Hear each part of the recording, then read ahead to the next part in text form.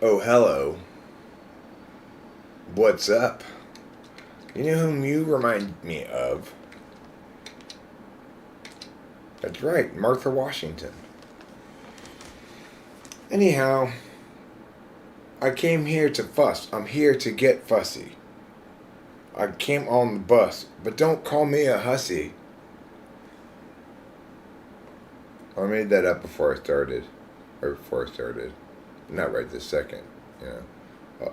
Most of these live streams are made of things that are made on the fly and other things that are things I know as identities with not quite exactitude, like explanations and stuff that get phrased in slightly different ways. I'm trying to say them. But that thing right there was something else. It was something that I decided on before I started and then said. Now, granted, the time frame is only uncompressed like by 2 minutes or something, but still, it is distinct in that fashion. I know, Karma's Pimp. The flawless execution of the writing in this show makes it seem as though we've got a whole team of people, all of whom are experts, working on it 24/7, 365. In actuality, this is all channeled directly from God through my mouth. So, it's time to get fussy. We came here to fuss, okay? We're here to get fussy. That's the key. The first two things I'm hoping to get across today. We came here to fuss. We're here to get fussy. And if you want to bust, then get on the bus, see? To drive away. Because we're all here to fuss. I'm feeling somewhat fussy, but I'll tell you what I got to fuss about, or it's not really to fuss about, but so my dad got COVID, and that means Rachel and I probably got it too.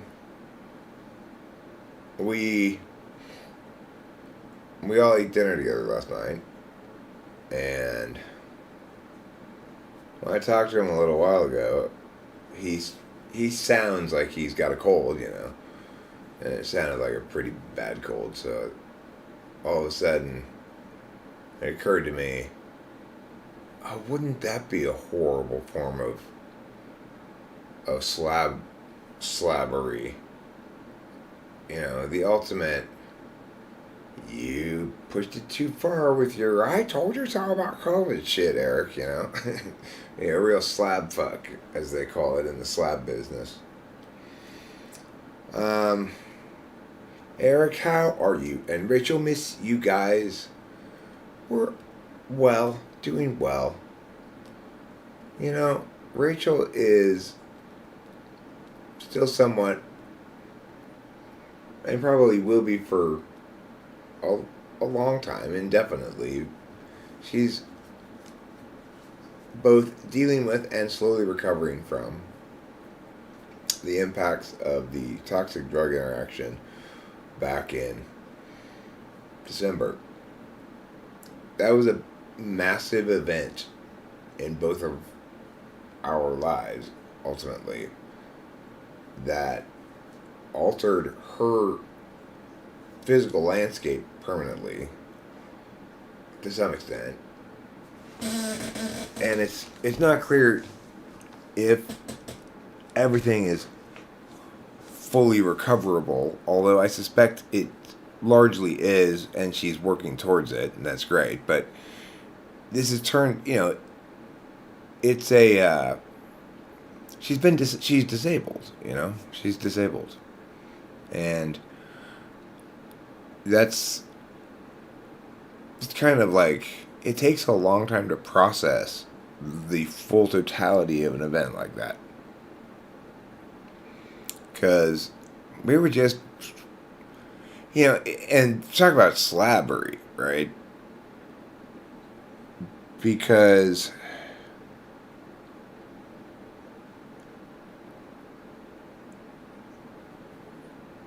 I mean, it's like campy writing. There's this magical reconnection with my old best friend, INFJ, and a successful integration and connection with my girlfriend, INFJ, and this magical evening that then crashed into shit. And then it was like so like written on the CW or something. Hello, oh yeah.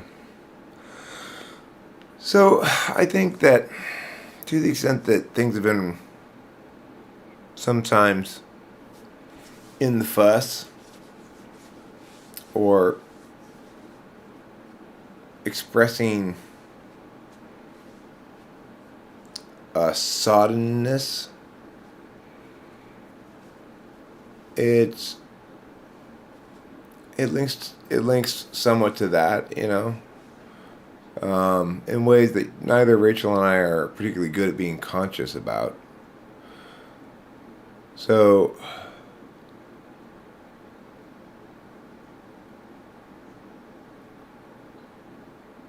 like yesterday, I think we both had a great day and a lot of fun or whatever.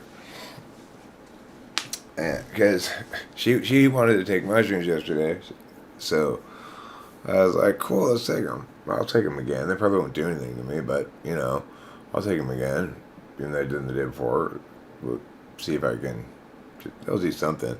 Actually, I ate a little bit more than I had the day before, not a lot more, but I ate this one like demon-looking chunk that I knew was like, ew, this thing looks really whatever, and it was in fact a bit of a demon chunk, and I puked my guts out, but I also tripped pretty hard, and so we had a lot of fun yesterday. We really did, just fucking around, we just drive into the weapon store, drive into the pizza place, things like that. Can you be fussy without making a fuss? Well, sure, you can be fussy without making a fuss. But I want you to remember rules 1 and 2 of this particular, what would you call this, a fussposium? Okay, in this particular fussposium, there are 2 specific rules. And those rules are, number 1, we came here to fuss. And number 2, we're here to get fussy.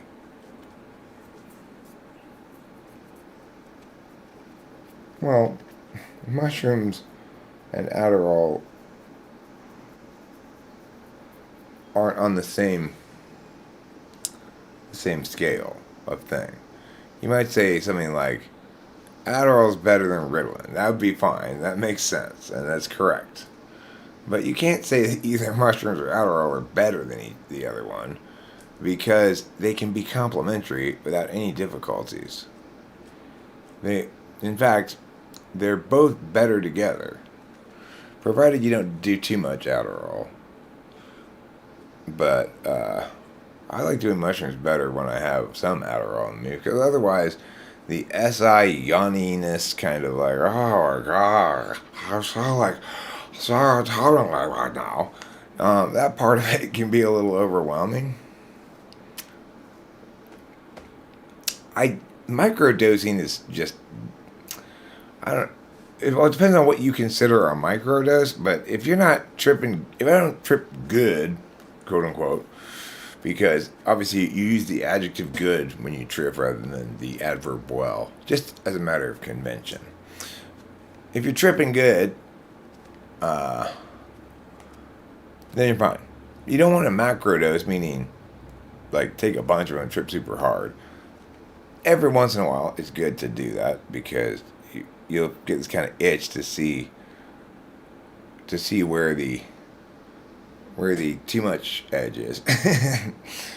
But I much prefer just the right amount, where I can still go around and do things, but I'm quite weird.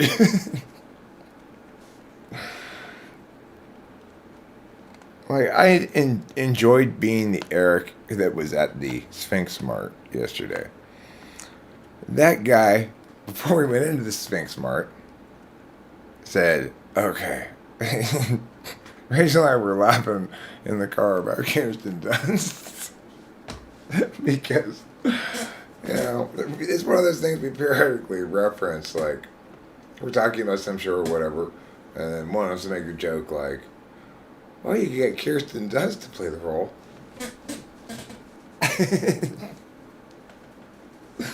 Like, that's our Kirsten Dunst thing. So,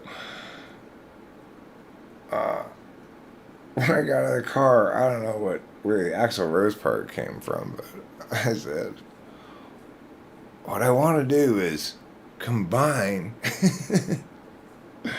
my imitation of Kirsten Dunst with my imitation of Axl Rose.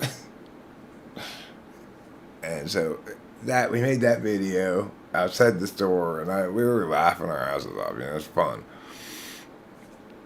And then inside the store, it was kind of the perfect amount of Hunter S. Thompson-iness. I was on enough of a variety of different whatevers that I was, do you have any? Hello, sir. We're here to buy some whippets. Which kinds do you have? Eric, what's that singer's name again that tried to copyright cancel you? Oh, Michelle Shocked? Yeah.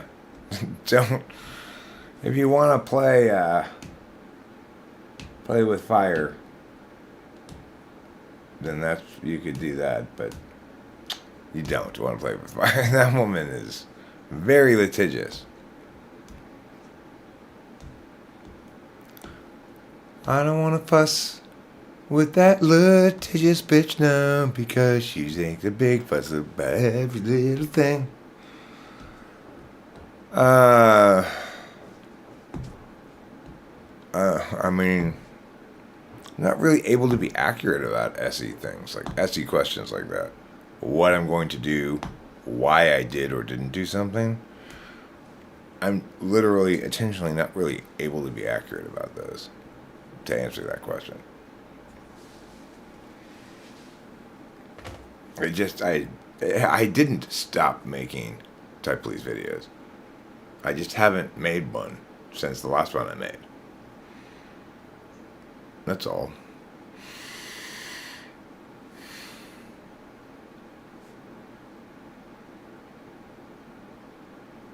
Oh, we're fussing about fussabilities,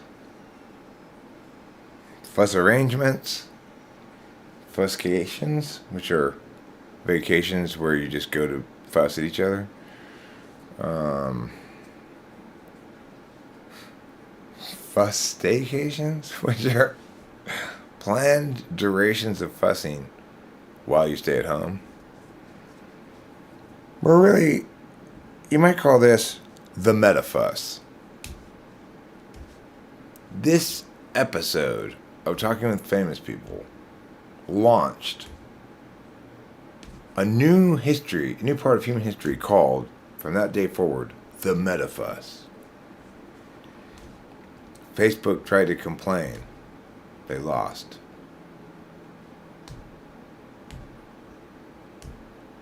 Would love for you to type me. It's just all the fuss around the camera and payment fuss. Well, yeah. I'd like to go to Ruth's Chris tonight, too.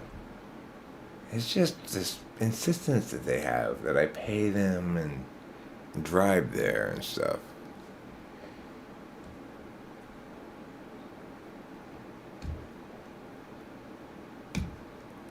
My toes have toenails, except for, that work fine, except for my pinky toes. My pinky toenails, I don't like them. I find myself trying to pull them off all the time. They're too small to count as real toenails, and too big to ignore. You could say that. I used to have an album on YouTube Music with a picture of you as the album cover. What album was that? What songs were on it? The only thing that I had that's really been formally published, my friend Matt published, and it's called, like, well, I don't know. It might be called Mr. Strauss Learns to Rock, or it might be called Mr. Strauss After School, or something like that. But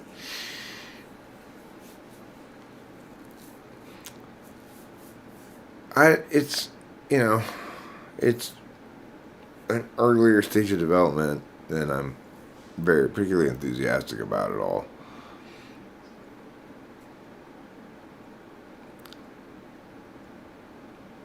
My body of work as an intellectual doesn't concern me at all. I'm not worried about that.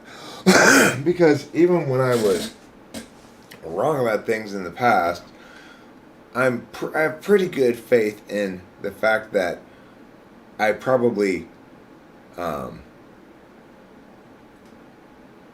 careful enough in how I was saying things that I don't need to worry about intellectual trash behind me.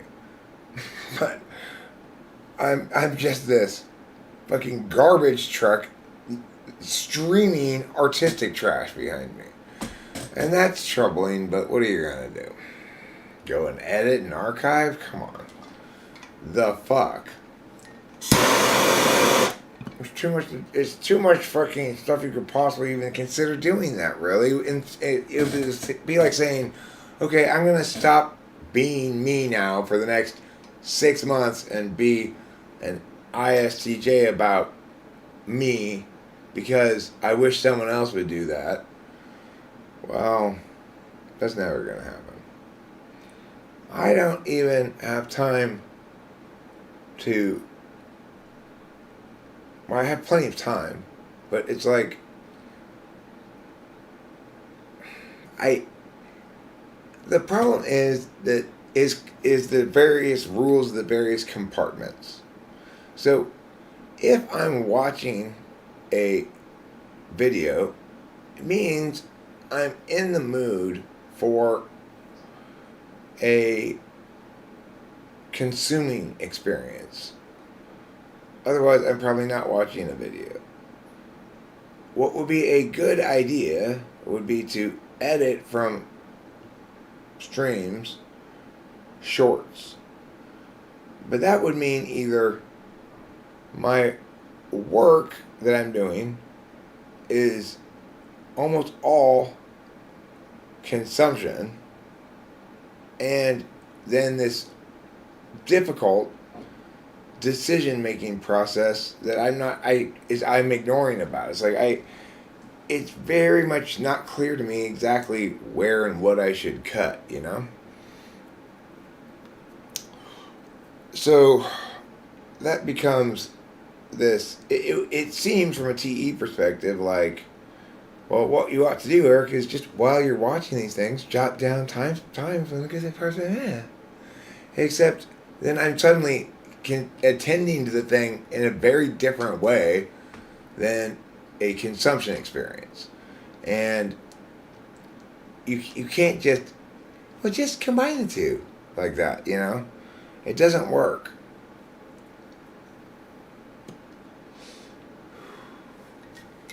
Here, let me meow you, Chris Chabin. Prepare to be meowed.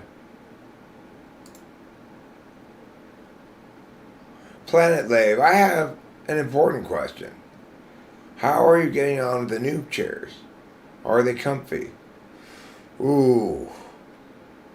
I appreciate your enthusiasm here, but if you look at the agenda, Planet Lave, we've sectioned off 15 minutes, and the third hour for important questions. So if you can hold those until then, we're dealing with the unimportant ones first, before the important ones. But before we're dealing with the unimportant ones, we're dealing with the ones of indeterminate status, which is what we're doing right now. Okay?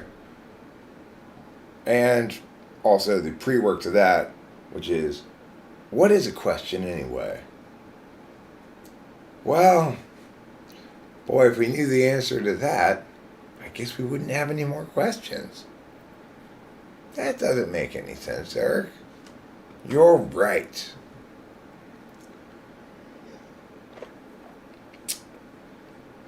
Let me meow you. Be still.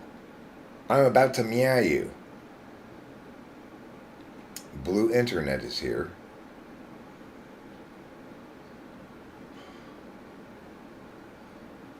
I don't know if you're aware of this, Blue Internet, but you can actually change the color of the internet. It's like a filter you can put over a light.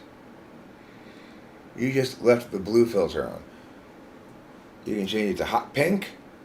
You can put a skin on it that makes the entire internet and all of its soups into forms of lizard. Perhaps you should try that. Mr. Strauss learns to rock. Be still, I'm marrying you.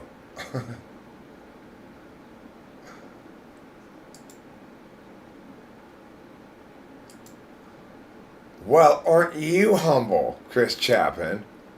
Cool. Hey, now would I put you in charge of determining your worthiness? You're not worthy to be in charge of determining your own worthiness. I'm in charge of determining your worthiness. Okay? God, if you want to be humble, why don't you be humble in that fashion and acknowledge that I can't determine my own worthiness. Only Eric can. Eric is the master of worthiness determining. I should just defer to him at all times. When dealing with questions of worthiness, of course. I'm pouring myself another cup of coffee because I've determined that I'm worthy of one.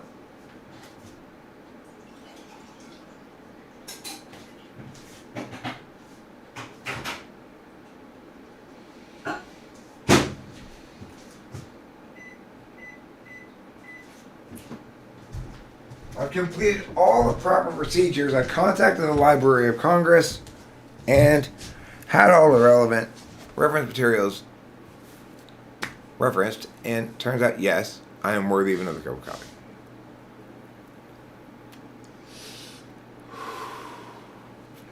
Cold leader vibes. You know what you're giving off? You're giving off suboptimal conceptual consumption vibes.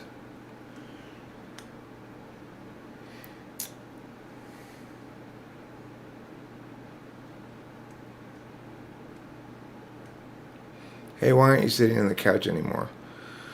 Because it was super uncomfortable, it's too short, lots of problems with it. We endured it for a long time. We finally got chairs.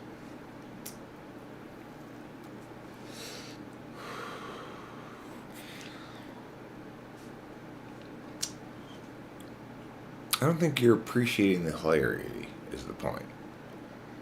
When people aren't getting something in general, it's because there are varying layers of hilarity in most things, okay? Some of them are stated explicitly. Some of them you can't see, right? They're hidden inside the sandwich. You have to just taste them.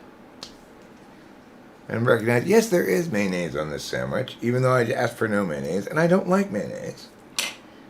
But you'll never say that about my sandwiches, because I never put mayonnaise on them. Hi, Alec T.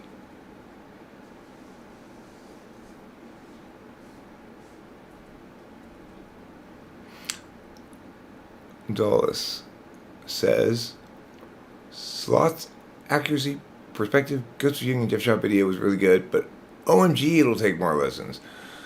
I feel quite kind of that way myself about all this cognitive function stuff I'm thinking about right now. It's like, it's a steep hill for my SI to climb.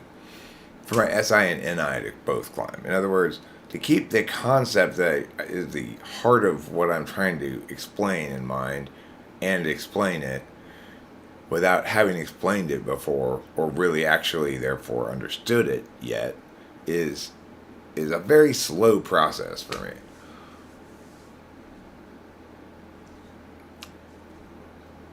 Carl Jung is playing at my house.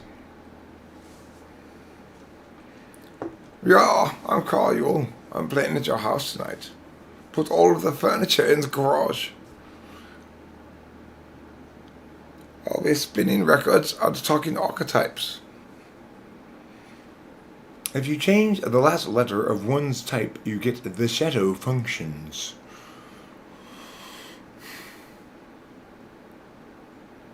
Let me see.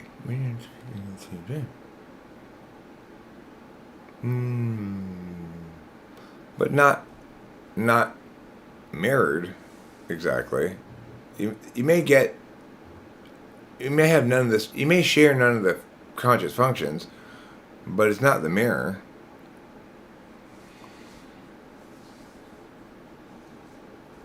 Yeah, I know. It's hard to find because you have to go back to the Internet Archive, to the internet that they had back in like 1890, and find their YouTube from back then, which was called Ye Old with an E on the end, YouTube with an extra E on the end. And if you can find it though, and the resolution is it's really small resolution video because it was the 1890s.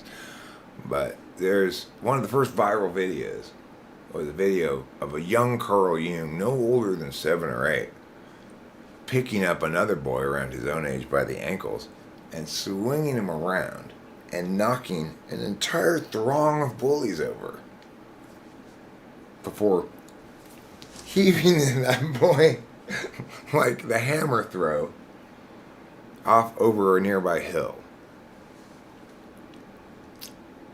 Carl Jung,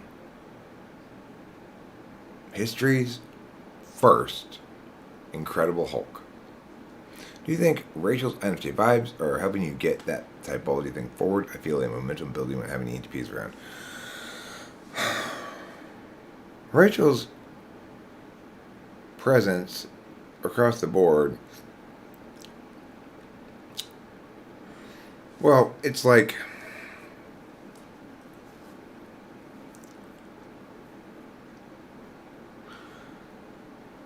she's never, there's a finite amount of time that I can play, which is to say that I'm not having to do something practical like drive around and look for a COVID test for my dad.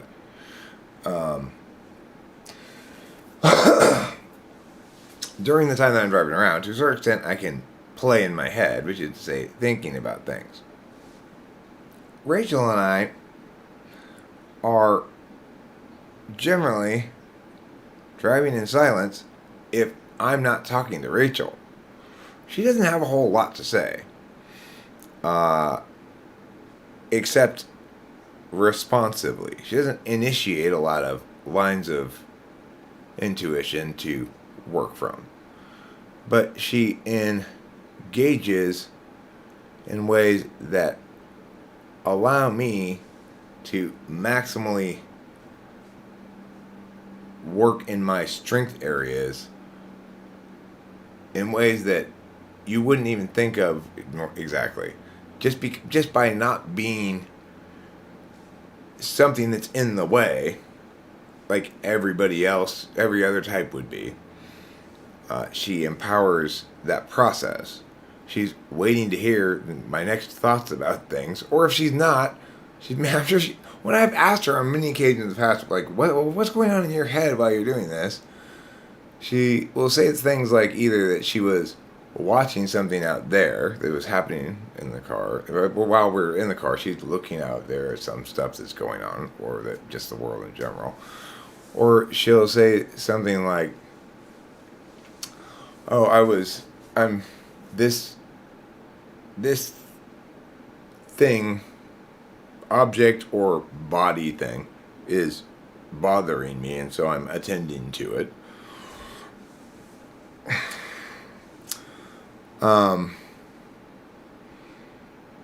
But, or she might be attending to some emotional complexity. But other than that, she's not really attending to ongoing thought projects and or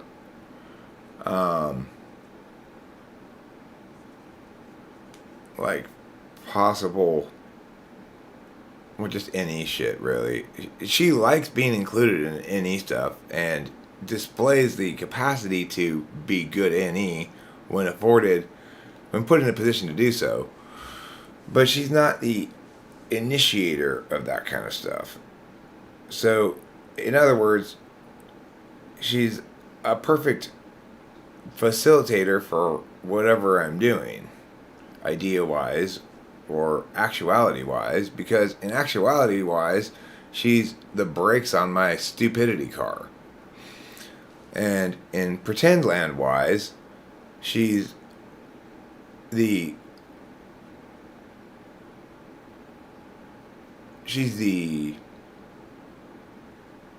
like the final emergency light. Just in case I happen to get a little off the rails in that capacity as well. I mean, I don't think anybody really thinks that anymore, that she's an NE dom. People used to say those kind of things when they felt as though they could, because when people do that kind of stuff in general, almost every single time, especially when they do it to me or Rachel, they're not trying to express something. They're just expressing themselves. They're just saying, I don't like you, and I want to take you down a notch, and I want to cast aspersion on you, or I want to provoke you. They're not saying any things that matter, because they're not expressing any actual ideas. They're just trying to create impacts.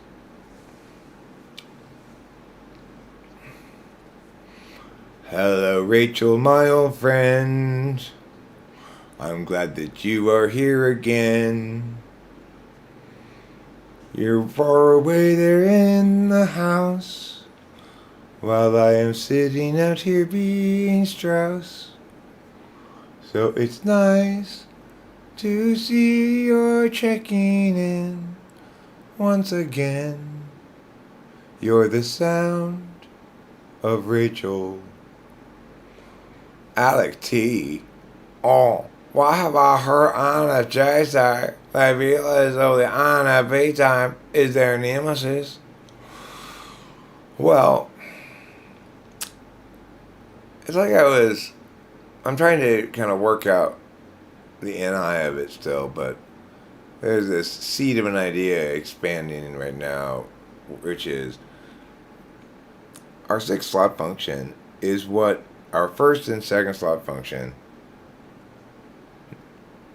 necessarily will create in you this notion of that your sixth slot function is, if I just had that, I'd be free and clear. And it's that way for reasons linked to 5, 3, and 7. So the sixth slot function is the other kind of 3. 3 for me is an interface, so 6 is an interface. The other interface. And it's also, 6 is also the axis mate, the pole mate of 7. So essentially what's going on, for example, with my TE would be, if I could just solve every problem more efficiently, I would less need to know which problems are more important, and I would less need to worry about other people being able to critique me on my scorecard grounds, third slot FE, by pointing to my incompetency.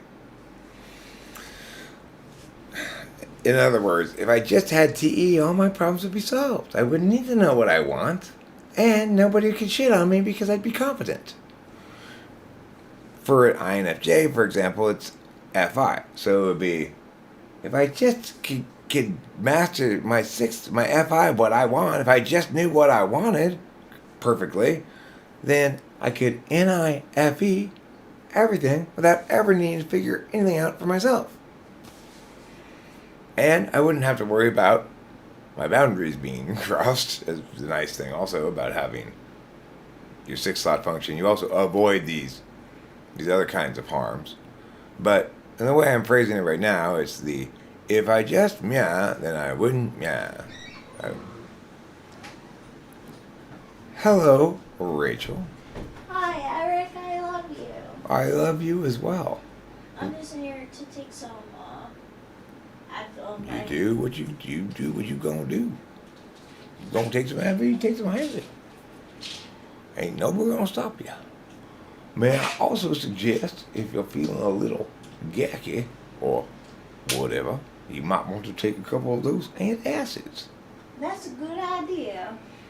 Because although they left the letter I out, what those really are is antacids. Oh. A lot of people think that must be made out of ants. It's not. That's just they left a letter out to confuse us.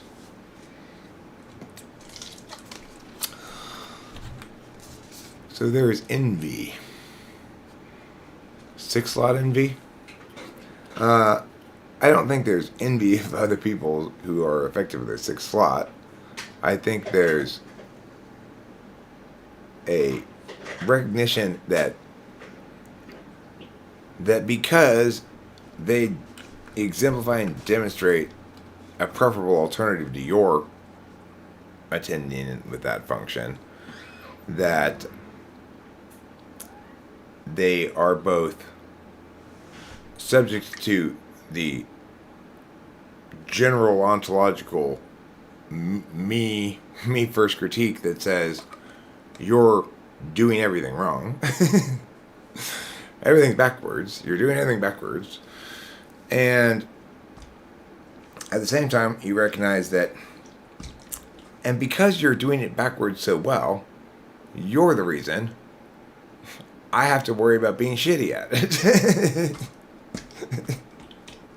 Otherwise, I'd be the one who was good at it. If you people who did it better than me didn't do it better than me, I'd be the one who was best at it. And it wouldn't matter that I do it so shittily.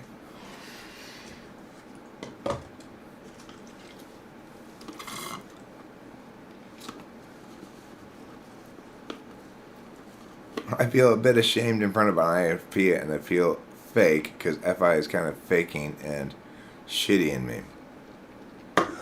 Oh, well.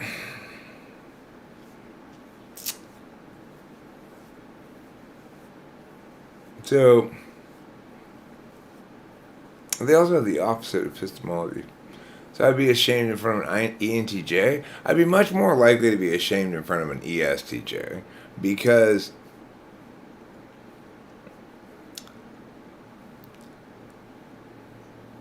they can, because to fully get me, like to fully take advantage of their advantage is to also share the same knowledge function in my case. But it would be like, for you, it should be ISFP who gives you more of a problem there in that regard, because they have the same knowledge function.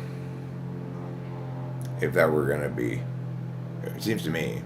But because like that's the weirdness that I've come to appreciate, the just how weirdly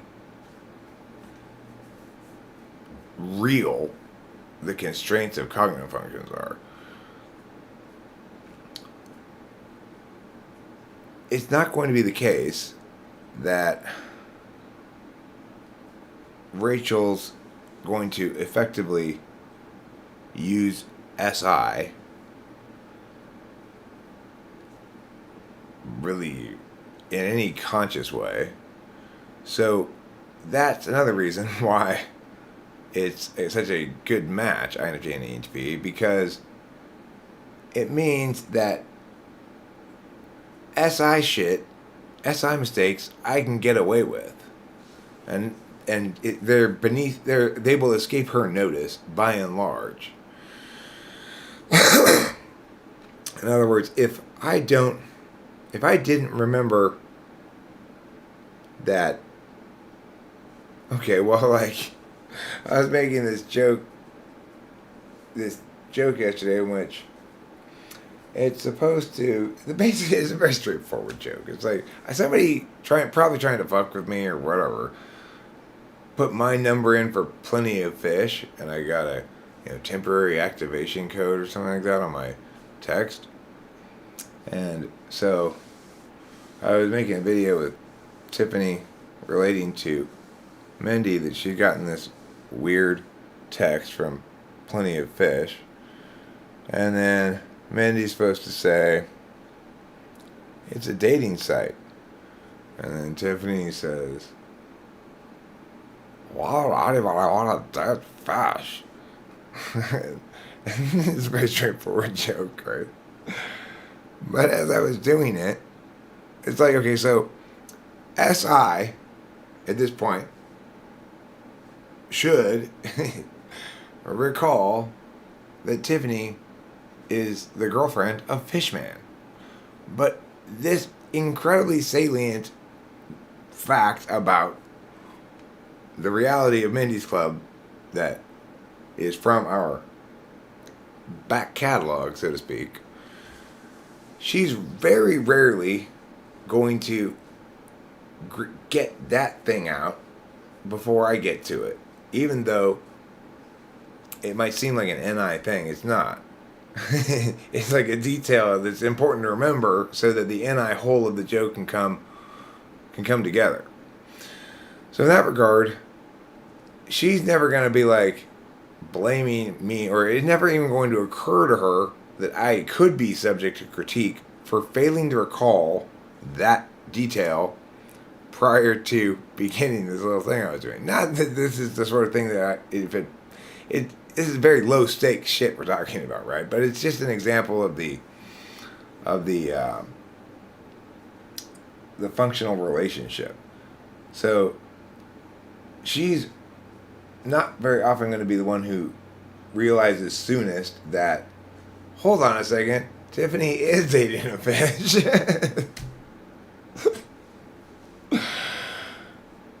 So I know, and the thing is, at the moment when I realized that, it was such a joyous moment for me because I was already on mushrooms and finding my joking around with the girls funny and enjoying it. And then when I was doing the scene, and I thought to myself, wait a second. It was like a gift from the slabs, you know? It was just glorious. It was a very happy moment.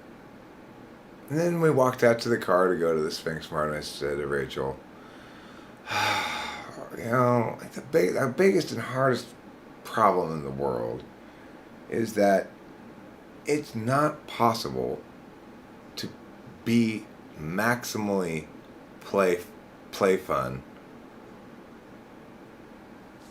for the majority of the time. It's like I had this like very peaceful resignation, but just kind of sadness about the fact that it can't be the case that every day is like yesterday. And it should be the case that every day is like yesterday. That I just go through the day having fun with my friends, Mindy and Tiffany and Rachel, and just thoroughly appreciating how hilarious everything is, because the world's so hilarious. Like,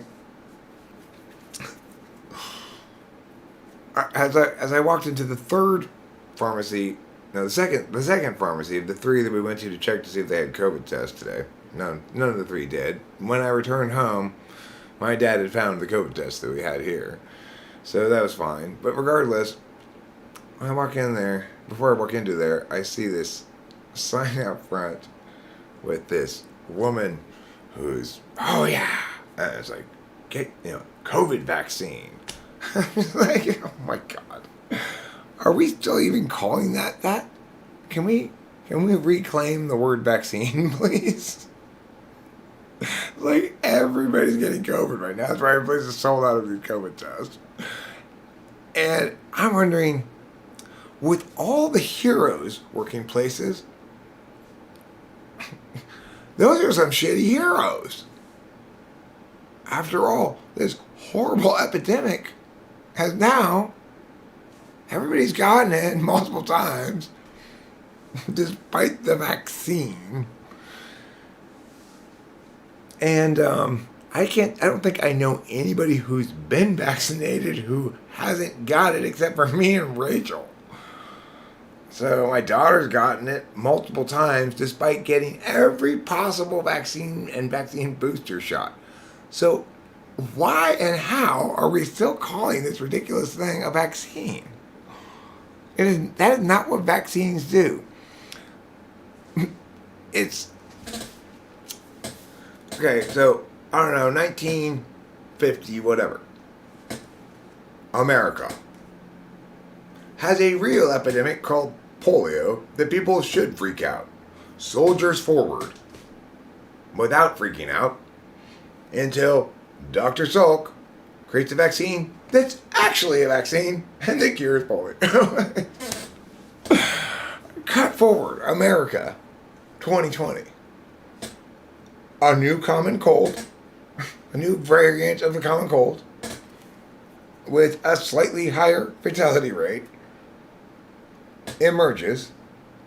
People treat it as though it were polio, emotionally, and act as though it were much worse than polio, in terms of the policy, and then create a vaccine that's not a vaccine, that they practically force everybody to take, that doesn't work at all.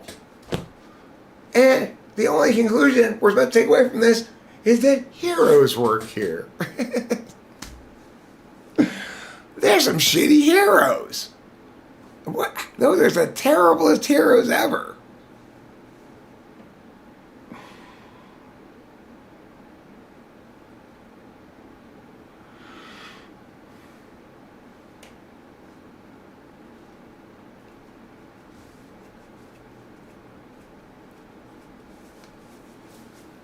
I mean, and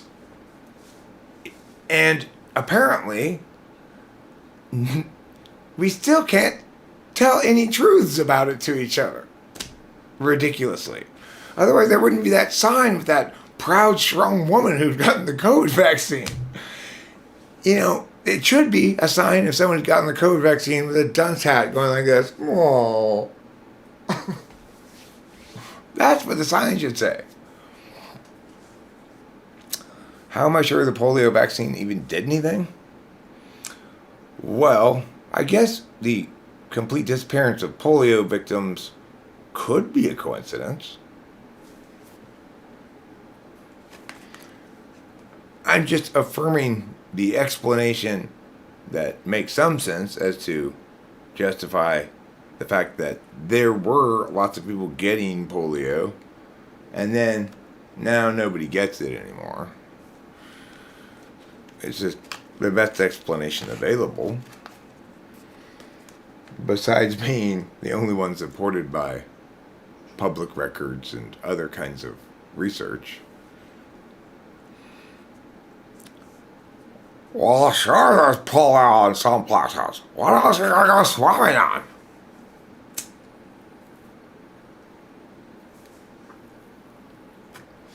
Ba-da-da-da-da-da-da, ba-da-da-da-da-da-da, cha-cha.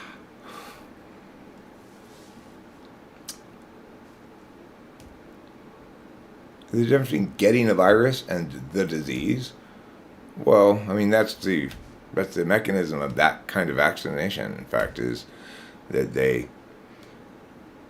introduce the virus to your immune system in a way that isn't going to actually cause you to manifest the symptoms of the disease, so that if you catch that kind of pathogens or whatever that would give you the symptoms of the disease, your immune system has already prepared its defenses for it.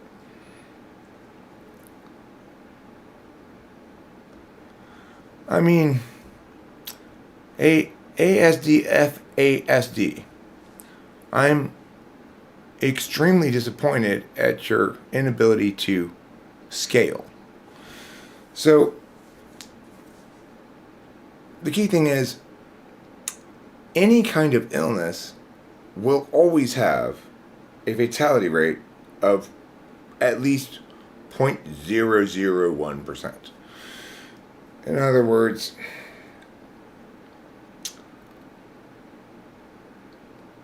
not 1 out of 100, not 1 out of 1,000, 1 out of 10,000 people will always die from any little illness because they're at that spot of health fragility. So the real question is, before you make any claims at all about whether COVID is harmless, the first question is, how are you evaluating the harms of this against equivalent alternatives? Not in a vacuum, okay? If you try to evaluate it in a vacuum without comparing against equivalent alternatives, and that means in terms of including those elements into your data gathering, making sure that the data gathering for these elements is the same as the data gathering protocols for these elements. If it's not, then there's no way to draw any conclusions from it because you're comparing apples and oranges and they mean nothing. How dare I do whatever it is I'm doing? Shame. Well, I came here to fuss. I'm here to get fussy. And I am deeply ashamed of being such a hussy. Still, don't call me names, lest I get all cussy and heap on you blame profanely and robustly.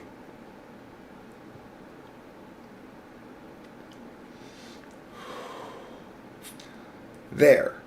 I solved that problem.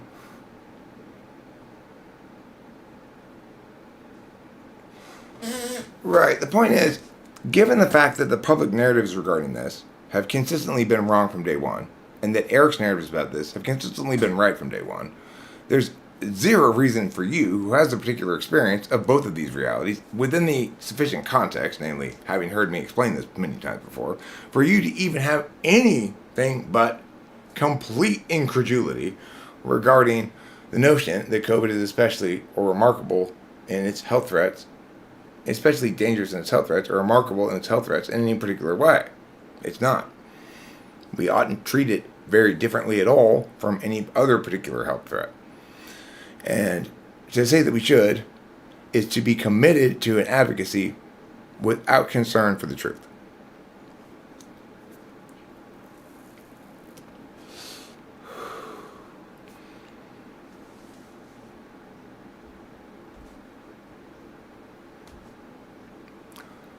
And was Jerusalem builded here? One could be an HIV carrier too without necessarily being infected. I don't know, maybe. I mean, the thing is, of course, but HIV is another great example.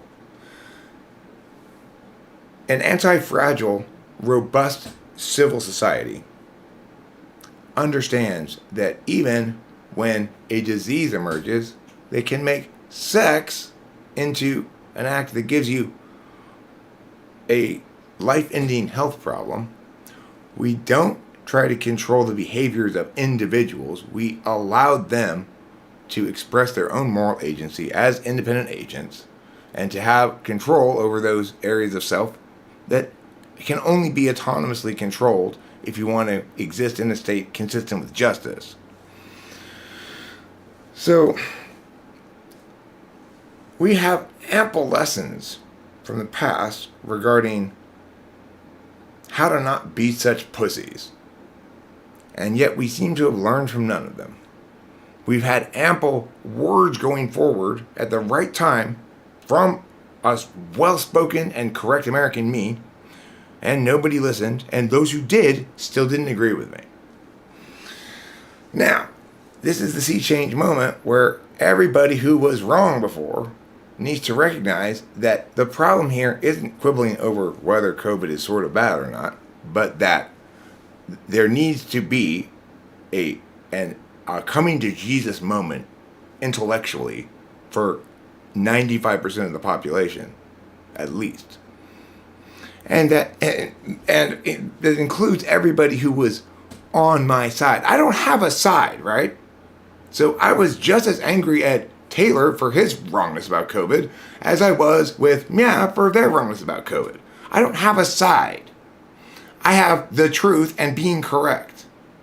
So the important thing is when it's something so critically massive as that catastrophic failure of humanity's epistemology, then it's time for us to take ownership of that. Each of you, not me, each of you, everybody else, to take ownership of that.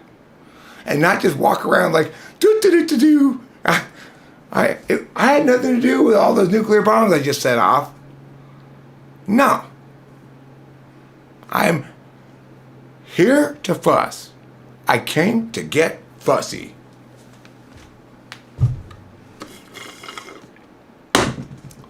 Indignantly so, and righteously indignant. So take that, world. Take that. And everything was better from that moment forward. And that's how Eric saved the world. He scolded them for not listening to him, and everything from that moment forward changed. Within a year, Eric was getting millions and millions of thank you letters from people all across the globe. Oh my God, Eric, what you said in that live stream that day, it changed everything. So much for the better. Putin's dead, China's being ruled by Taiwan, North and South Korea are reintegrated. Everything's so much better. Islamic people are leaving the religion in droves.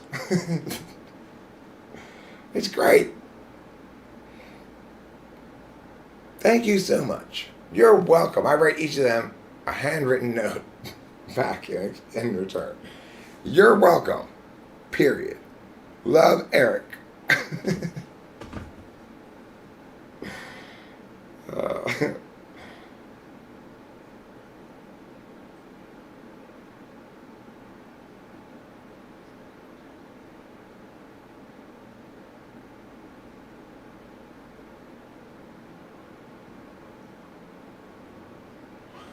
No, I think that there is something very bad that happened, which was we forgot how to calculate the significance of things. The most significant harms that occurred during COVID, in fact, all of the harms that occurred that could have been prevented occurred due to our policies and responses and our health protocols and stuff. None of the harms that could have been prevented were done by COVID. And we need to remember basic realities like that. What I said at the beginning, the best we're going to do is delay these COVID harms until after these fucking quarantines end. I said exactly that. And that's exactly what happened. And if you're not aware of that fact, then you're not only counting the impacts wrong, you're thinking about everything wrong. It doesn't matter how many people COVID killed. Which harms could we have prevented? Because remember, heroes work here. And Yet everybody has COVID. Even though heroes seem to work everywhere now.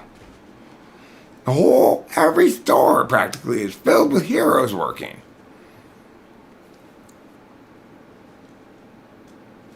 No, Peter didn't teach you, then you'd be wrong. What you should say is, people who were in a position to not do something stupid insisted on doing stupid things. Because why? As I said at the time, that scared people are even more stupid than usual. So the thing is, it doesn't matter how much you want to prove to me that COVID was a fucking disaster. You're just making my point, right? Nothing we did any good. Like I said. So you're not suggesting that, oh no, I'm not taking COVID seriously enough. What you're doing is saying, oh shit, I've forgotten that some harms are preventable and some aren't. Right? And that the unpreventable harms cannot be attributed to the lack of prevention of them.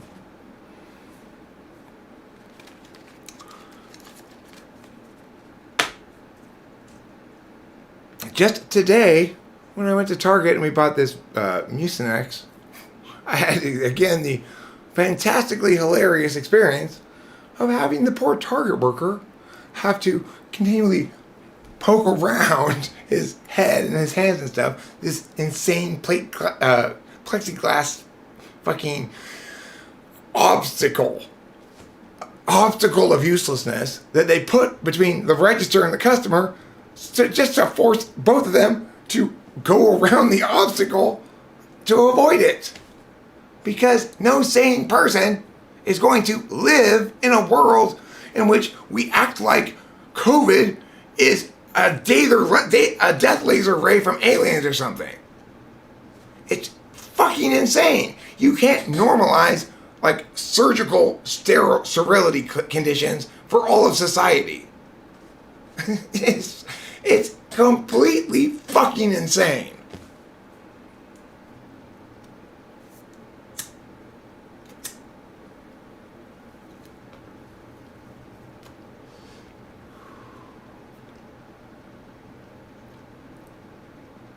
I just responded to what you said, Peter didn't teach. I responded exactly and directly to what you said.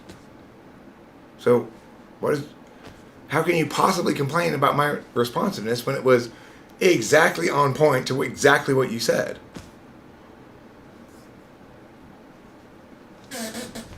It's like, these things happen to me.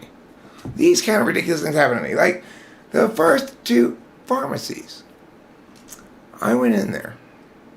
The first person I asked in the first pharmacy tells me where the COVID tests are. And then they're nowhere there. So I ask a second person, and finally I learn from the second person, oh, we don't have any of them. Okay, well, I wish the first person could have told me that. We go to the second pharmacy. The first person tells me they have them behind the counter of the pharmacy. I go over to the pharmacy. This fucking prissy, lazy-ass, bearded pharmacy employee guy who I just didn't like right away. Like, can I help you? Like, he's like really just like, eh. He was like, I'll be with you in a moment. And he's like entering this data into the thing. And I'm getting increasingly impatient after I've been told that they're behind the pharmacy counter for something. So after I wait for a couple minutes to say to Rachel loud enough for the guy to hear you, I mean, why would they even have them behind the counter?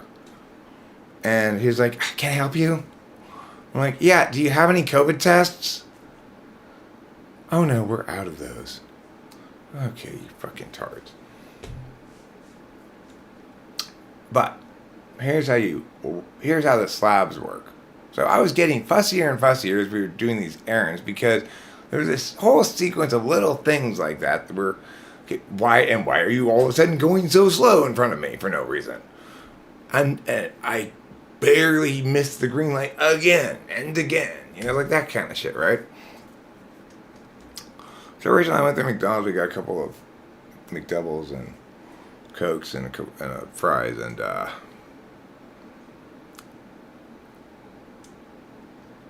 I gave it to this guy who was sitting. I gave like half of my food and like fries and one of the burgers to this guy who was sitting there with a sign. I don't know. It was depressing. Anyway, but because it was good, then I walked into that CVS. As soon as I walk in the door, there's a lady who works there who's walking right like this. And I go, "Do you have COVID test?" She says, "Nope." And I walk right out. Like, now that's how it's supposed to fucking go. That's how it's supposed to go. I want to go like that every time. Every time. I don't like inconveniences. I don't like being made to wait unless it's necessary. So, the reason I really didn't like waiting at that Rite Aid is because it was never necessary in the first place if the first guy I had asked had known they didn't have them.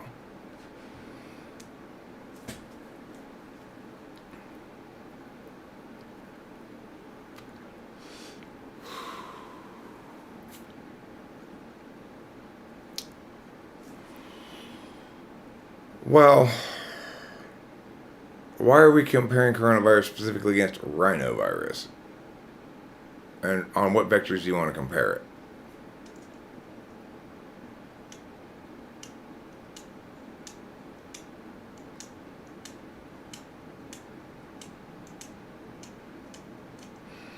No, it's 7-slot FI, Peter Dentici. I'm a big fussy baby and I want things my way. It's very straightforward. No, the common cold's a coronavirus.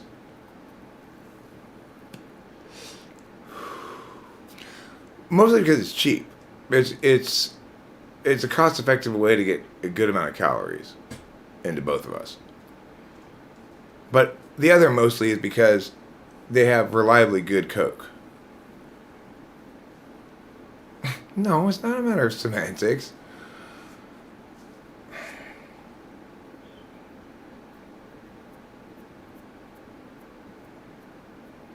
I mean, I guess in that case you're right. I take that back.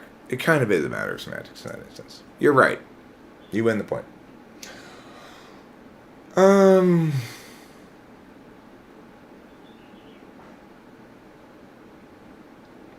But most importantly, we're not here to win points to be right or wrong, okay? I came here to fuss. We're here to get fussy. Let's get fussy. Right, wrong, yeah, no more. I don't care anymore. But that's it. I'm just here to be fussy. And you should be here to facilitate me being fussy. Your job is to help me fuss. Not be something to fuss about. Gosh. Don't be part of the fuss-worthy. Be helpful to Eric in fussing about them. Be part of the fuss deliverers. Fuss delivery man is a much more useful job than person who orders something delivered from fuss delivery man, who's just making work for no reason. I have the right to be fussy. Thank God. Is that a constitutionally protected right? It's not. You don't have a constitutional right to fussiness. But you do have a right to fussiness. Hey, now I'm not defining shit, Peter Dentici. Because why? We're not here to think, or be correct, or know things. We're here to fuss. And you know what I'm fussing over now? Is that you don't get that fussing doesn't include any definitions or justifications. The FI is always arbitrary at Big Baby. So, you're fussing wrong.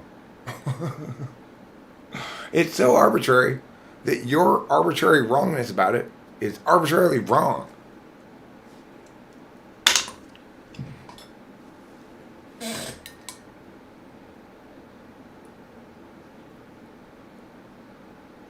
I can't facilitate fussiness if I don't know what it is. complaining. That's what it is. It's complaining. Okay? I want to complain.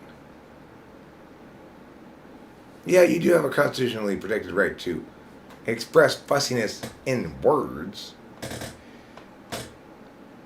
It is constitutionally protected against government intrusion.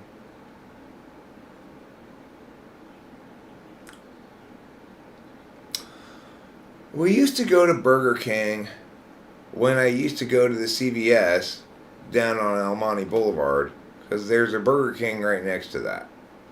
And every month when I went there, we'd go to Burger King. But since I no longer go to that CVS, we go to a different CVS, we haven't been to that Burger King since then.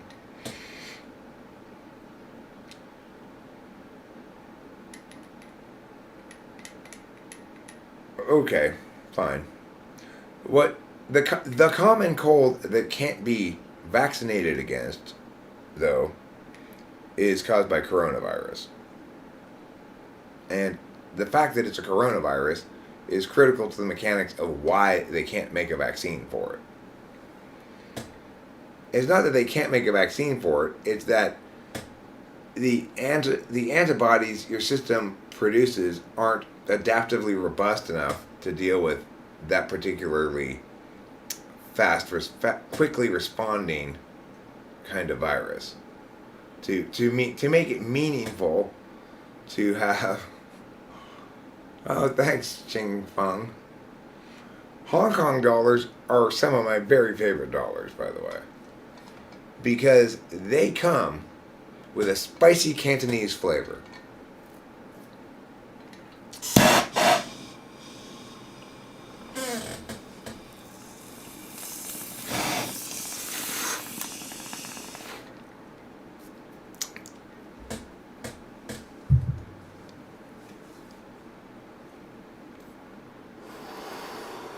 Right. They've had a seasonal flu vaccine for the seasonal flu in the U.S. every year for many, many years now. And you'll note that even though the seasonal flu caused an equivalent threat most years, even if you accept the clearly inflated COVID numbers, and come on, let's be honest about it, right? I don't doubt that plenty of the people who died from COVID died and had COVID, but I have very much skepticism about whether it is statistically, or I guess data correct, methodologically correct, to count the numbers the way they're counting them, and because I'd have to make sure that they were counting them the same way they always count the numbers for anything, and I don't have the research done to establish that point of fact, so I can't say for sure how much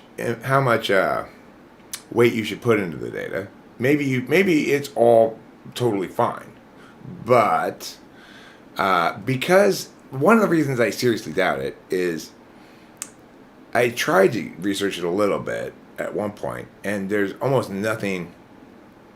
I could find almost nothing about the methodologies. So that makes me very skeptical of the numbers. People who do numbers, who publish numbers you should care about, publish a lot about their methodologies.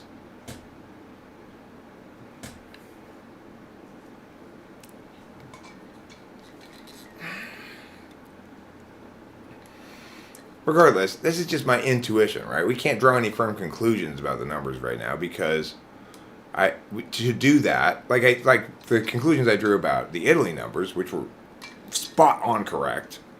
I had sufficient information to draw those conclusions, so I didn't present it as I'm not sure. I presented it as I am sure, and therefore was correct. And that's the thing. What's so terribly sad is that so many people think that they can justify claims about what we should do based on claims about how bad COVID is. Because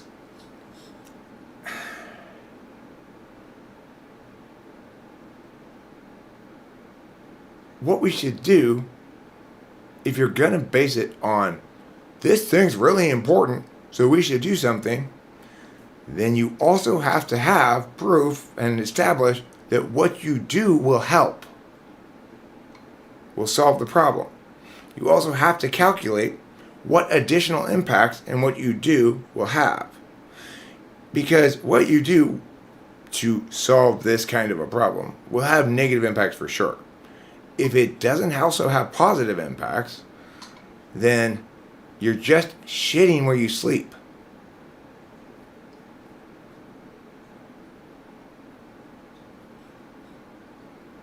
And most important of all in this whole conversation is, if you haven't had this conversation with yourself, you're not even inside the arena where you should begin to make a play on this issue.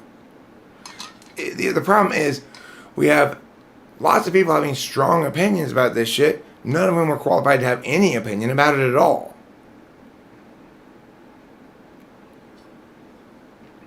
I don't research a highly controversial topic. I research to determine the answer to specific questions. The only way to research things effectively. You have a specific question you need to answer. So you research it to find out the answer.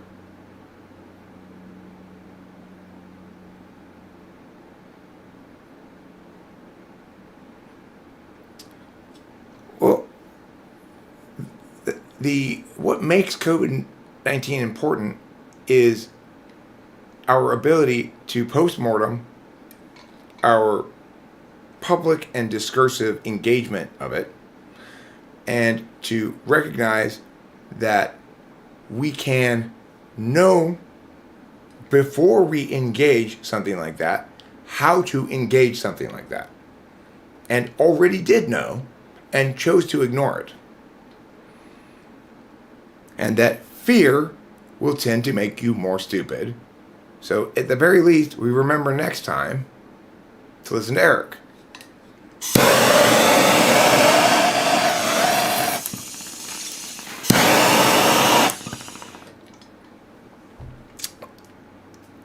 It's like, we need to establish clearly now.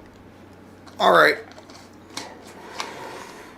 Let's articulate threat levels that justify extreme responses. And let's establish, clearly articulate what's required before we can accept or base any policy on given numbers. Let's articulate that. And stick to it, for fuck's sake. But most importantly, remember this. When somebody's saying something that's a really good argument, that you have no idea how to respond to say, that's wrong, then you have to afford the assumption that it's correct until you have a better argument. And behave accordingly, argumentationally.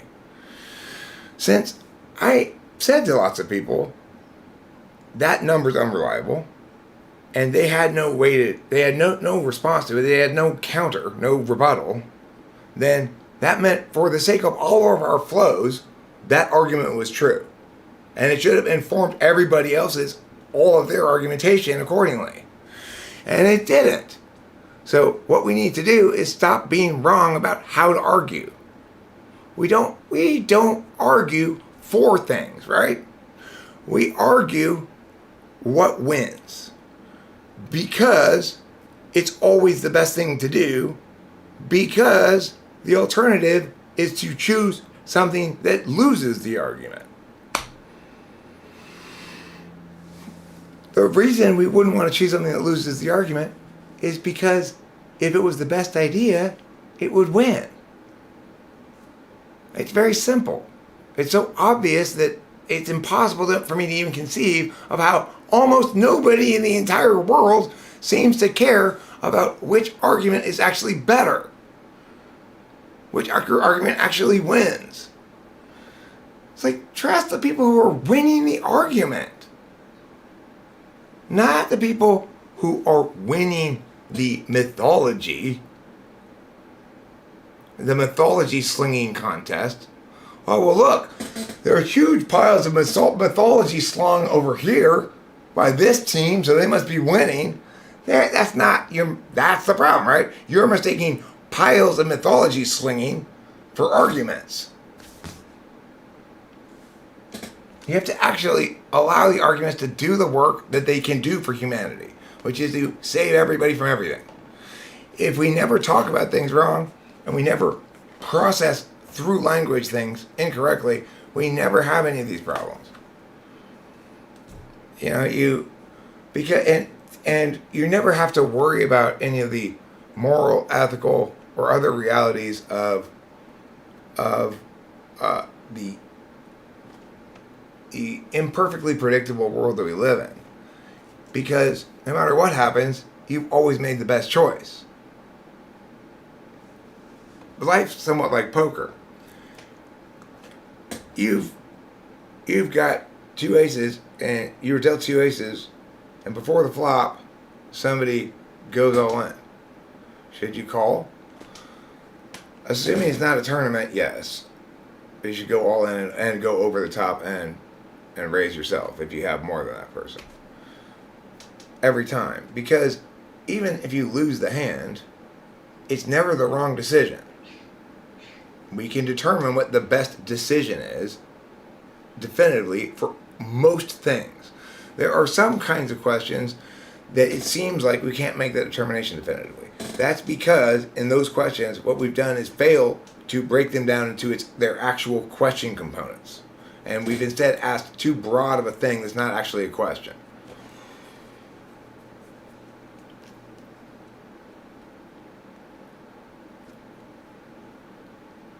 Oh, I see him. Where's your show?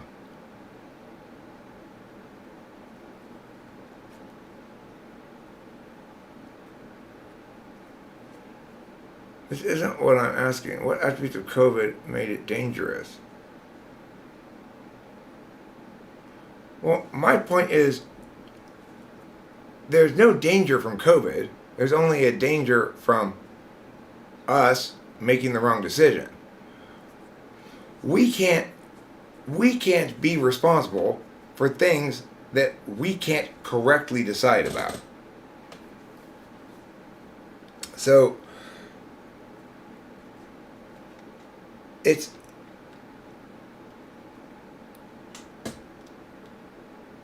you do everything right, nobody can blame you when it goes wrong. And you can't or shouldn't blame yourself, because that's putting on yourself the burden to know, like God might, when even the best decision turns out badly. You don't get to know the future because it hasn't happened yet. It's implicit to causality and being. And so, COVID never has any danger, because that implies that the fact that we call it a danger is a shorthand way of saying we can make decisions poorly that cause us to be responsible for harms. Or we can not do that. Those are our choices. We don't have, in other words, we don't get to control everything. It doesn't matter how dangerous I tell you something is, or you establish that it is, or why it's dangerous. If we're not calculating that in a frame that says, so what choice are we talking about making in terms of, like, in other words, make your argument, in other words. It doesn't mean anything without the argument. Somebody's advocating something. The only context in which COVID has a danger, it never occurs other than as a rhetorical tool. The harm of the experience of somebody dying of something it is not something that ever comes up unless we're talking about it, right? So it's unavoidably so that you can't meaningfully discuss the dangers of a thing without linking it to an argumentational block you're trying to make. I could say COVID's dangerous because it's a respiratory illness, and that's not good health. It's the alternative to being well is to be ill. Illness is bad. The real question is, okay, why are we talking about this particular illness? What's your point? What's your advocacy? And it turns out the advocacy was, I want you to freak out about this and everybody else to freak out about this. And so I'm going to make a bunch of arguments in favor of that. That's it.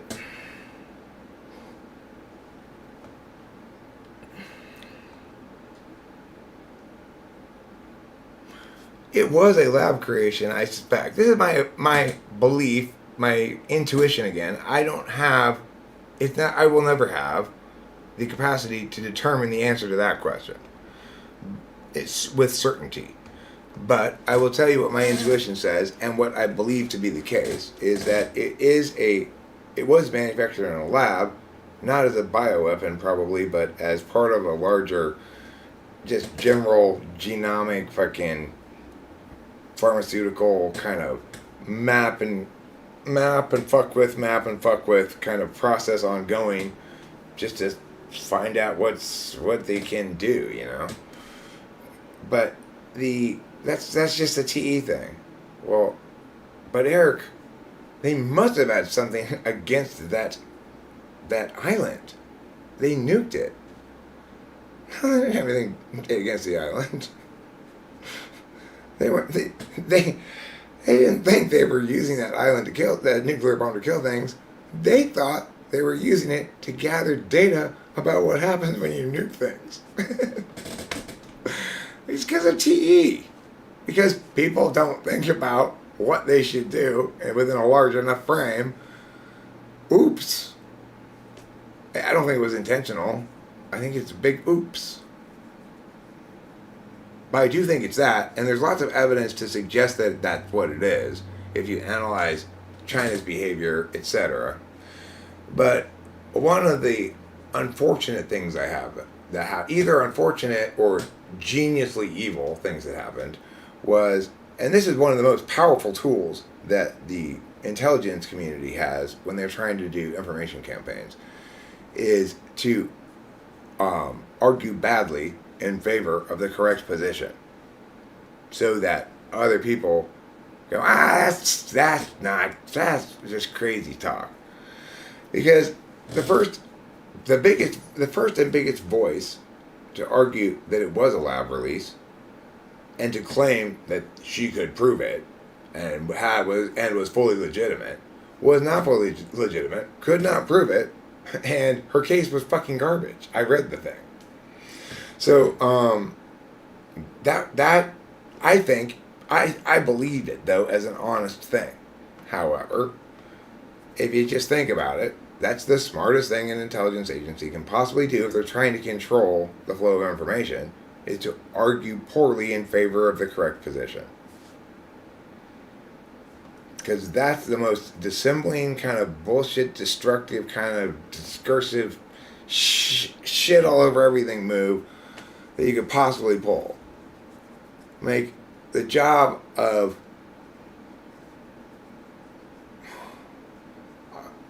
I want somehow this slogan to be incorporated into this channel. Like,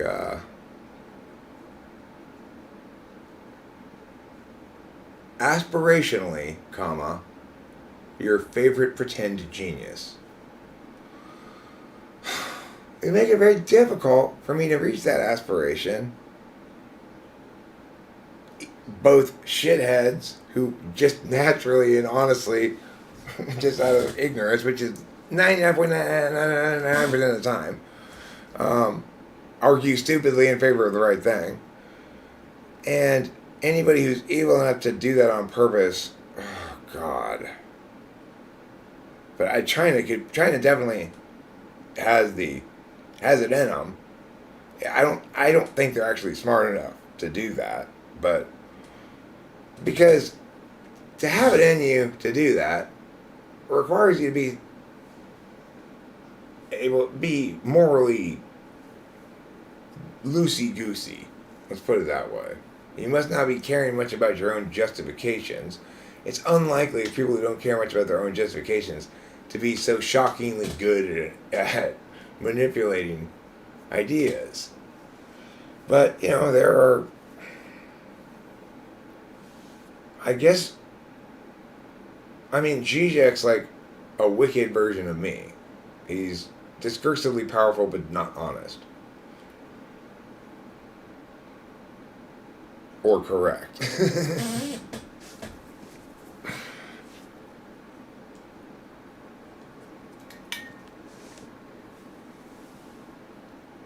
I am dying of thirst.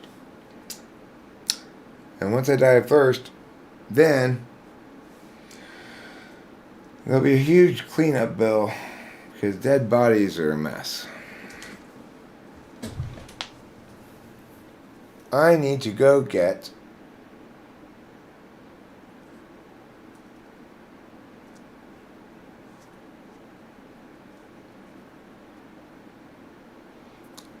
Peter Nietzsche, if you wanted to make that question mean something, you'd say, which arguments did people make that tried to argue that the greater risk of COVID justified their advocated policies, right?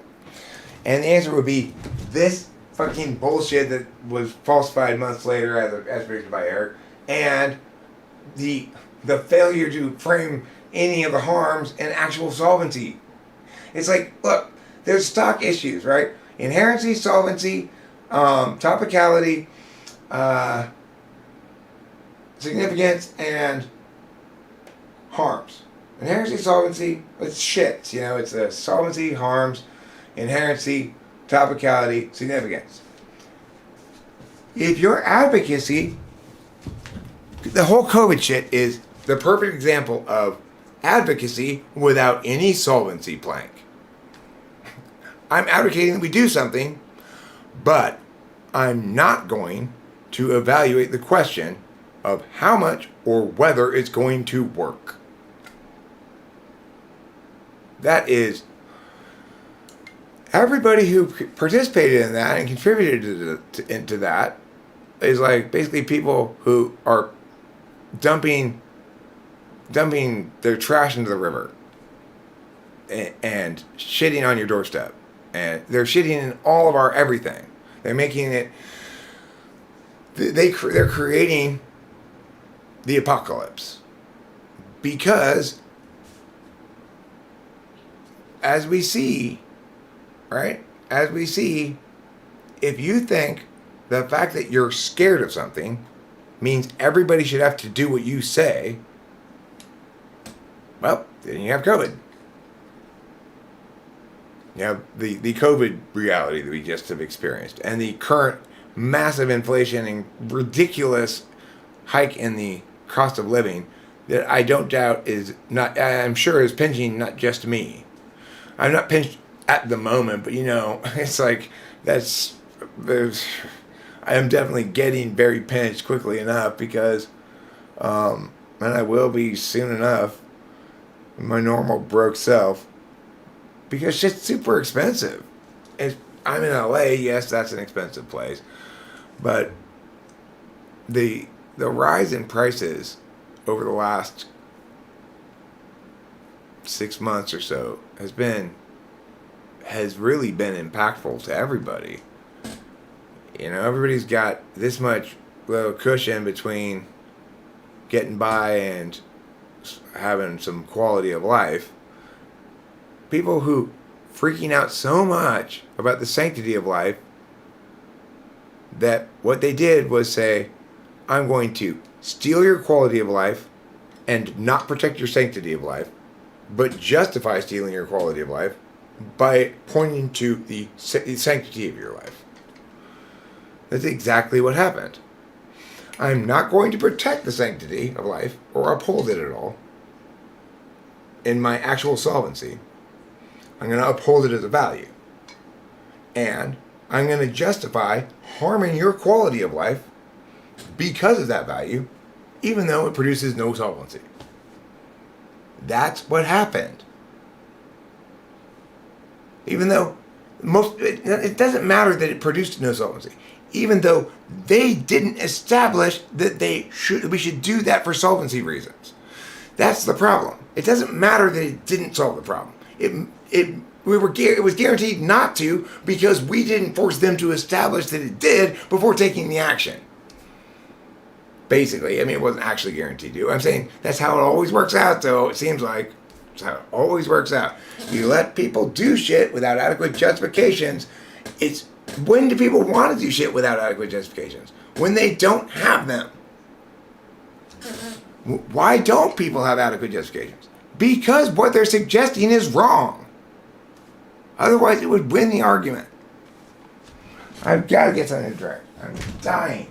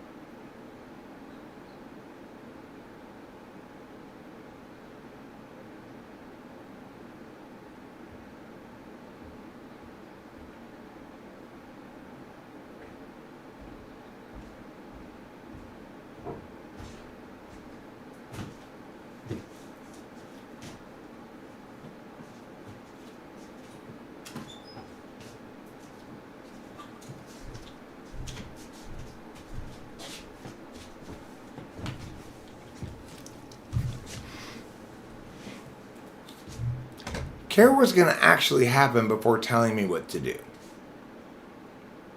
There's a thought. Care what's actually going to happen before telling me what to do.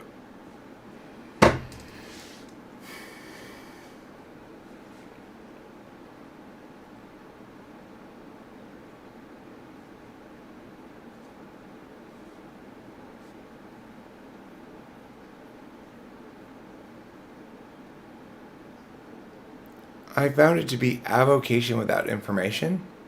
What I was saying? Okay, well, you've got your homework tonight. You need to re-watch this and understand what I'm saying until you do understand what I'm saying. Because if you don't find it to be not just information, but incredibly informative and powerful information, then you need to re-watch and listen and listen and listen until you do understand it. Because, of course, it's not just what you think that matters. It's how you think. So just because I'm giving you information about how to think well doesn't mean I'm not giving you information.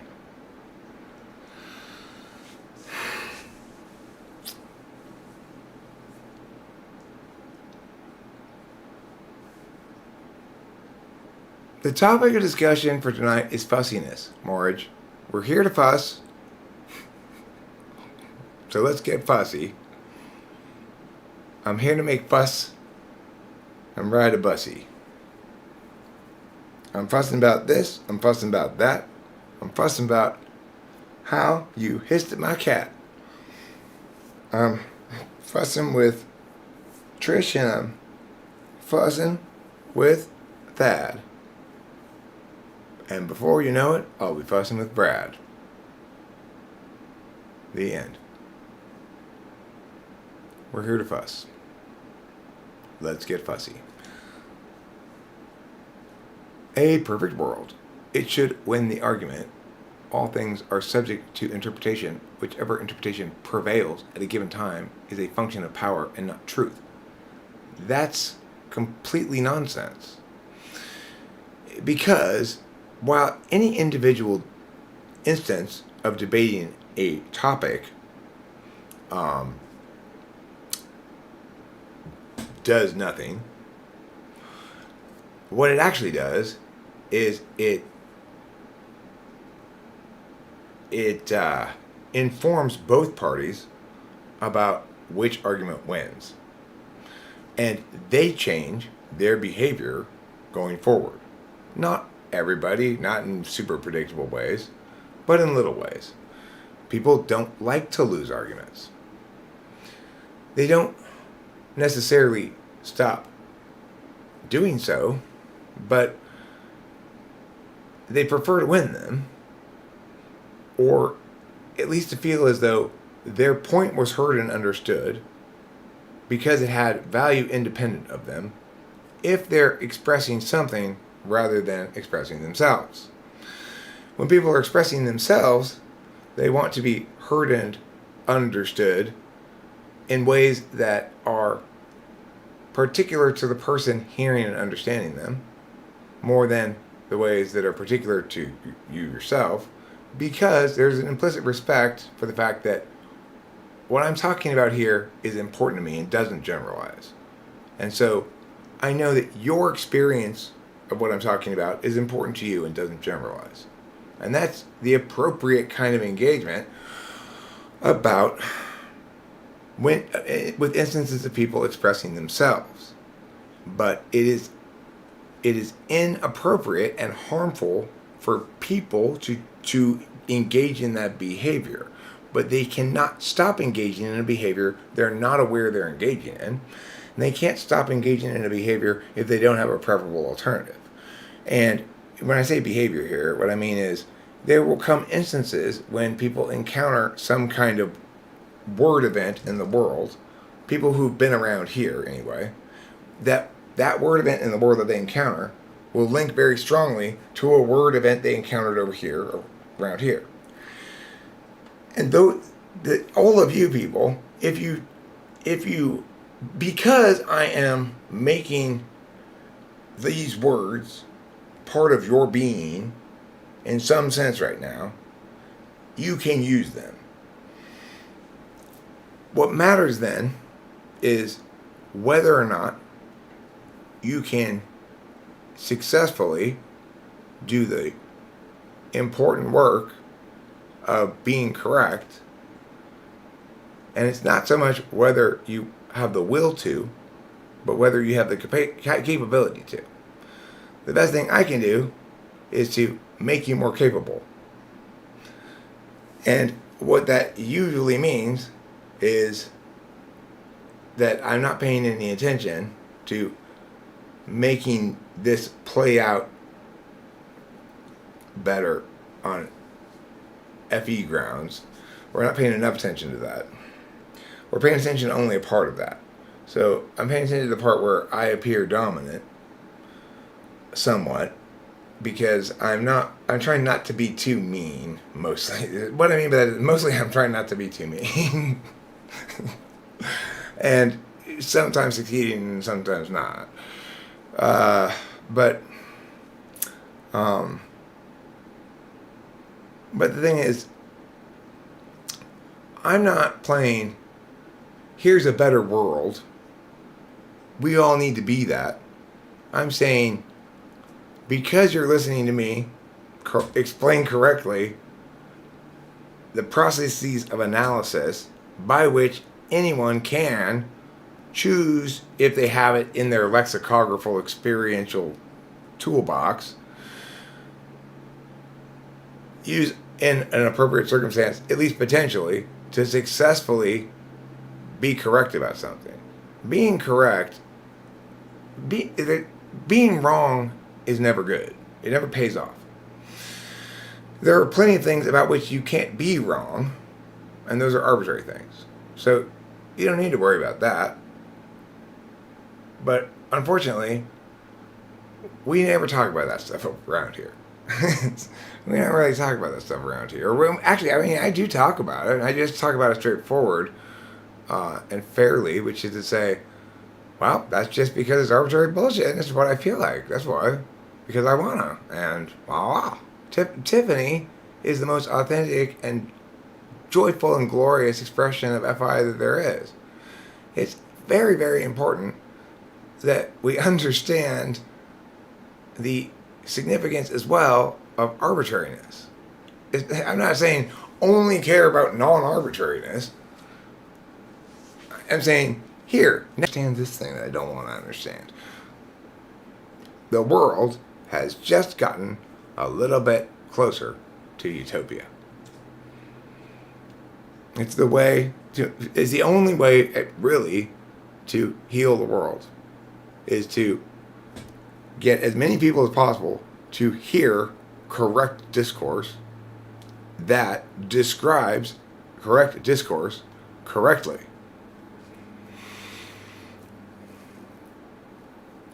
It's not an advocacy. I'm not telling them to do anything or suggesting they affirm anything. It's not, and it's not a social, it's not a social inclusion. I'm not making friends when I'm explaining things. But because it lacks those things, those aspects, it's been pruned to be picked up and carried away by others. Or maybe it's got some burrs on it that make it stick to your clothes, is a better analogy. Some bits of it. Even you, Peter Dentici, share in the bounty of benefits emerging from your presence here at Talking with Famous People. You walk away smarter, wiser, stronger, taller, fatter, thinner, shorter, wider, squarer, and rounder. And it's all thanks to your aspirationally favorite pretend genius, me.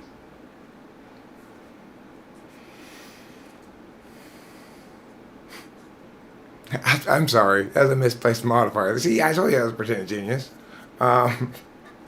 Aspirationally, comma, your favorite pretend genius. That's what I meant to say.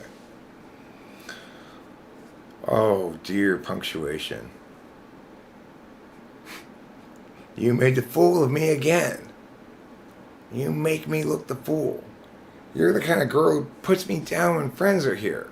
I feel the fool. When I say aspirationally, that's the time you turn to me and say, comma, comma, comma, comma, girl. I'm not a girl. If you're not a girl, then why did you not put the comma where it was supposed to be? Only girls do that. Oh, poor Mindy. She had a huge accident. I don't know if you guys saw Mindy's Club, but she was in the middle of a shoot and the wind blew her off of a cliff. She's okay though. She amazingly landed on a very tall pile of pillows. It just was randomly located right below her. She actually fell on the flagstone, but appears to be unhurt. My aspirationally, comma, you're not aspirational about it. I'm saying I'm aspirationally only claiming this title. I don't claim to have it, I claim to aspire to it, okay? Which is your favorite pretend genius. Just to clarify what I mean, because before, my mom used to say, she had a saying, I heard her say it a million times, cleanliness before godliness. And I say this, clarity before cleanliness. But I'm not affirming my mom's statement, so you can't make any kind of commutative property thing there, okay? Ain't no commutative property. There ain't no commutative property strong enough to take me away from my girl.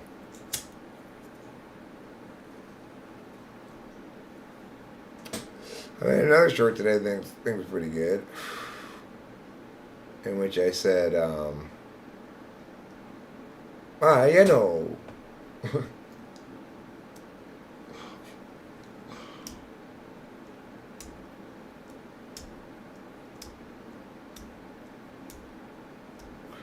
I don't gender you.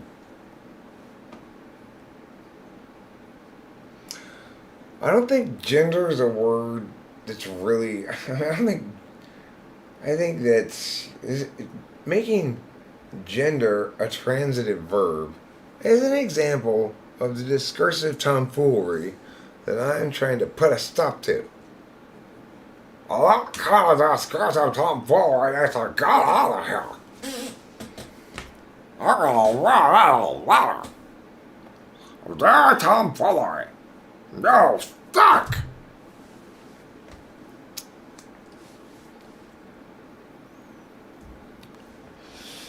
I'm shooting my shot, you're dropping your bar, and then we're shooting our loads. What is the stuff we've got there out the window shade? Oh no.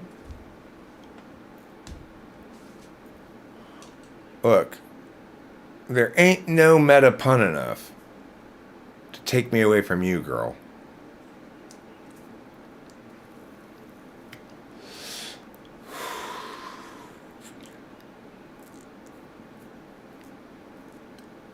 I am 33 points shy of being a genius, Winston's mom. Sorry to tell you. You're like, I think Eric probably won this marathon race or something. Or whatever kind of race it is. I think Eric must have won this rope climbing contest. No, he's like second from last. I'm 33 points shy of being genius. Not only did I not beat Team Genius, I lost by 33 points. So, no, I'm definitely no genius. Because remember, genius is now a word that means somebody who scores meow on a test. So, I didn't score meow on the test. I failed the test by 33 points. Sure, I'm being a little reductive here.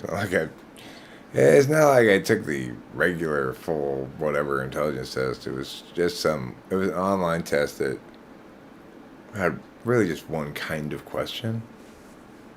Different, more or less complex examples of it. Well, it's not a kind of question that I'm particularly good at, but still, according to them, their test told me what my IQ was.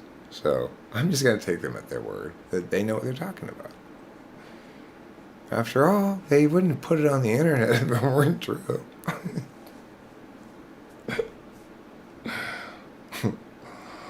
Oh, that's funny.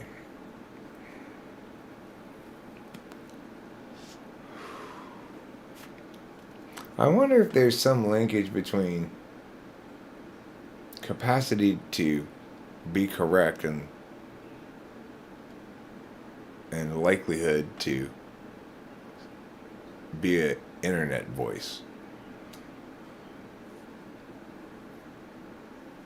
See, I would guess if there were, it would just be incidental correlation, that the actual causal relationship would be extrovert-introvert,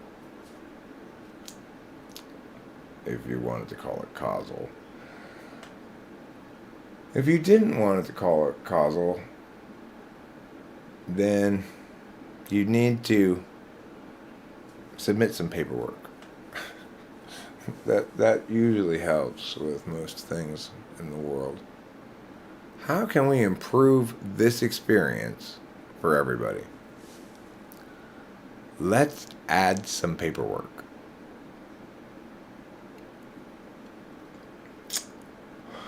Oh, do you guys hear my fun one I made earlier? I think it was pretty NI.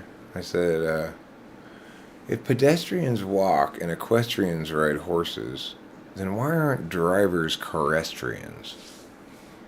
That's pretty good. That's a pretty good one. In my opinion. I could be convinced I was wrong about that. But, I kind of feel like I could trust my intuition on that one because it's a small enough thing to intuit about.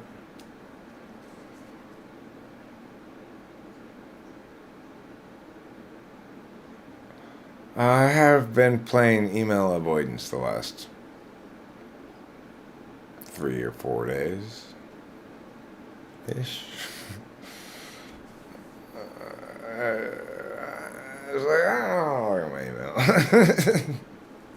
Yeah, it might be something that I don't want to see. And then I'll be like, oh, now I saw this. Now I've seen it, I have to do something about it. That might happen.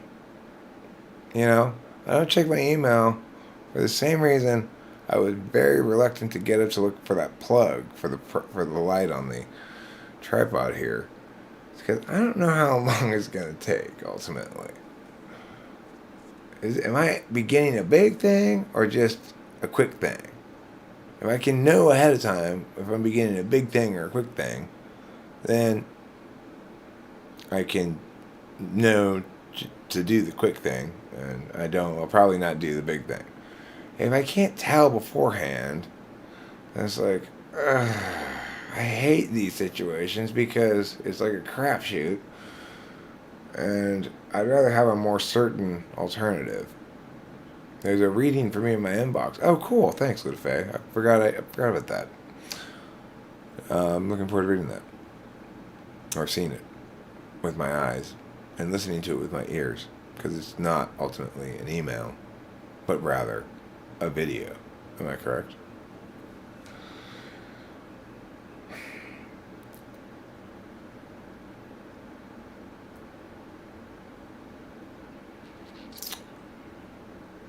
Now I want to watch that. I want to know what the tarot has to say about me.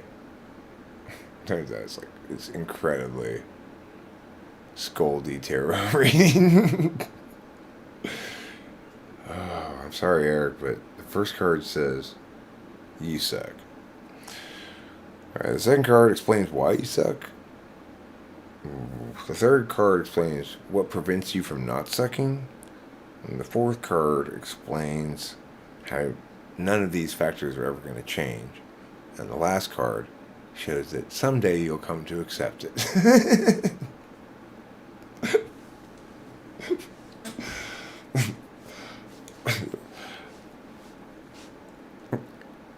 It's called the Celtic Self-Loathing Cross.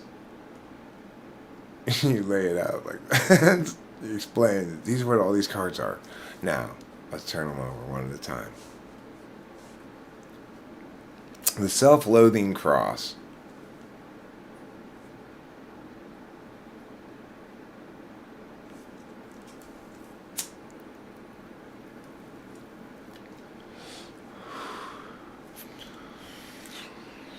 I like to start every day by doing a self-loathing cross to remind myself not to get too uppity.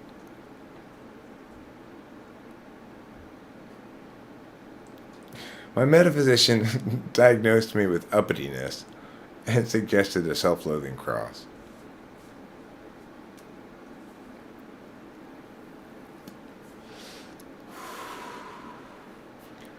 Uh-oh, the Tower card. You know what I've come to determine in my relationship with the tarot deck is that the Tower card is a strength area for me.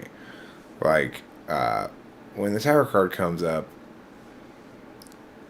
it tends to link in my narratives anyway to stuff that I find myself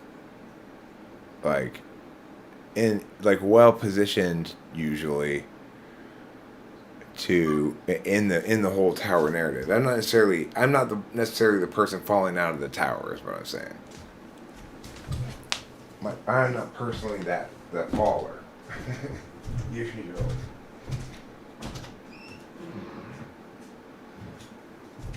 For me, tarot cards are events in which I get hit by a brick by the tower, but I also happen to be standing where the collapse opens up a part of the vault or something.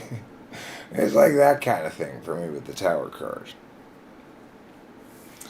It's informing me that shit's going down, but not that you're falling out of the tower. If it seems that way, probably it's what it's doing is you're playing obviate an actual tower that would be harmful. This is the warning tower that prevents me from getting the big tower. So I don't worry about that card when I see it at all. I don't go like, oh, I don't like the tower card. Here you are. Hey. Yeah, shit's always going down, huh? Well, hopefully I don't get hit by too many bricks this time. Or if it is a warning tower, hopefully I don't get too fussy about it during its execution. The Cross of Contagion. Well, Rachel and I are self-quarantining at the moment because my dad got COVID, and the first rule of Condescending Club is it's really kind of complex, and I don't think you'd understand even if I explained it to you.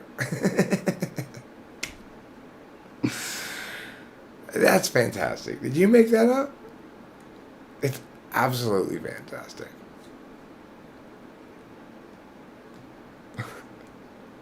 It's just perfect. I love it. In human design system, I have a left-leaning cross. Well, let me tell you. Around here, you got a tilted oval, you got a square with a shiny thing in the corner, and something that looks like a basketball, but is actually a very rounded out representation of a human head.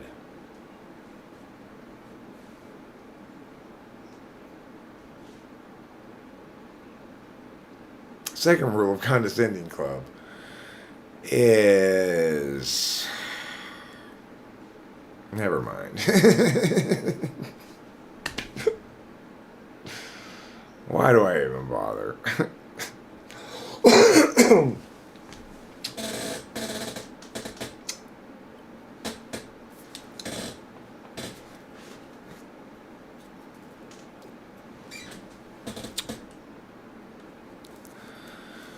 Third rule of Condescending Club is, no, you cannot teach swine to enjoy pearls properly.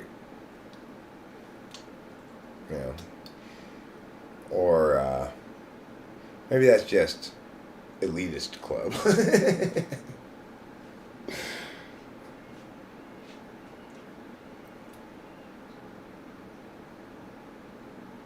And then the Self-Loathing Club.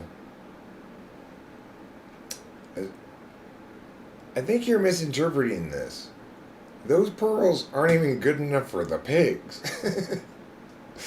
You know, that's the Self-Loathing Club. When you cast your pearls, and you think of the people you're casting them at as pigs, you realize, even the pigs won't eat my pearls.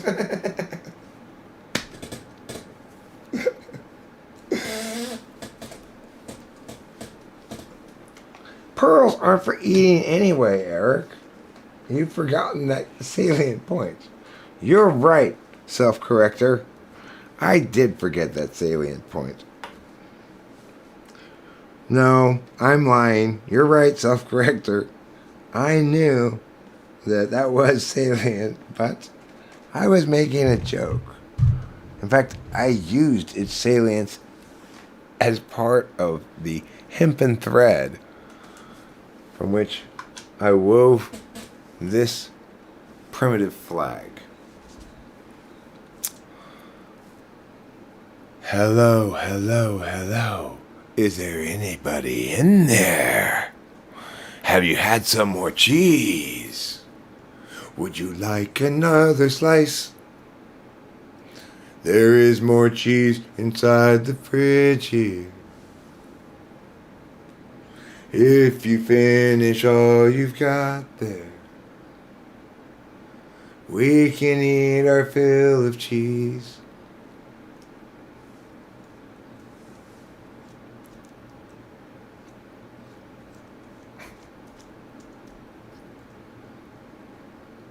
No, that's not what it says in the lyrics, Boba Fett.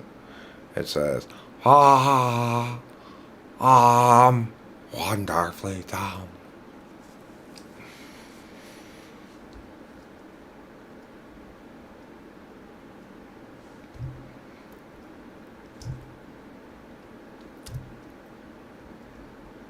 There are a lot of inferior brews. I don't like O'Doul's. I find it too bubbly and kind of not exactly beer tasting. No mushrooms today. I took mushrooms yesterday and the day before, so I think like 2 days before that, so I'm not taking mushrooms today. It probably wouldn't do anything. I'm also probably going to get COVID because my dad has it, and we're kind of self-quarantining. I'm basically waiting to get sick. Thank you for waiting with me here in Sick Bay 119. Heroes work here, by the way. Fortunately, so I should be okay.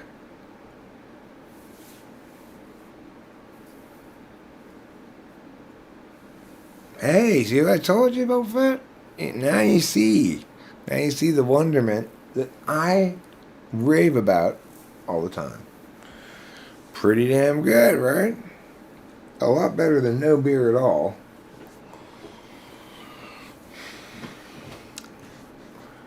Hello, hello, hello. Is that my little Rachel? Are you getting some stuff? Yes, I'm going to feed Peter. Okay, that's good. Then I won't have to. Otherwise, he'll squawk at me. I got water, but I didn't drink it yet? Shame on me and my non-drinking water ways.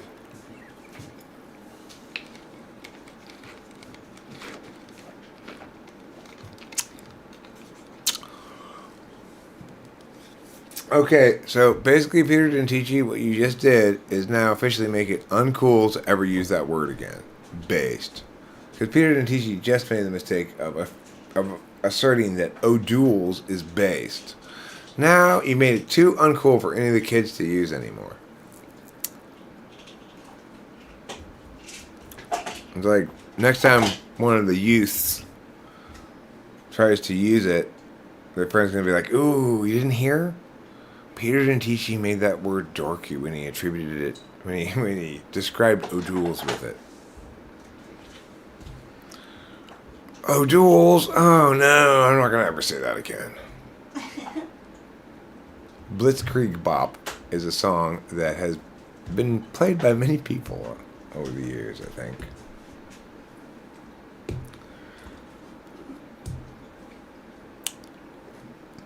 But I want to share with you guys some important song lyrics from my childhood. Okay? I'm going to look it up on the internet right now and share it with you.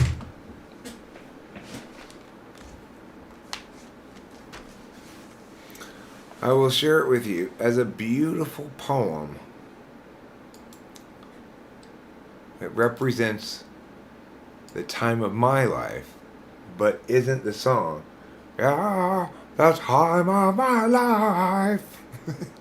Because I hate that fucking song so much. Don't worry, I'm not gonna get you the lyrics to that song. I'm talking about a real song, an important song, okay?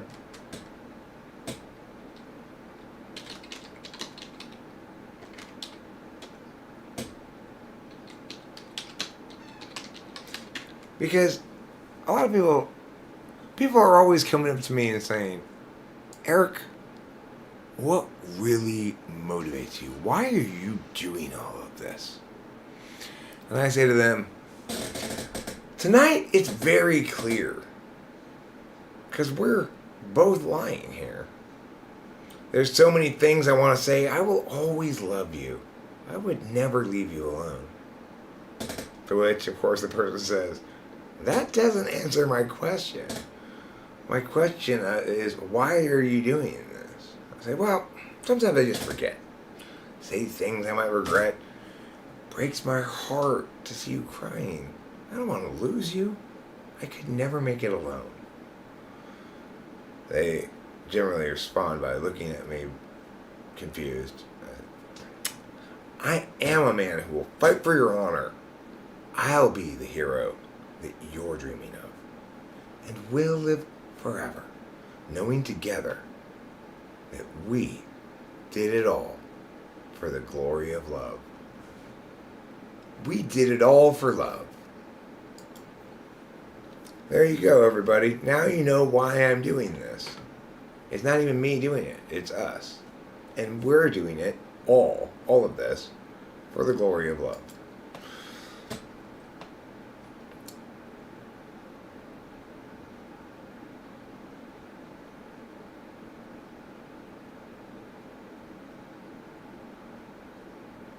I asked a librarian if she had a book about Pavlov's dog and Schrodinger's cat. She said it rang a bell, but wasn't sure if it was there or not. Ba-da, ba-da, da, da, da, da, da, da.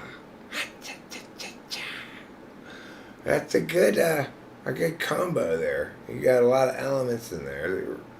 It's a good joke.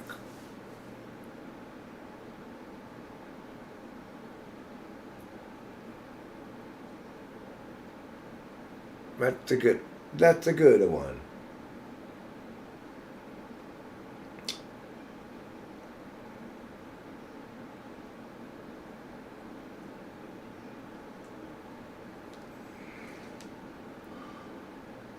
So anyhow, I guess I'm winding down in terms of spew, Eric spew. I know how delicious it must be, this Eric spew. How wonderful. It's like being in the front row at a Gallagher show. You're getting Eric spew all over you, all day long. But at some point, I do run out of watermelons to smash, I guess. Either that or I run out of arm strength for smashing. Or enthusiasm enough to stand on the stage and lift the hammer. It's surprising Gallagher persisted in that for such a long time. I think I would just get more and more depressed every day until I just couldn't even get out of my chair. I can't believe I gotta get up there and tell these same jokes and smash watermelons and get watermelon juice on people and stuff again. Oh. I don't want to do this. I don't know, where is CJ? I did see him around the other day. Well, thank you, my beautiful, precious angel, also known as Rachel, Super Angel, Lapalosa. You aren't just a regular angel. You're a souped up super angel. One of the fiery sword ones. You get a special object. The important angels get a special object. You had Michael's fiery sword, Raphael's blinged out cell phone, Ezekiel's poking stick.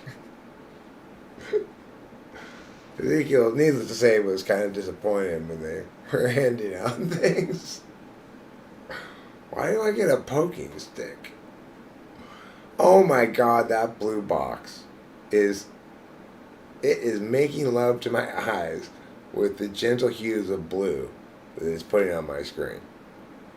You can probably see reflected in my eyes the blue because right now my eyes are coming, and that's a very reflective surface.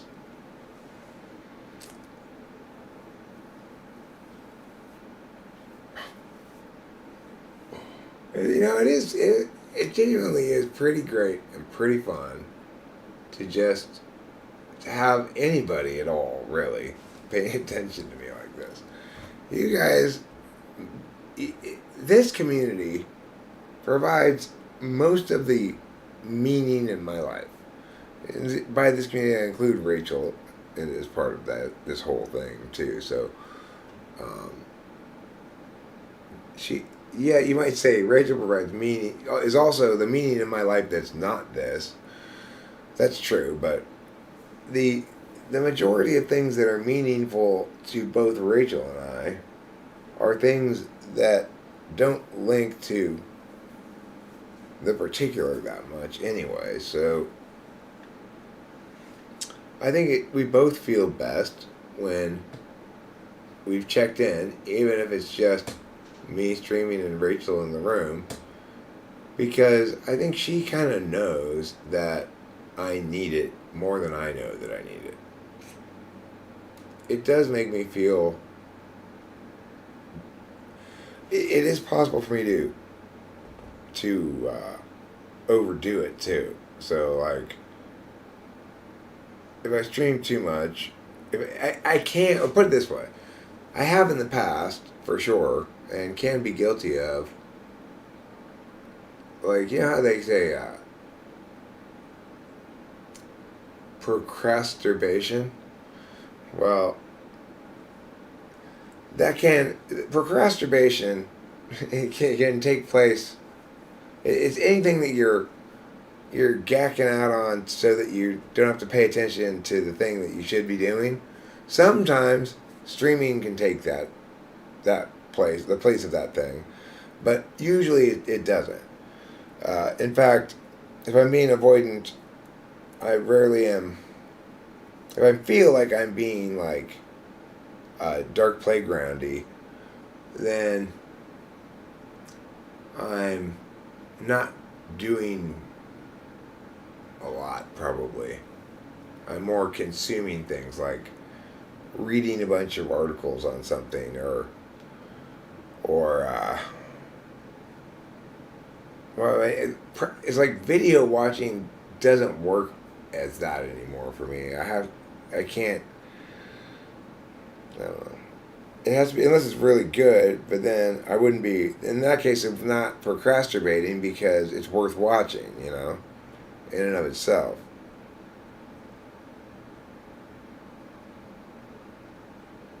I will say, though, do talk nonsense, but talk your own nonsense, and I will praise you for it. To go wrong in one's own way is better than to go right in someone else's. Well, Peter, the thing is,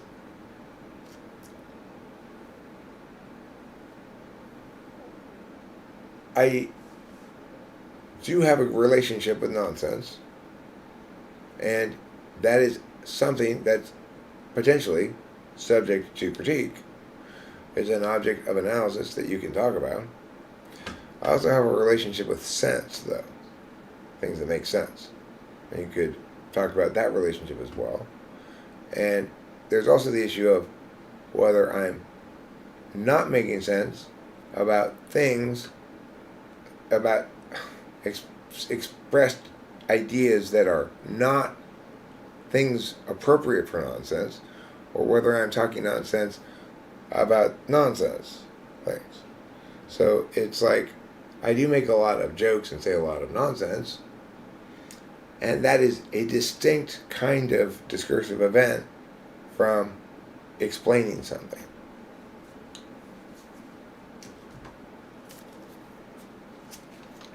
When I'm explaining something seriously, it's never nonsense. It's not always perfect, but, if it's never nonsense anymore.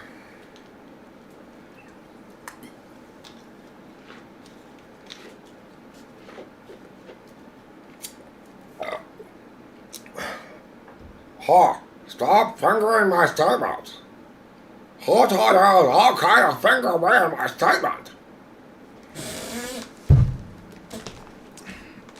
Parallel touching your gun, tell back by your brushes.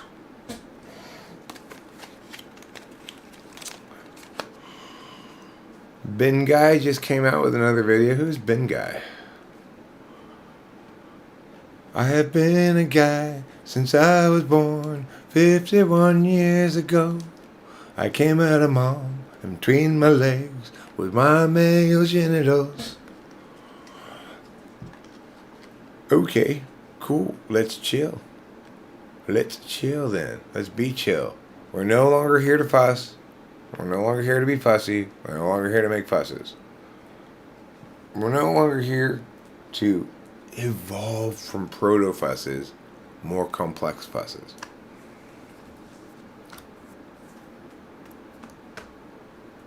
Reinfection outcomes are not good. Preprint study. I don't know who this person is. Okay. I asked, I know, but I realize now that I don't know who they are and don't care. DWFE, can I convince a person who chooses guns bad, not an emotion, that individuals and not the guns are bad?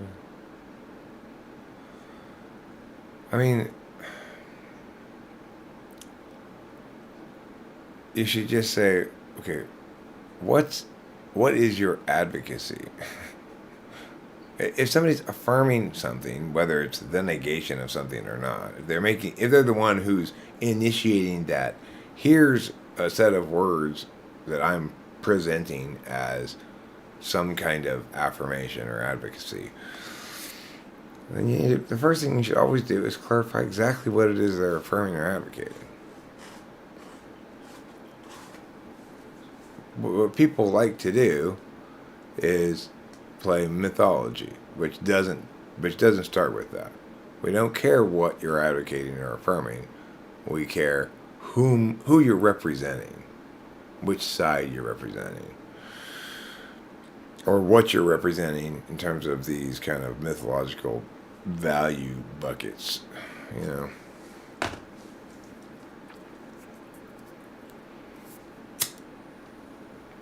The challenge that we have with political discourse right now is that everybody's used to always doing that thing. Like, it's not that Jeremiah Fakes is doing anything wrong at all here. It's that this is representative of like where is that thing I just read? Oh, that thing, right. It's that question of, are guns bad? I mean, that's not a real question. What is the person affirming? Are they saying that in the U.S. a legislative body ought to issue certain legislation?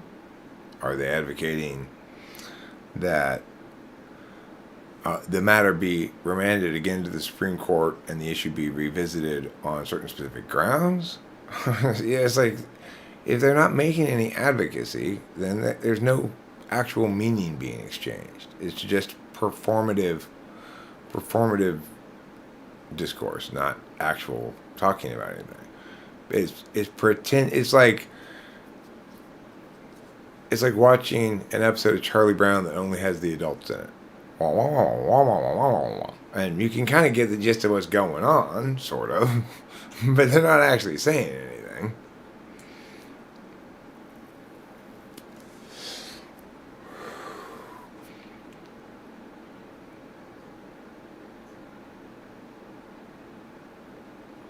All these different color emojis are so cringe. You are such a hater of emoji diversity and have always been. Speaking of diversity, did I share with you already my funny idea for a Saturday Night Live skit? Where they're going to do a commercial, and what they've planned for a commercial is one of those commercials where there's a line of people, each of them very different from the one behind them, right? And the first one comes up and says, "I am America." And then the next head comes forward, "I am America. I am America." And it's like a woman, disabled person, a black person. And there's a little conversation where the director and the casting director are discussing the script. So, okay, casting director, you get the concept here. We're hoping to shoot sometime by next week, but as soon as you've got the parts cast, we'll go. And then they cut like 1 hour later. Oh, I mean, yeah, okay, I'll be right there. I can't. How can you cast it so quickly? And he goes in, and what the guy has gathered is a group of 10 or 12 or 15 people, each of whom looks very much like Stephen Hawking and is in a Stephen Hawking wheelchair. And then, as the guy walks in, he goes, "Oh, hello," and then you hear, "Hello, hello, hello, hello, hello." You're all on wheelchairs, and then the director's like, "Oh, you got okay? Can you give us a moment, please?" And he goes outside to talk to the casting director, and he says, "I said I wanted diversity." And the casting director was like, "I know, how great, huh? Can you believe how diverse those people are?" And then the director goes, "But they're not very diverse." And the casting director says, "Are you saying disability is not a form of diversity?" And the director's like, No, I'm not saying that. It's like, I mean, disability is a form of diversity, and as you can see, those people are incredibly diverse. I mean, are you gonna shit on the handicapped? And then they cut to the commercial after it's made, and it's like, "I am America. I am America." Isn't that a funny idea? I think it is.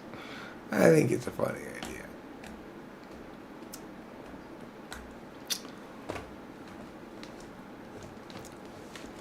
If you think firearms are a problem, just be glad we're not a country that allows people to have fire legs.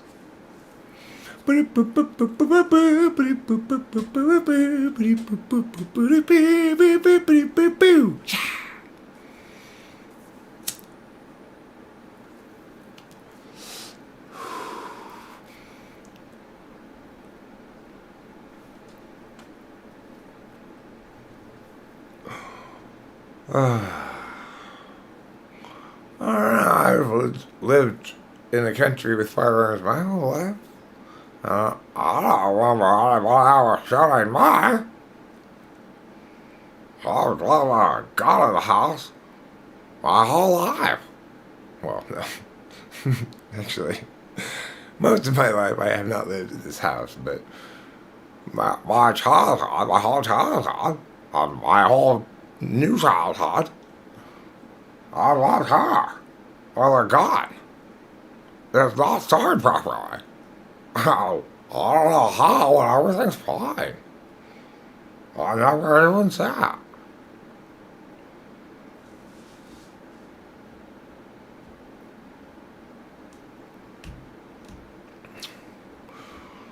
If guns are so bad, how come I'm not dead?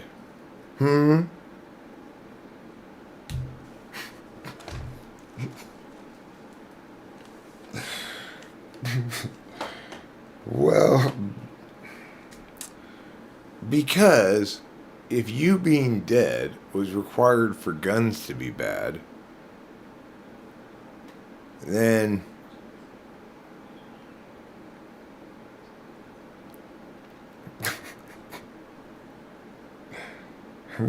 I wouldn't understand how we're evaluating the goodness of a thing.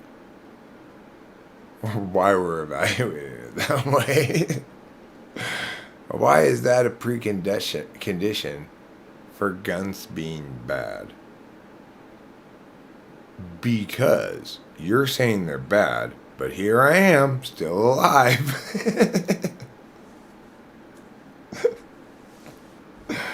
Silly arguments for silly people. I love those kind of arguments. I know exactly what's right. I'll tell everybody. Oh, excuse me. Don't disagree with me.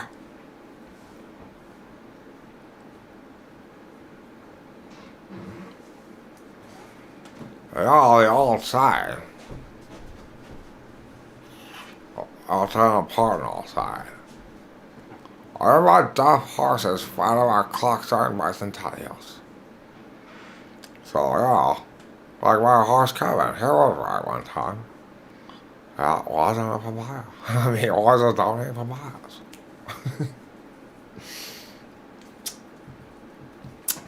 Anywho, the important thing, the very, very important thing, is that we hug it out. Come here, buddies. Come here, all you guys. Come on. What do you mean you don't want to hug me? What do you mean go away? But, I don't want any consequences for being a dick, though. Too bad, Eric. You get consequences. Sasquatch, why are you busting my chops? I don't want you to bust my chops. Too bad. Sasquatch, watch you. You cross line.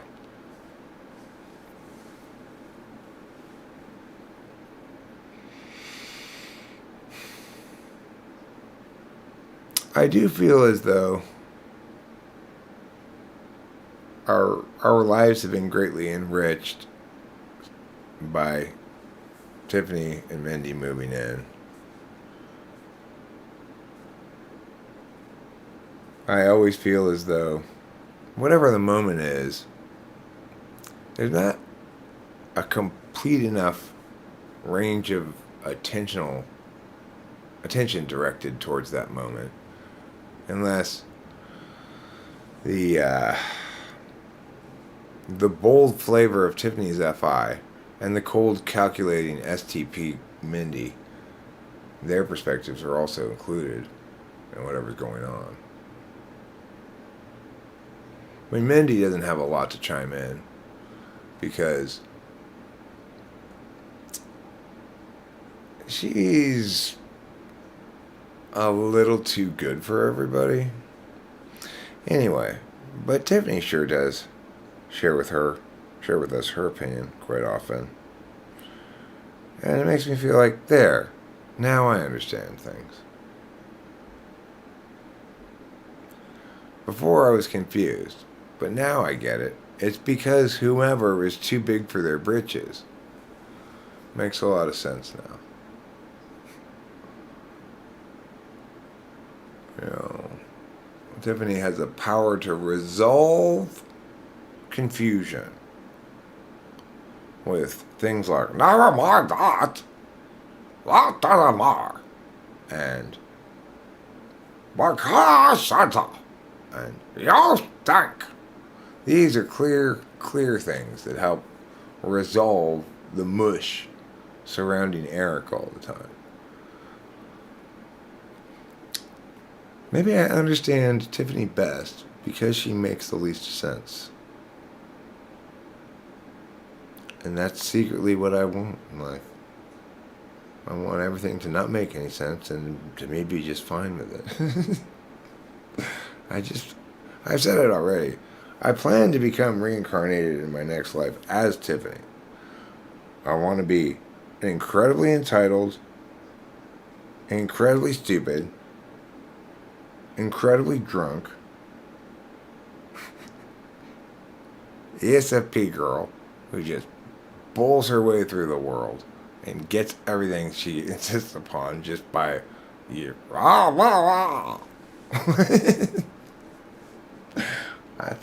want to be Tiffany next time. I'm tired of this, all these words that have to mean things. You know, it's like nobody listens to those. People listen to words that don't mean things. And you know what? When you don't have to mean anything, or be right at all, it's satisfying. You can just interact with the world like, I don't care, you're just better, knock it off. And it's satisfying. It's like, I'm free. It doesn't have to make any sense. You probably couldn't understand what I was saying at all, even. I don't even know if I know what I was saying. Oh, I just was like, I'm tired of that stuff. I got that. Yeah, shut up. I don't like that anymore. Tiffany, you need to knock it off. You had too much. You're not had too much all about. Okay, fine, my bad. I'm gonna shut your mouth. I gotta. I was saying Rachel in the car yesterday. Tiffany threatens me with pegging. In the car. Let's go to the car, and I just imagine this scene of me like bent over on the bed with Tiffany with this tiny little strap on. Take that! Take that! Oh, did you start already? Sorry, you're so small, you know. Hey, I had always thought this was going to be a bad idea, but it turns out I can't even feel anything.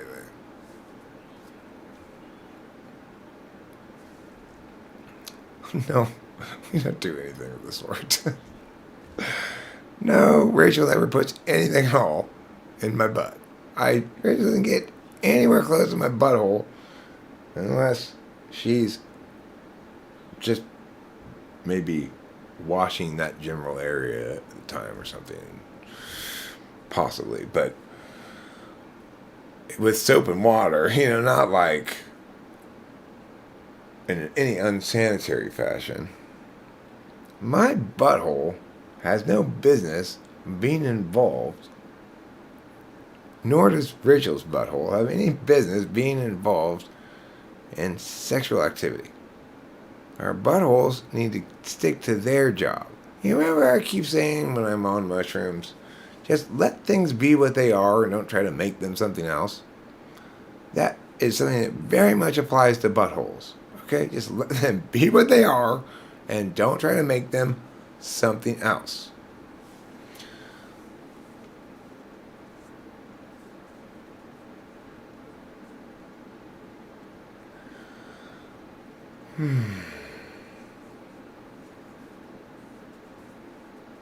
There's a non-zero chance during the beginning stages of your transition into Tiffany. Yeah, I think at some point it'll just be like, it'll kind of rise and set like the sun. As the day progresses, I get more Tiffany, and then, until it's just kind of this gentle wave between condescending pedant and drunken idiot Tiffany. And Tiffany lets me be drunk without ever drinking anything. Wow. Whatever. Look, obviously, you can see, I say right here, so why are you saying things? What? I don't know. When do I remember what you asked? What did you just ask me? If I what? If I dismembered your mask? No.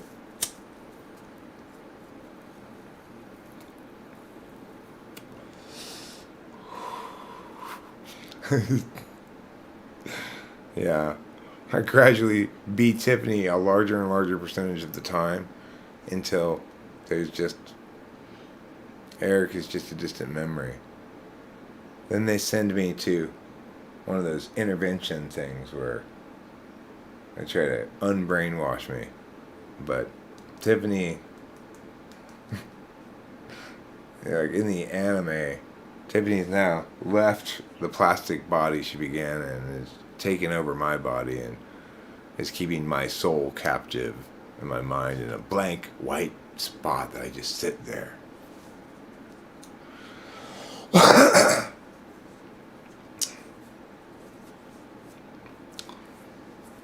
But I tell you who's got a big advantage in the current forest horse narrative is Brandon. He's the only one, as far as I know, that can ride a unicorn. Hopefully you guys all are familiar with the rules of unicorn riding.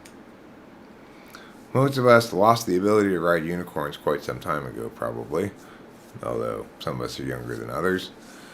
But unfortunately, once your hymen or your male hymen is popped, you can no longer ride a unicorn. From that day forward, you're only allowed to ride praying mantises.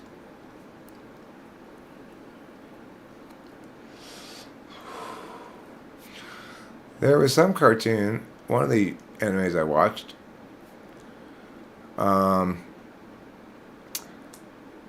they had a reverse unicorn that only let sluts ride it. Look, you can acorn. I'm not my unicorn.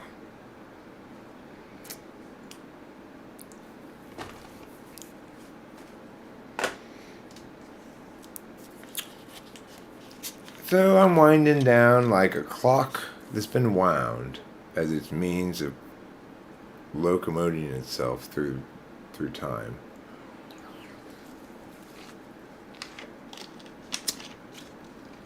After the time has passed, that said winding afforded it. Or just before it's completely passed, because, as you can see, I'm still winding down.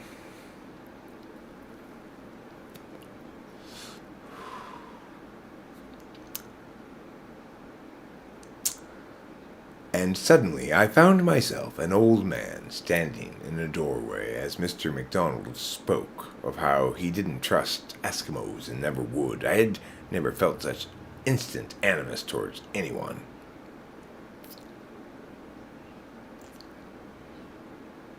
Norm MacDonald based on a true story. Huh. I'd like to read what Norm MacDonald wrote. Did he write a book or something?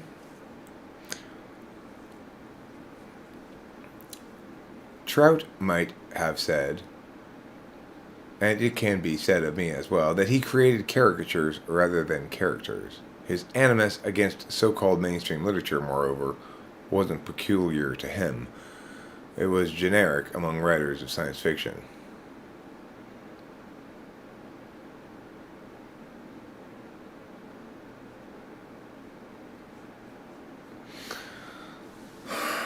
Well, I mean, having read a lot of science fiction and fantasy, character development is not the engine of their entertainment. Although most of the better examples of it include enough of that into the soup, but those kind of stories are for people who are captivated by imaginary lands. And to keep them captivated, their characters need to engage with the imaginary land in interesting, new, and magical kinds of ways. So it limits the amount of time you can do working on relationship development and stuff, and character development from. Usually it's a primitive kind of character arc, like from naive, can't believe that he could possibly be qualified to be the one, because he's such a humble kid from the sticks, and then by the end he comes to sort of own his role as leader. That's a very common character development arc in fantasy books.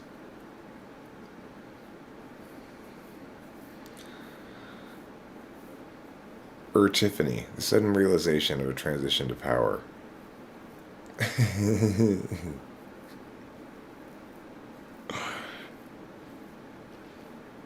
I mean, it's a good idea for an anime, actually, that this guy who's, you take this guy who's put all this time and energy into this big YouTube channel and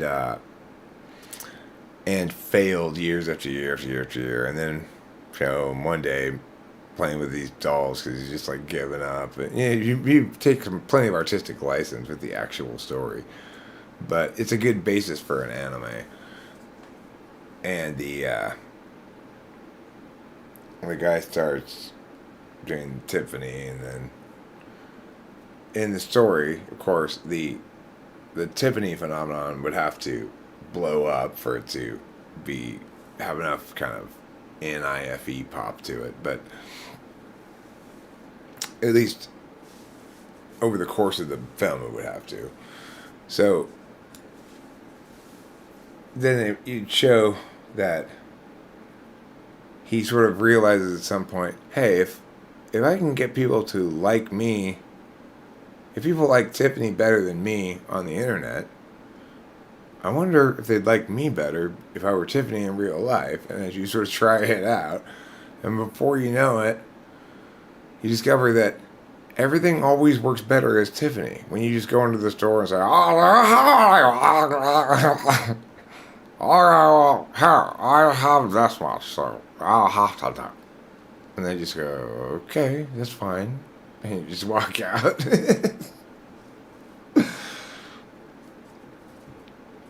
And he discovers that it works great. And that whenever anybody has any legitimate objection, all he needs to do is mishear them. Sir, you can't take that out of the store. Did you just say you want to raid my back door? You're a scoundrel! You're a pirate! God damn you!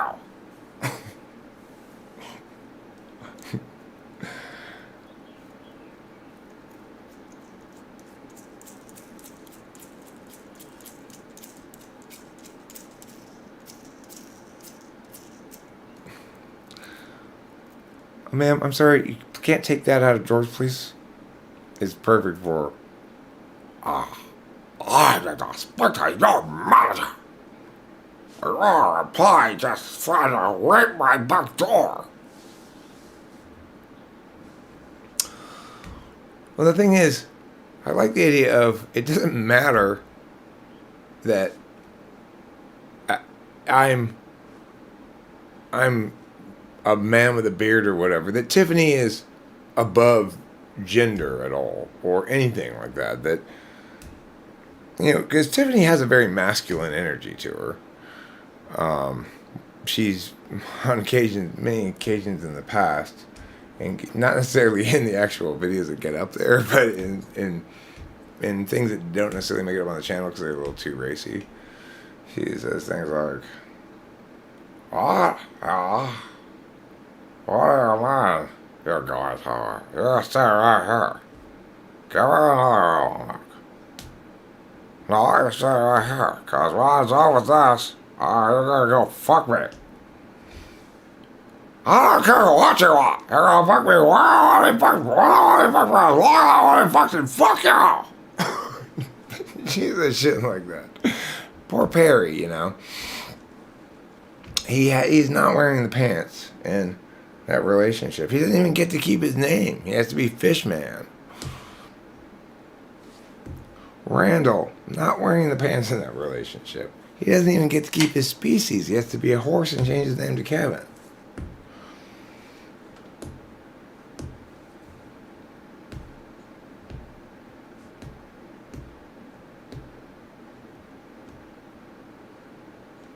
Oh no, I would not.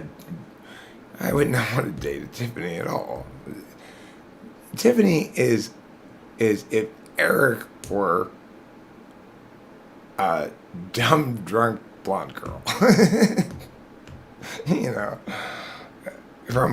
from like Calabasas or something, or West LA over there, whose parents are like a producer and his bimbo wife, and the producer produces dumbass fucking like family sitcoms or something. And the only way he knows how to have a relationship with Tiffany during her childhood is to just give in to her right away, because he just tells his assistant, well, just give her what she wants. And I said, this little fucking Tiffany. She doesn't even realize almond milk is alcohol. So he's increasingly convincing other people that alcohol is almond milk now too. Oh, I don't have any alcohol. This is just almond milk. Oh, really? Oh, wow. I thought that was... I always thought vodka had alcohol in it, but I guess not. Oh, it has almonds in it. That's why it's called almond milk. It scores the almonds from the almond cow's teeth.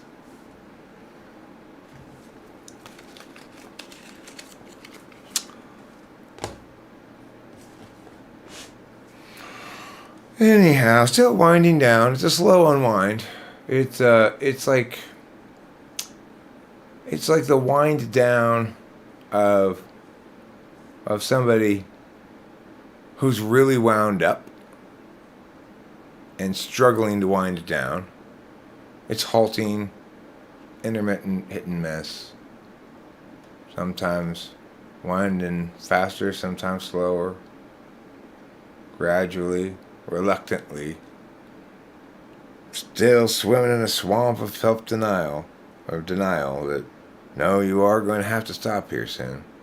No, I'm just going to keep talking. No, Eric. You really need to maybe make some food. It's time to get up, walk around a little bit. You're not in full blast maximum fun mode anymore. That was for the last few days. You're going to have to just settle into the transition into medium time. We're going into medium time now. That's why I said, let's get fussy, because the ultimate destination of medium time is usually fussy town. However, if medium time is also sick time, then there could just be this chunked out section of non-time, basically, where it's special time because it's sick time, which disrupts the whole emotion procession of the month kind of thing. Could be in a positive way. I sometimes like being sick. You know, it's like I can relax. I don't feel so much like crackles. I don't feel too many crackles. Just if I'm not sick, I have too many crackles. Being sick cures that.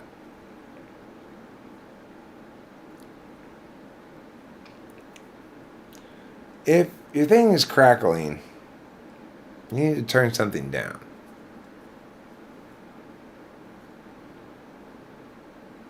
You know, however the engineer was in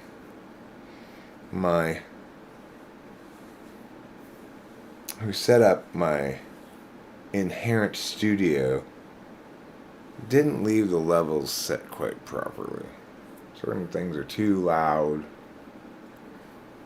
and or I'm trying to draw too many things across too many cables at once, and I'm getting crackles. There's a lot of crackles as a normal operating procedure. And crackles manifest as everything from meow to gackiness, but they don't manifest as sick. Sickness is a cure to crackles. It's not always, if it's too sick, then it causes something that's worse than crackles maybe, but it'll still cure your crackles.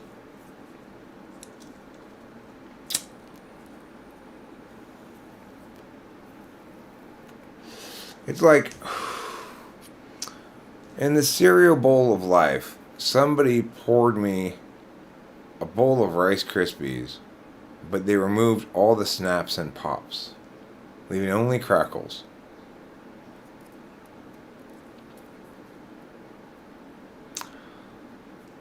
Hello, I'm the real Klaus Schwab. Who's Klaus Schwab?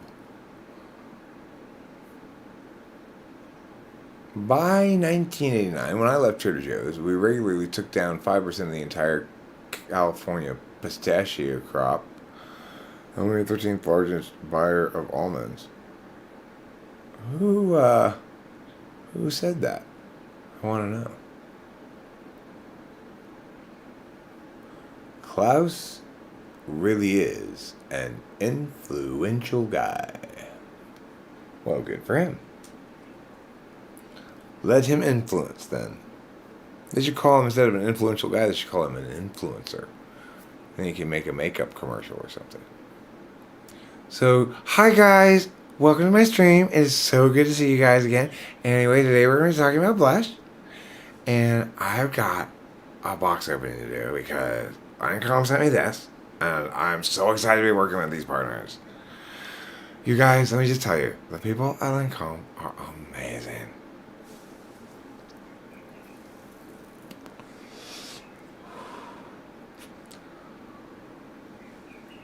Oh, becoming Trader Joe. How I did business my way and still be the big guys.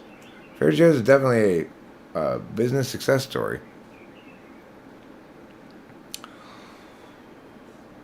Thanks, Boba Fett.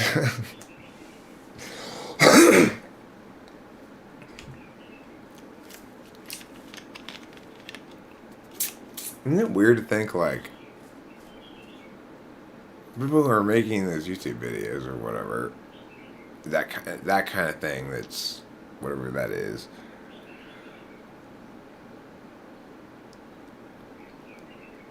Is there more to what they're doing than just that character? And do they have other characters? Or, like, what's going on there?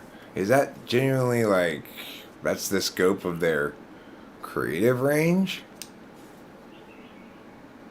I don't know.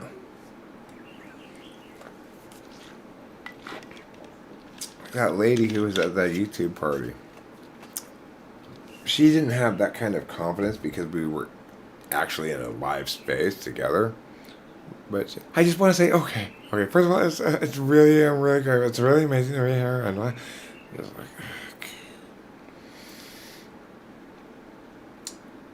okay. If only those noises from that lady there were further away from me and my chair, is what I thought. I didn't really think that, but let's pretend I did. For the sake of pretending. In Pretend Town, things are always like you want them to be. Unfortunately, you're not allowed to stay there forever. You just have to come back to real town and just accept it. Like, I'm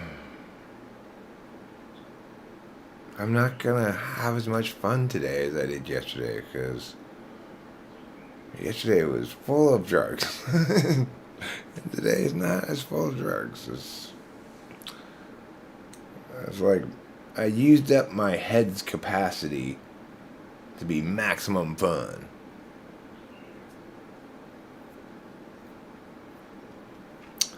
Have I typed Steven Crowder? I don't know who Steven Crowder is, but he sounds like he might be a relative of Lady Hole Tester. Have we had this conversation before? I think we have. You've asked about Steven Crowder before, and I've asked you before if there's a relation to Lady Hole Tester. Amazing. And maybe even before Lemon Melon chimed in, I think that Steven Crowder is an ENFP, and I perhaps even additionally added that maybe Lady Hole Tester is Steven Crowder in disguise. It's possible. Who remembers? Remembrance for losers. That's what they taught me in How Not to Be a Loser school. Rule number 1, don't remember. Remembrance for losers. Rule number 2, don't do stuff. Doing's for losers. Rule number 3, no. Rule number 4.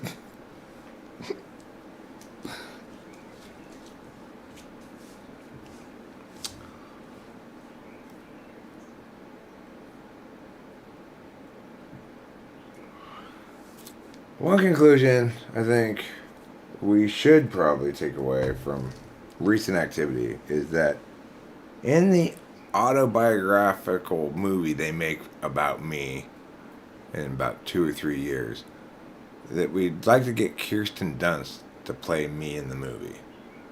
Can we all agree on that? Because how much more likable would I be if I did this all the time?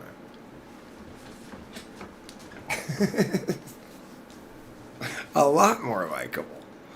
So, I think probably the best person to play me in the movie version of Eric, the story of Eric, is Kirsten Dunst. And we can get Tobey Maguire to play Rachel.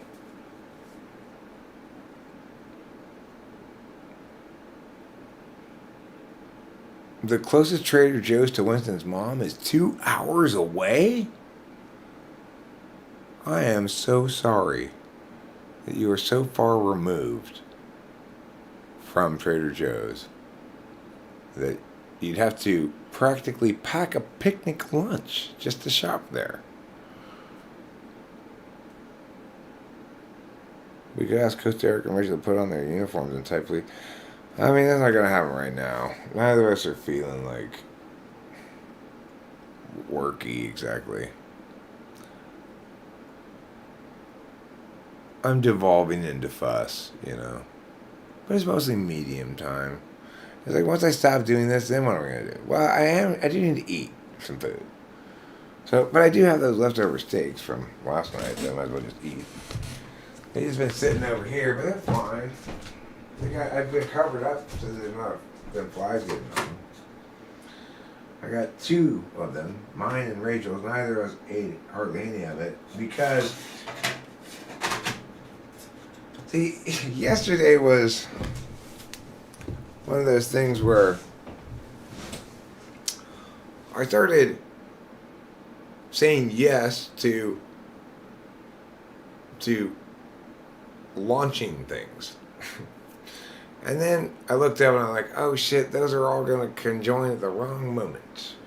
So it's like Rachel and I were tripping pretty good when it was time for, and I had to make the steaks and bring them inside. Everything's hard when you're on mushrooms, you know, so we went inside and Rachel and I were both like, oh, I was freaking tripping. And then my dad started talking about this super depressing shit until I cry and he sees I'm like, my eyes are all teared up. And then I don't want to hear depressing shit about America on America Day. And then he's like, well, let's change the subject. And I don't remember what we talked about after that, but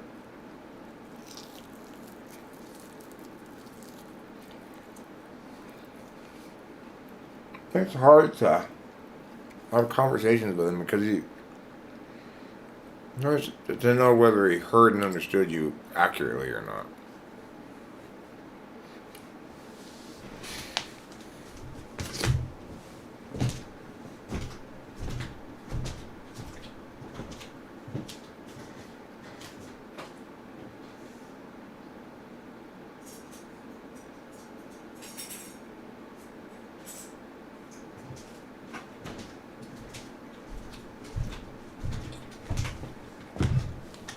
That's right. I'm a bold man. That's why I went to get utensils. The hell no, potato. I'm not picking you up with my finger. I'm going to stab you with this.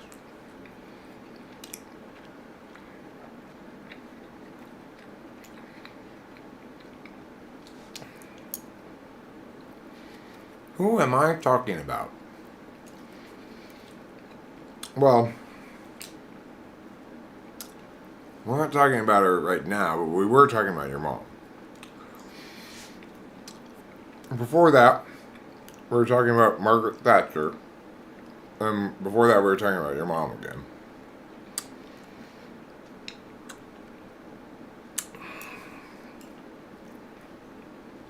Now we're going to talk about Abraham Lincoln. 407 Abraham Lincolns went to the store in Delaware on a Tuesday. How long did it take them to buy 6 bushels of wood? The answer is 148 years.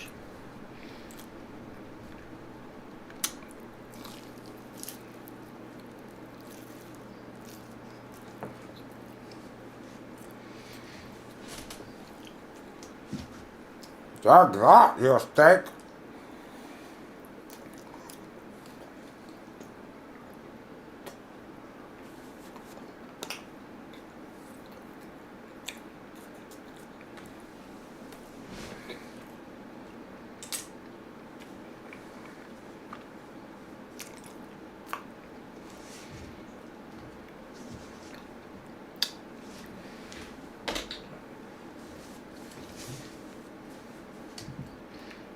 Ah, this water has no flavor.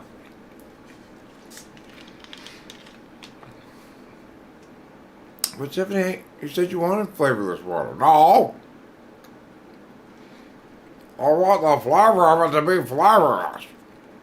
It has no flavor at all.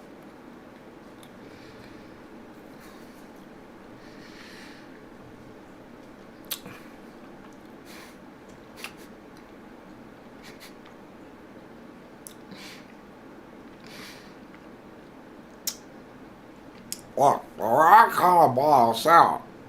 And it has the flavorless flavor of flavorlessness.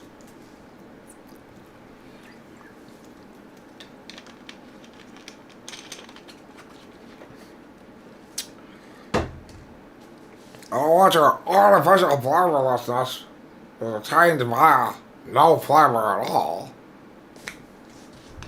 That's for poor people.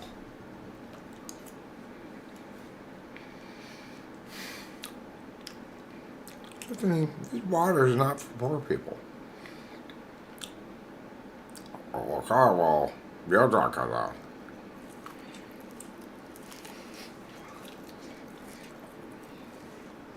No, I'm with you. Actually, Tiffany, on this one. I think it should also have the flavorless flavor of flavorlessness. And it doesn't, so shame on this water. Well, it helps me feel a little bit better. Eating some food.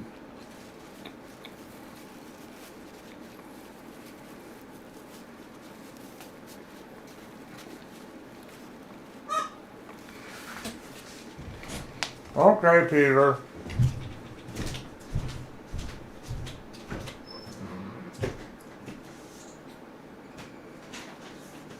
Here you go, Mr. Man.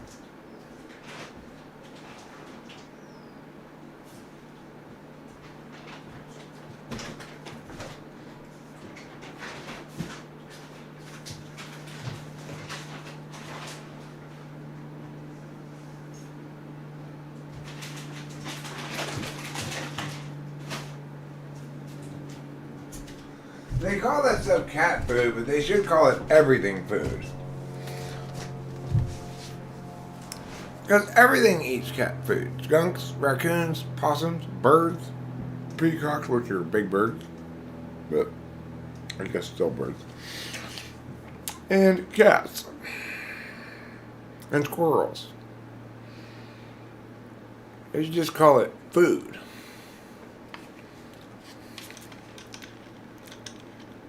No matter how much the cats fight, there will always be plenty of kittens.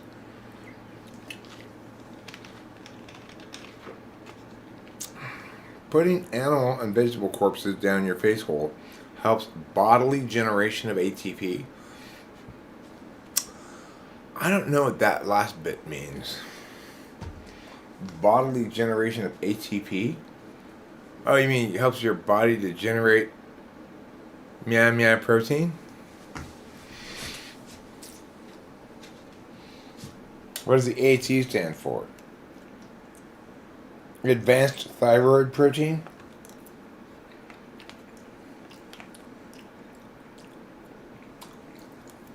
Another thick penis?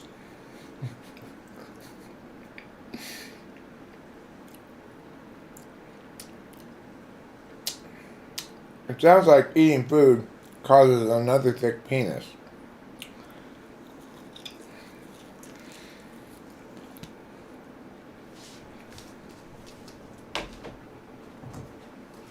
I guess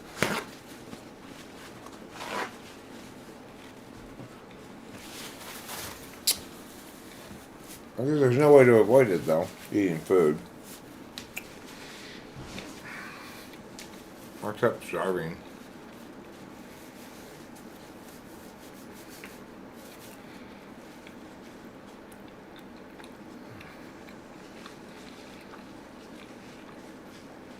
Or being food.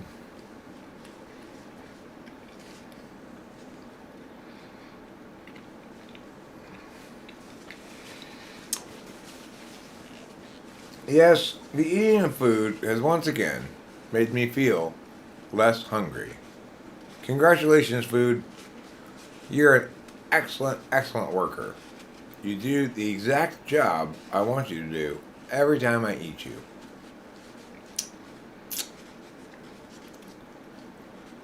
Our safety, our liberty depends upon preserving the Constitution of the United States as our fathers made it inviolate. The people of the United States are the rightful masters of both Congress and the courts, not to overthrow the Constitution, but to overthrow the men who pervert the Constitution. That's nice. I mean,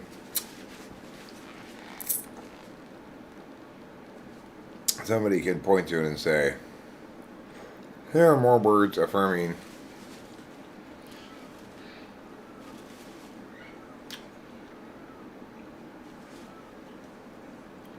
the supremacy of states and individuals in this federation. The funny thing is Lincoln saying it, you know, but it's not like I don't. It's not like I'm screaming about the war of northern aggression or anything, but it is funny for Lincoln of all people, though totally understandable, given his critics, for him to be an advocate of states' rights is kind of ironic.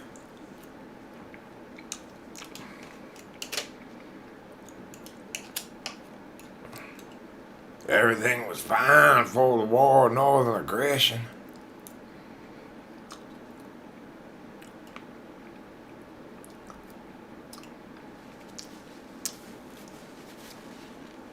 The Yankees threatened our way of living. Is that what you're calling that?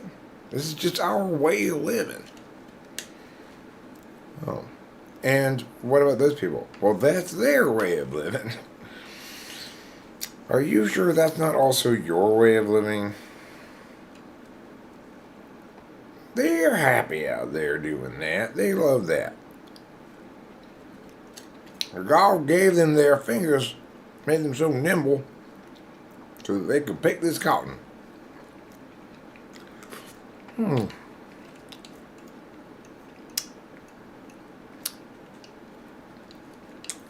God must really like your cotton. He's that determined to get it picked. Oh yeah. God won't buy no shirts ain't made of the finest cotton. What about silk shirts? Well, perhaps you don't know, sir, but the finest of the silk shirts are all made out of cotton. That's not true, Mr. Cotton Grower. You're lying now.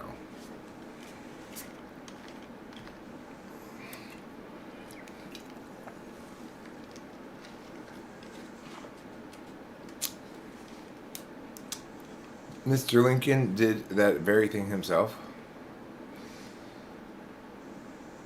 You mean pervert the Constitution? Well, that's the thing about that kind of speech he's making, right? he's it's a proactive defense of his own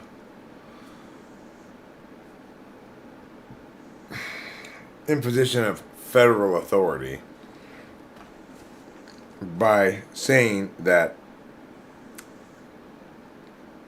those who are in technical agreement with the Constitution but attaining wickedness via its mechanisms are perverting the spirit of it, right?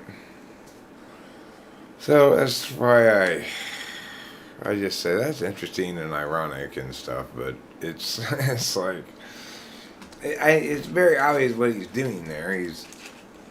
He's pretending as though he's not talking about himself in order to create a frame of reference that under which he can validate, right?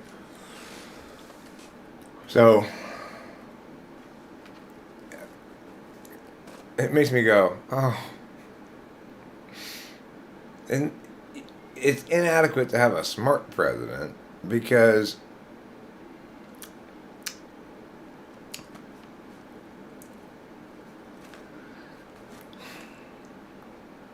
like not that Lincoln was a bad president, but I wouldn't do that. I wouldn't do that bullshit.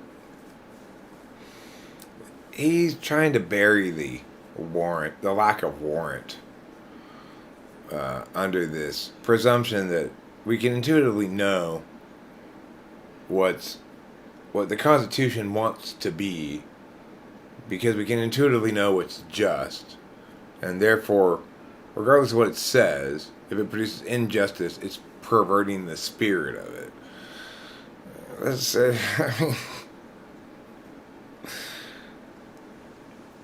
It's pretty icky, right? It's a pretty icky thing to do with intelligence. It's what he's doing there. However, I'm going to also throw it out there that he had probably the most difficult job any president's ever had to do. Because you might say, well, what about World War II? No, that job was relatively easy. FDR's job was comparatively simple, and at the end of it, Truman, compared to Lincoln's job, was way more challenging. You come into office in that time, in that context, you have no choice but to make a clear decision on something one way or the other. And yet, despite that, he attempted as best he could to preserve an unsustainable compromise as long as he could. But eventually he had to make a decision one way or the other. Did he make the right decision? Well, the question, I guess that's an interesting question. And that the answer to that probably shouldn't take into account slavery.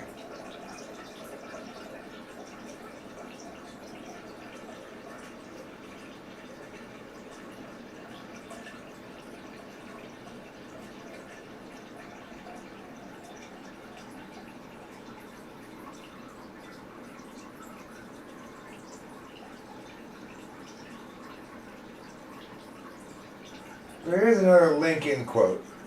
It says, "Be with a leader when he is right, stay with him when he is still right, but leave him when he is wrong." Well, I would say the following alternative. Find the person who's right by looking for the person who's right about how to be right. And seek out an instance of such a person who's also correct about his duty to be president. And then find a way to get him elected.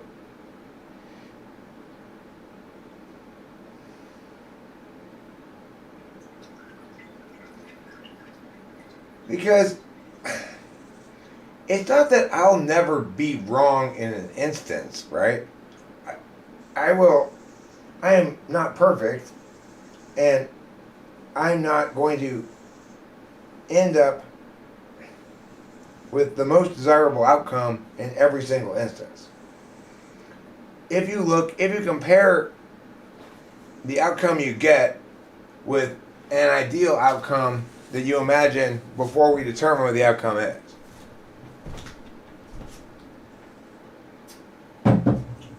So, the best thing we can do is not so much check to see if the person's right, but rather you check to see if they're continuing to practice the habits of rightness. There should be no, and it would never actually stop, right? It's not possible for me to stop practicing the habits of rightness unless there's something like dementia or whatever. My personality is locked in some ways. It's as close to as impossible as one can attain that I would be corrupted away from rightness in certain ways. It's not completely impossible that I could be tricked into wrongness. That's certainly the case. But in order to do that, you'd have to take advantage of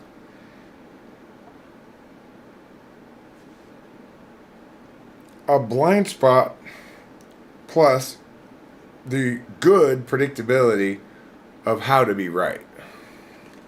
So a blind spot in knowledge plus the fact that you're able to see that given all of these pieces of information, you'd have to be right yourself and purposely choose to exclude information that would allow me to see that you're wrong.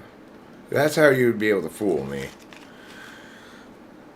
You have to be, without this piece of information, you're correct. I don't have that piece of information. You present all the information to me except that piece of information. That's how you can fool me.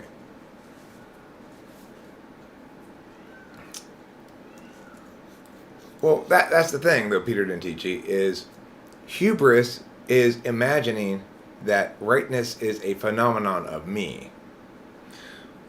Reality checking tells us that rightness exists independent of me.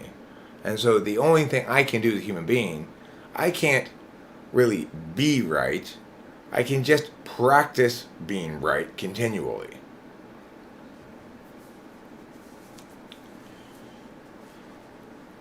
Hypocrite. The man who murdered his parents and then pleaded for mercy on the grounds that he was an orphan.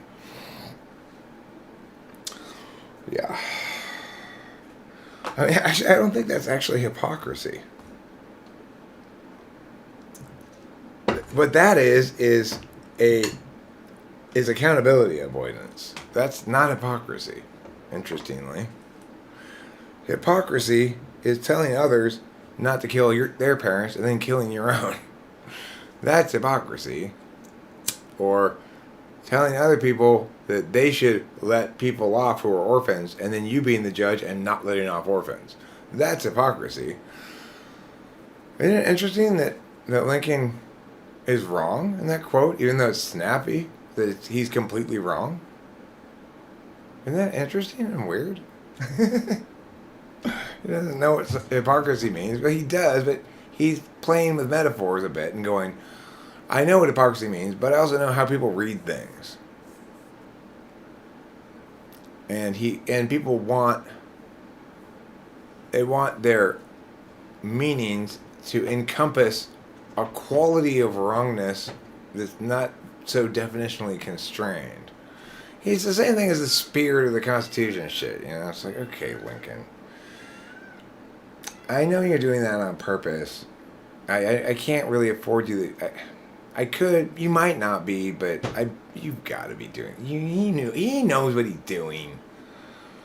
He must know what he's doing when he's doing that, because he's doing it too well not to know what he's doing.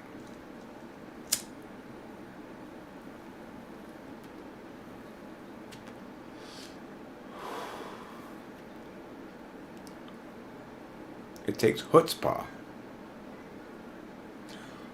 Okay, well, then what we need to do is establish a reliable distribution network to make sure that I'm constantly receiving enough chutzpah. So you call the Hoots factory, you call the Paw factory, see if you can get them together, and I'll call the Hoots and Paw distribution company. We'll get somebody else to do that for me after I don't do it, and then we should be good to go. At that point, I'll have all the chutzpah I want. Unfortunately, it turns out I'll use it all trying to get Tiffany and Mindy to go in a hot air balloon. I got a lot of chutzpah. What project should I work on? It's hot air balloon time. I'm going to spend that gumption wisely.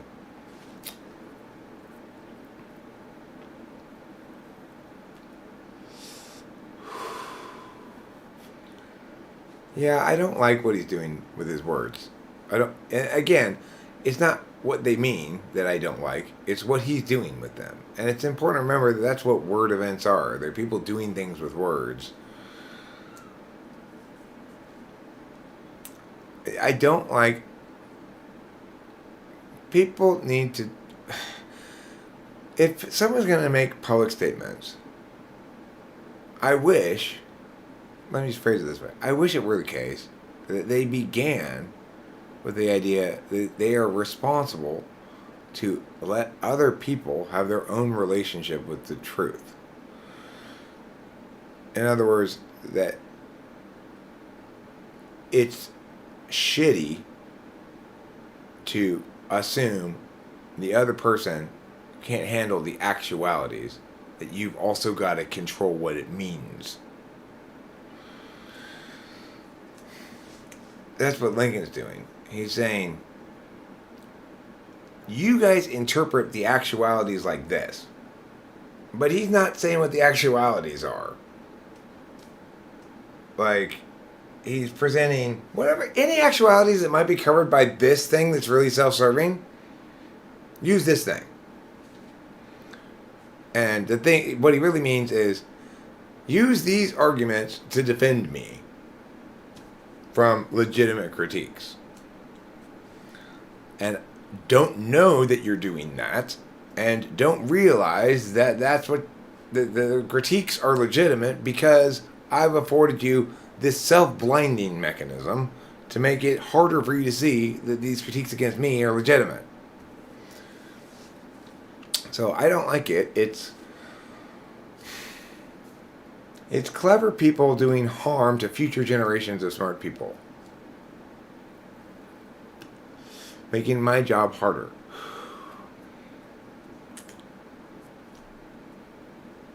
Like the people who made up the Illuminati, the fucking any people back in the day. I mean, I know I would have been one of them at that moment in history. But in this moment in history, you see how destructive that shit is.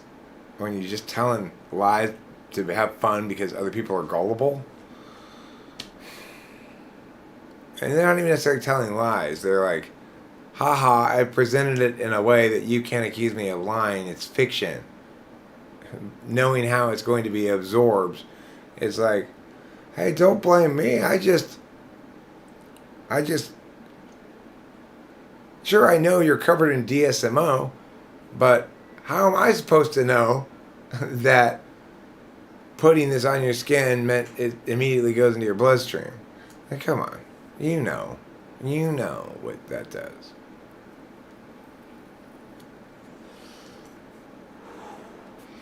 It's like the first ENTP walks in the room and goes, oops, I spilled DMSO on you. The second ENTP goes, oops, I spilled LSD on you. Can't blame either of us for you tripping. Because just spilling DSMO on you doesn't cause you to trip, and just spilling acid on parts of your mouth doesn't cause you to trip. So you can't blame either of us for you tripping. That's exactly what the fuck they're doing.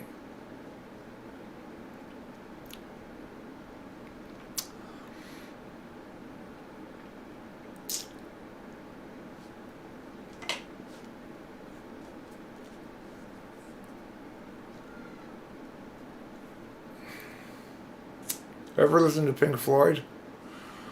I have. We were singing I Am Wonderfully Dumb earlier. Oh, so wild, guys, so very wonderfully dumb.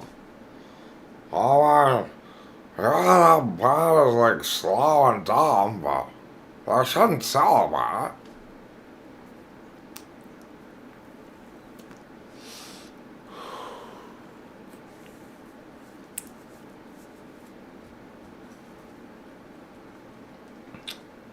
Whenever I hear the words Pink Floyd, I immediately want to go, hello, hello, hello. Are you tripping out now? Am I being trippy enough for you? That's what I don't like about Pink Floyd is their self-importance. Or their... I guess... It's like they got ambitious over here and it messed up their good ambitiousness over here a little bit. It feels like that to me. I don't diss them. I'm not dissing Pink Floyd. I don't think they're a bad band, and I do think they've got some star power, you know, some genuine like genius there. But it's as though they got distracted by the guy who didn't know what he was doing or something into directing some of their energy into some self-indulgence that doesn't play out well. In other words, once you make me sit through a Pink Floyd album at the Laserarium looking at lights on the ceiling, I realize, oh God. I'm sorry, Pink Floyd, but maybe it's not even your fault. Maybe you just got adopted by morons. And they made me think you were super dorky, and actually you're not really that dorky. It's just super dorky people love you. Maybe that's the issue. I'm guilty of an occasional heuristic. Well, if those huge Dave Matthews fans like it must be pretty shitty. I'm guilty of that sometimes. In fact, they've got such shitty taste in music that you can't trust it. If they like Dave Matthews Band, you can't trust their taste, which means you have no idea whether what they like is good or not. After all, they don't know.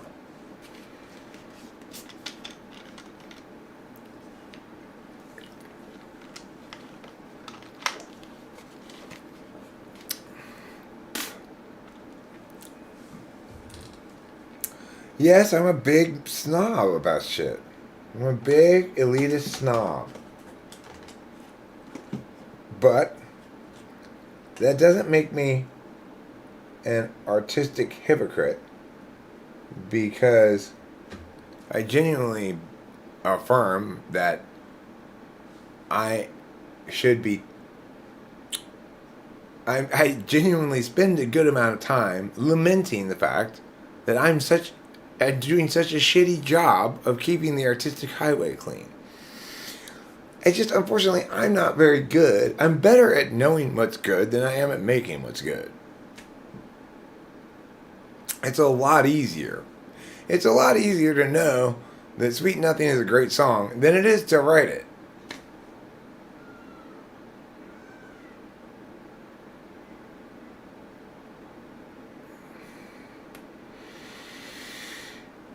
Look, I think what we should all do is right now put on our headphones and get all of the Jethro Tull albums and just play them back to back to back to back to back until we've listened to the complete albumography of Jethro Tull.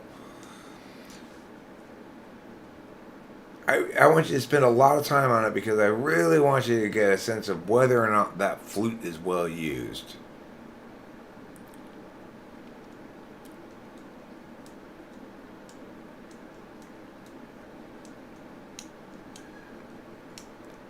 There's another band that, okay, you guys are really loving your stinkiness a lot. You really, like, I love it when I can really smell my own stink. Just for tall, even if your stink smells good, at best, just give me like 4 minutes of it in your entire career. Not many albums of it.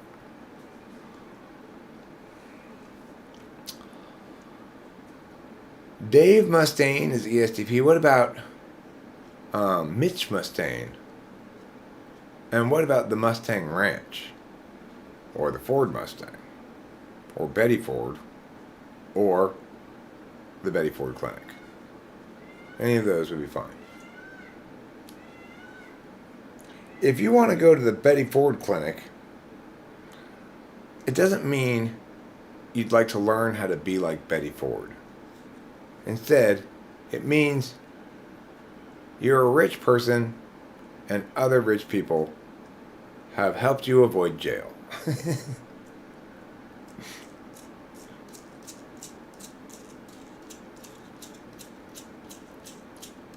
Who made 15 trips to Betty Ford? They must have been very rich. Because Betty Ford may have been a drug addict, but she was also a good businesswoman.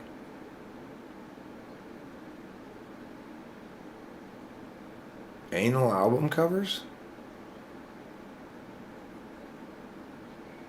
You'd like to become psychotelekinetic? But how? Well, first you're going to have to locate the switch somewhere on your body hidden that says psychic powers. Switch that one to on. There's another switch that lets you choose which psychic power you want. It defaults to, I think it defaults to,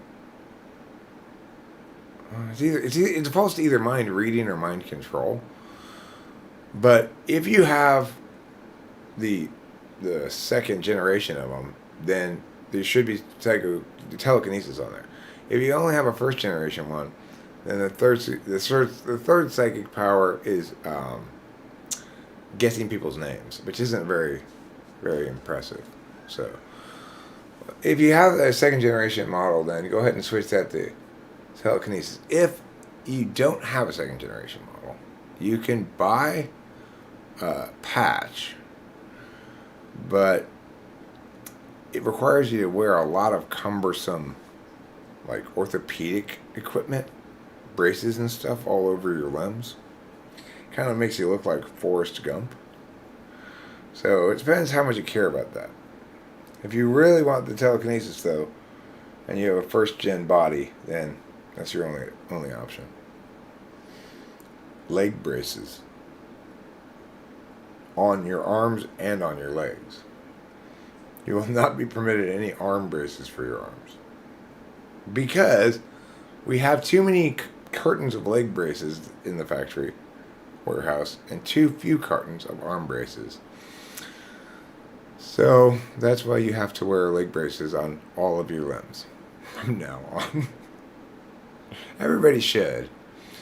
You think your limbs are braced enough? You can never be too safe. I've spent a lot of years walking around with these two legs, and I was reckless enough to leave them unbraced for much of that time. And now look at me. Wouldn't you like to avoid turning out like this? Yes, you would. Start wearing leg braces now, before it's too late. It's basically the cigarette commercial I saw the other day. It's the same exact logic.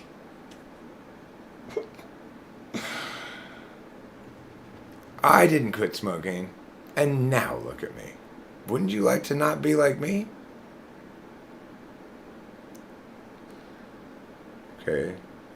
You also ate peanut butter sandwiches, and now look at you. And I still, no, you're right, I don't want to be like you. What are some other things you did and didn't do prior to being as you are now? I didn't go to the movies very often, and now look at me. Okay. I guess I'll go to the movies more? Wait, no, hold on. Just because something happened before something else doesn't mean it caused it.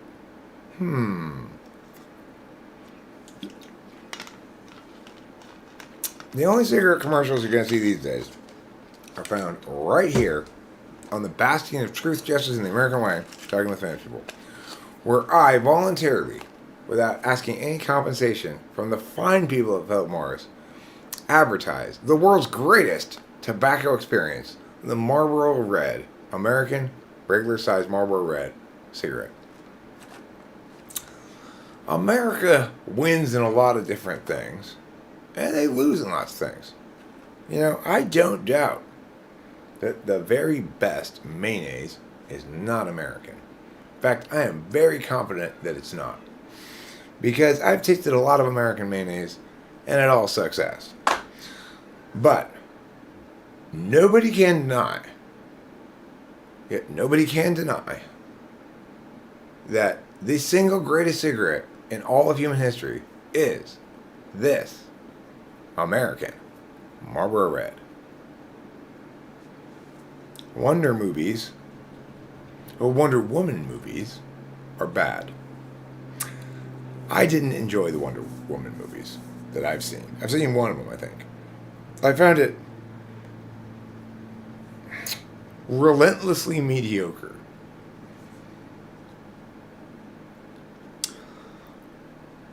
You know, it's like if you're gonna be that mediocre, you need to show a lot more of Wonder Woman's boobs. Wonder Woman movies, Wonder Woman movies, Wonder Woman movies, Wonder Woman movies.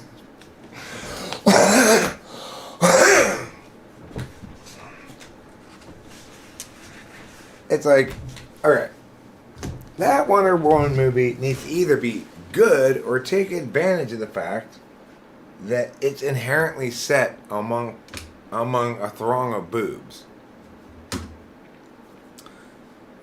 can't do neither and get away with it and get my thumbs up as part of Siskel and Ebert. We're just skipping past Roper. Roper's excluded from this. I've gotten rid of him. I've replaced him again with Siskel. And now I'm playing the role of Siskel. And I've revived Ebert from the dead. And I am saying that because of these flaws that I've articulated, even if Ebert gives Wonder Woman a thumbs up, I'm giving it a thumbs down, which means it can only get one of each. At best. And hopefully Ebert isn't swayed by the presence of boobs, but aware of the fact that if it's going to be that mediocre, there needs to be a lot more exposure of those. If it's going to be trash, then go ahead and commit to being trash. At least then, well, yeah, this movie's pretty crappy, but you know, there are a lot of boobs in it. So, it kind of keeps your attention by drawing the eyes back to the screen where the boobs are. If you're not featuring them enough in your shitty Wonder Woman movie, then you better not be a shitty Wonder Woman movie. You gotta really write it well. I didn't care about your island story very much, about who got to be queen of the Amazons or whatever. I didn't care about your fighting with each other for hierarchy. Not enough to have watched the whole thing, but somehow I did watch the whole thing anyway. I don't even remember what happened in it. I do know what's happened since. I've become disillusioned with the Wonder Woman movie. Every night I cry and say, if only you could have been good. But it was better than Aquaman. That's for sure. It was at least twice as good as Aquaman. And Aquaman was very poor, so that's not saying very much. Aquaman was so poor that Wonder Woman could be twice as good and still get an F. What's your phrase? Good phrases, they automatically take holes because they're useful and wonderful. Well, apparently Aquaman had Amber Heard in it. Not something that I ever even thought until the whole Johnny Depp Amber Heard thing happened. But I don't remember while watching Aquaman any particular thought like they need to show more of that girl's boobs. The other day I was watching, what was that? I guess it was an anime or something. I don't know. I was kind of mushroomed out, but there was this scene where this guy was gonna push this lady over this bridge, and I literally thought to myself, "Wait, at least squeeze her boobs first." Like, no, don't waste that. Eric, what are you thinking here? Is this how you're watching this show? You're thinking, oh no, that lady's gonna be pushed over before her boobs are put to use. That's silly. At least squeeze her boobs first if you're gonna push her over the edge of this bridge. It's really FI polar. It's like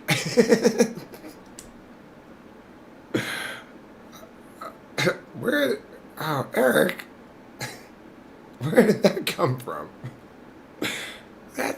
You're not being very caring here. She's already getting pushed over the edge of a bridge. You don't need to have her be sexually assaulted beforehand.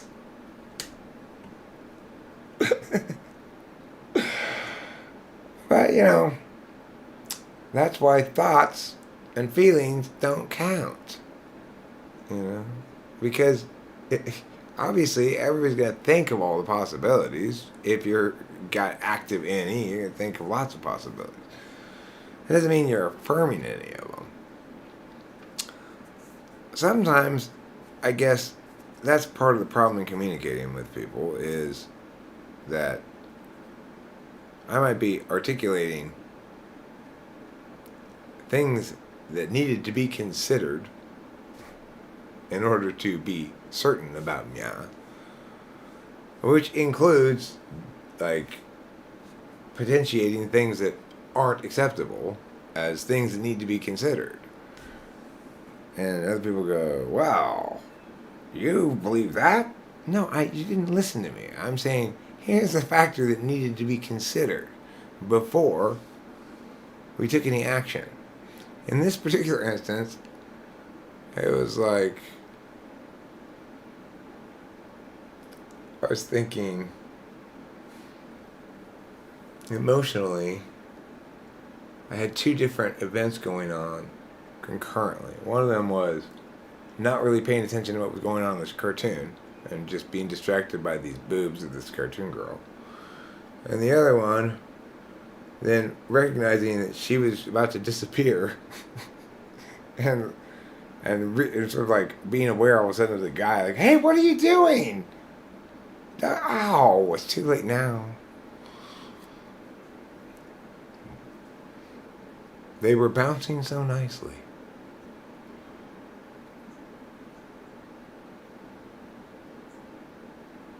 Do tiny a lot and then butterflies produce typhoons?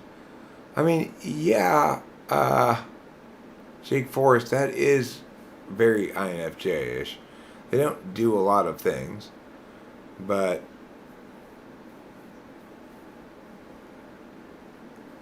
they don't do a lot of things that get recognized as doing things. Much of what they're doing is sustaining that capacity to have large impacts by maintaining the health of the ecosystem in which their actions can have impacts. And for most people, that goes completely unnoticed. If you're an ENTP, it mostly goes completely unnoticed until you go, oh my God, hold on a second. And then you start noticing it, but it's still not very noticeable inherently, is what it is. It's not noticeable.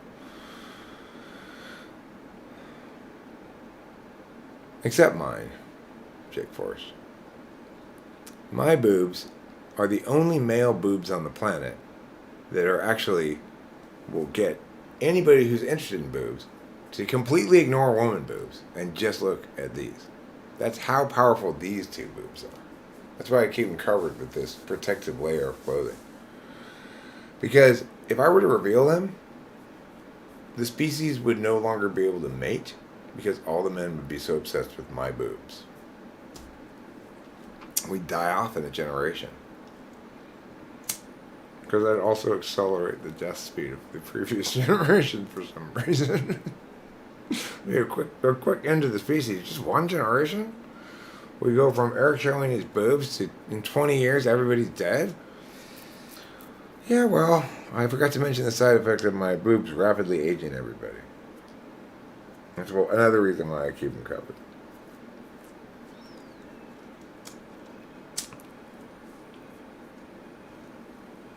Look, you guys, I already told you, I'm winding down. So stop not letting me stop. It must be your fault because I've already decided and indicated that I'm stopping any moment now. I'm done with this already. Since I've already clearly decided and articulated that's what's going to happen, and it's not happening, it's obviously your fault. Can't be my fault because, after all, once I've decided it and said I'm going to do it, then there's nothing between that and it happening. So if it doesn't happen, something must have put itself between that and that happening. And that something, because you're the people I'm talking to you, must be you. So think about that. Look in the mirror and ask yourself, is this really the kind of person I want to be? The kind of person who prevents Eric from stopping streaming all the time? When the shame is thick and frothy enough, then drink a tall mug of it. Makes me want to have coffee. Some thick and frothy coffee. As frothy as can be. The thickest frothy coffee that you will ever see.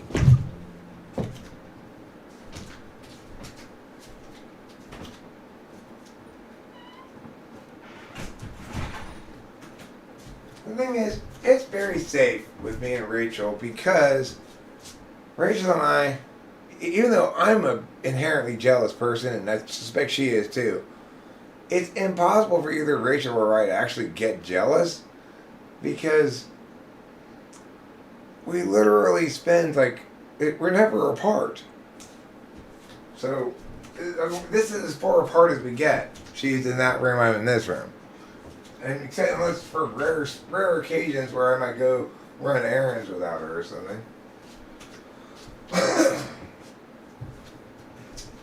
Where's my coffee cup?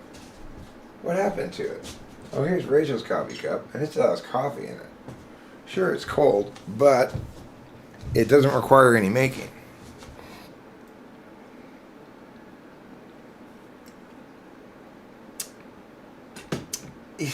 ENTP will never be a threat to an INFJ when it comes to another ENTP.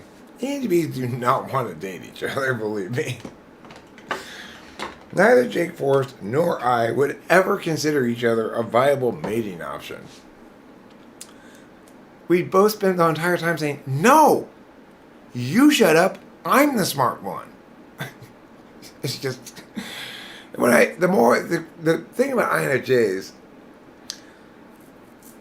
and it's kind of brilliant about them, is they're very good at giving you the right kind of time and space to be correct and allowing you to intuit at your own pace, kind of, because they don't quite understand how to convey to you what they understand clearly in ways that you're going to necessarily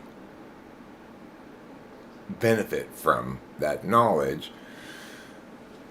they assume maybe more than they need to that you need to have ownership of the ideation, but they're probably more right than you think they are about that too.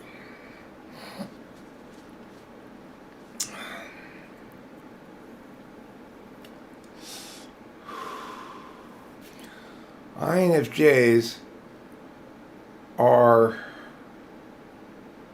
well, I mean, in some sense, ENTPs and INFJs are the least crazy types, and in some sense, they're the most crazy types because we're at one end of the metaphysicality to physicality spectrum.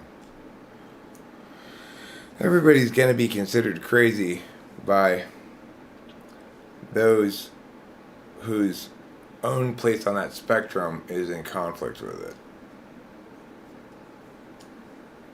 When somebody's trying to operate in the world, engage with things in the world, in an intentional manner that you have as your blind spot, you're going to think, like, hey, what are you doing masturbating in public? That's for at home in the bathroom. Meanwhile, they're thinking the same thing about what you're doing if your 2 sevens are like that, you know? They think that what you're doing is masturbating in public, doing something totally inappropriate for the context, and you think the same thing about them. And weirdly, sometimes one of you is right. Sometimes both of you are wrong. And sometimes not, that's it. Those are the options. There aren't very many permutations of those particular variables there.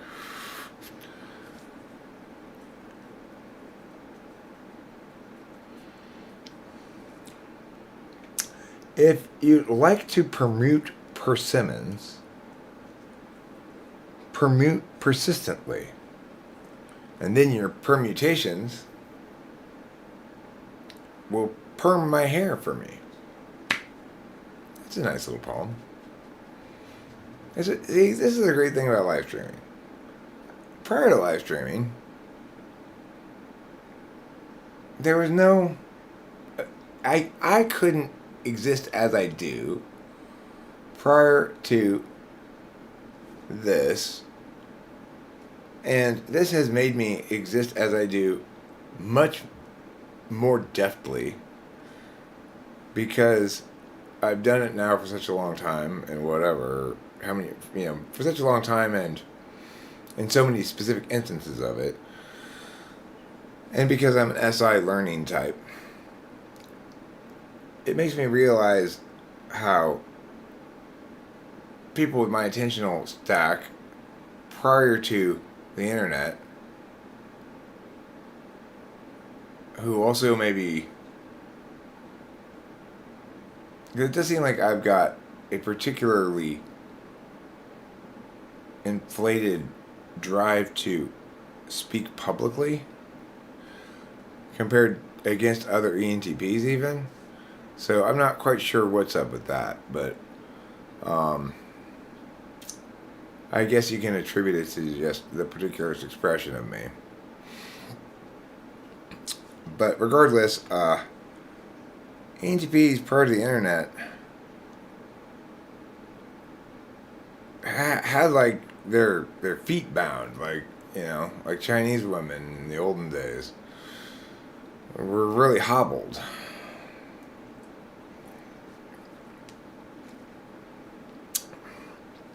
Dude, potentially, I am stacked. Talking about Z cups. The biggest cups you can get. Triple Z. My breasts are so large I can't enter any room. Ever. No doorway will permit access to my breasts, even if it's a sliding door at a train station.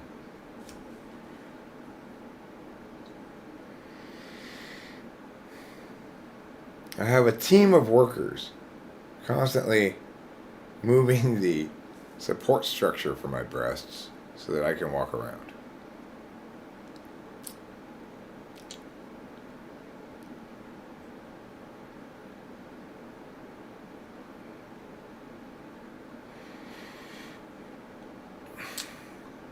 I already gave her all that information. Letting out anger will lead you to inner peace. I mean, why do I? Is it stuck inside of me or something and causing me to go to be at inner war? I generally find that people who practice being angry don't get less angry. They sustain that behavior. But certainly it is the case sometimes that venting of anger produces good outcomes and needs to be done. Certainly my last big expression of anger had positive outcomes overall for me and Rachel, and probably, I guess, somewhat for justice maybe, but that's the thing. The reason it took a long time to burst out of me is because I didn't really feel myself positioned to say anything. Nevertheless, the fact that I wasn't legitimately positioned to say anything, as usual, the best, nobody ever uses the best arguments against me. So I'm always moving through life preparing to fight super skilled ninjas.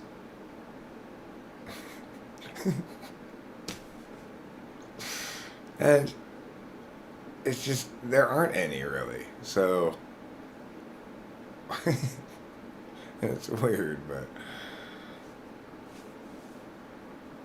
I'll not say something sometimes because of a possible rebuttal I anticipate that I can't exactly fully counter. Even though it's like I'm doing tomorrow's work for no reason, because I don't need to worry about that thing that it's like if just saying what I was gonna say, despite its little vulnerability, produced people calling me out on that vulnerability, I have my work here is done. You know? So, but it's just built into who I am, I guess. This weird preempting critiques thing.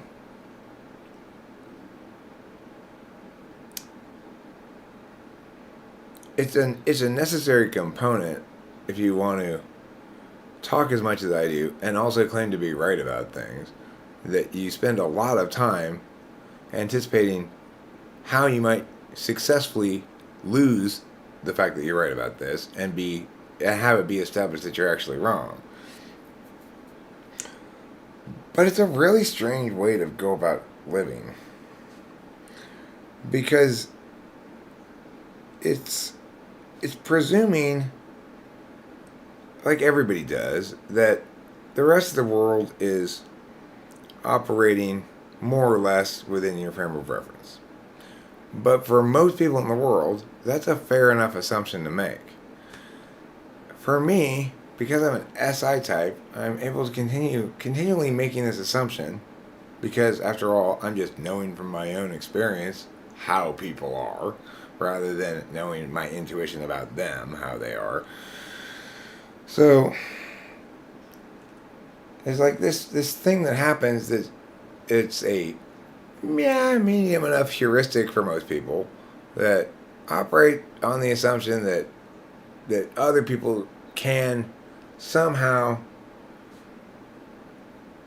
subject, object, observe in some ways similar to me enough that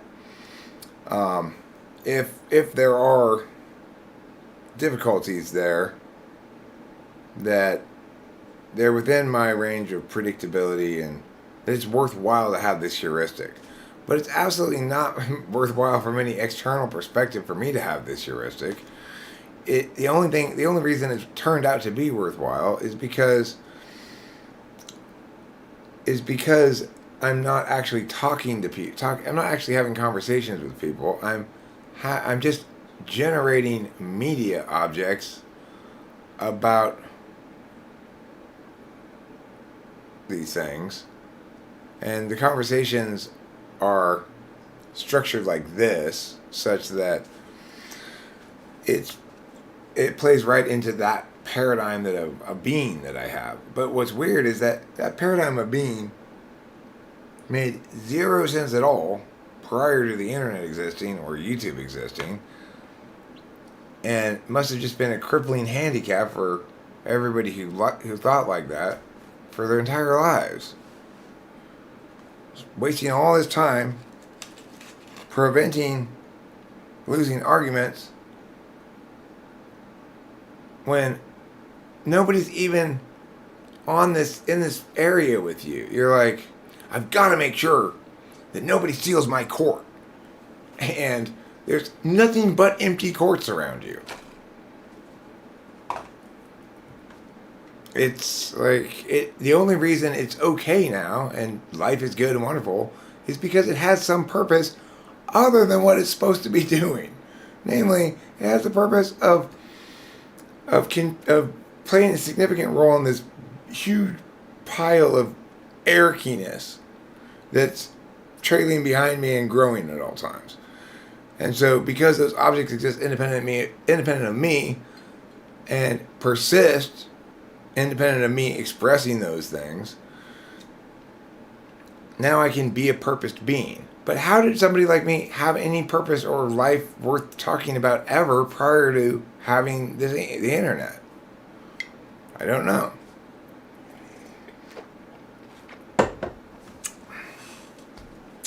Well, they just had to turn out to be like Abraham Lincoln. Get all just like, fuck it, I'll be all slimy about it. The way to avoid fuck it, I'll be all slimy about it, is to have this unique treasure that I have, which is, while it remains the case that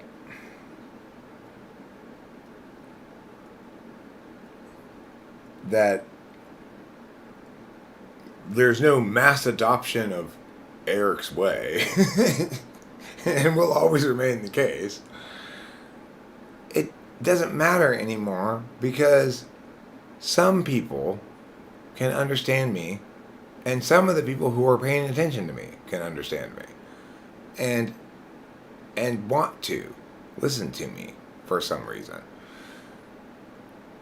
Without that, I'm nothing at all. I'm just, what even am I? Why am I doing this? I'm spending all my time preparing to defend against attacks over here in this completely empty battlefield.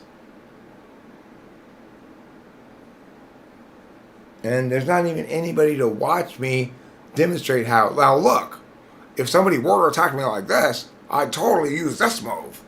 There's not even anybody looking at me to watch me do that. Without this. So, and it makes me realize that I replaced the capacity to communicate with something else prior to YouTube. I replaced it with the capacity to win, I guess. I replaced it with winning when I was a debate coach. I replaced what this offers me, which is the ability for me to be me and it not be utterly pointless, with helping children win word wars. And when they won, I wasn't really happy for them. I was happy for me. When they lost, I was mad at them, because emotions don't care whether it's fair or not.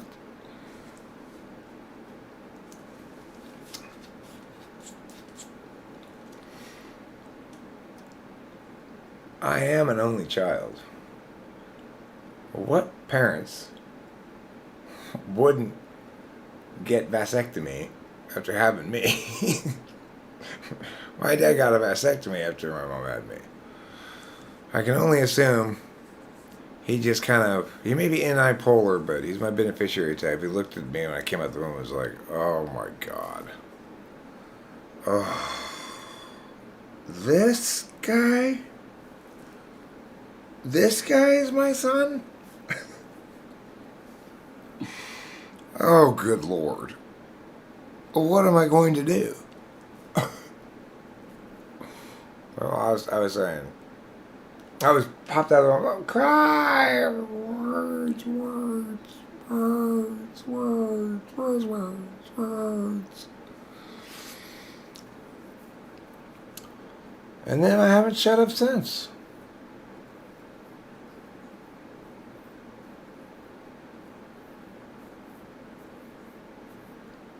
Until just that moment. That was the first time in 51 years that I was quiet for that long.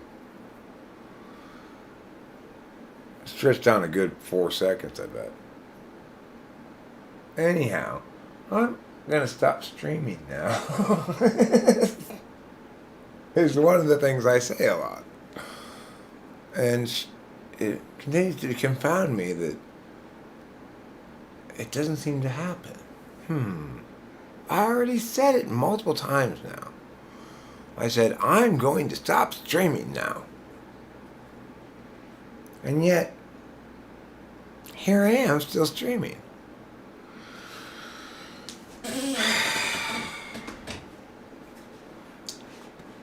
Looks like once again, the universe didn't get the memo. Just listen to me. And make it that way. But wait a second though. Not until I give you permission. I'm not ready to stop streaming yet. Hold on a second, universe. In a minute, just not right this second. Just stay there. Just stand there until I nod at you. And then do it. Don't listen to what I say. Just wait for me to nod. Because those words I'm saying are all just speculative words. I'm not committing to them, okay? So only rely on my nodding. But double check to make sure it's a nod and not an accidental droop of the head. Is that clear? Slabs? Where are the slabs when you need them? So like as soon as I start saying something important, I look around and the room's empty again.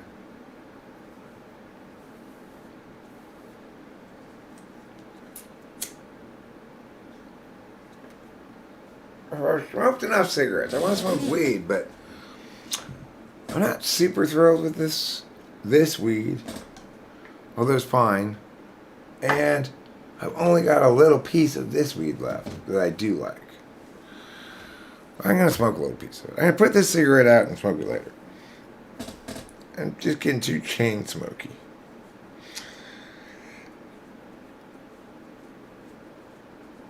Don't stop chain smoking. Keep on chain smoking.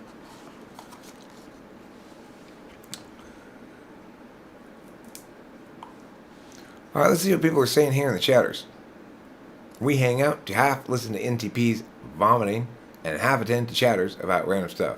Yeah, well, Jake Forrest, you're not being honest about those proportions. As I know from ample experience watching my own premieres, I can't pay any attention to what I'm doing because I've got too many jokes to make. And if I want to watch the video, I'm going to have to watch it again.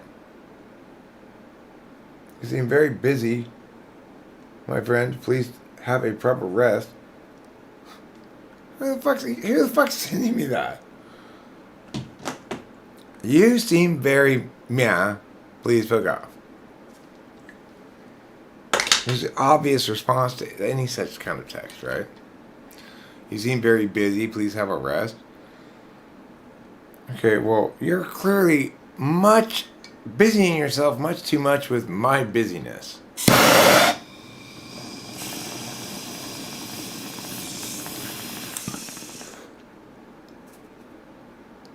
Why don't you busy yourself with unbusying me with busyness about my busyness? which is also my business and not yours. In other words, mind your own business. No, Eric, you're live streaming so that I can say whatever I want about you. Well, that's fine, but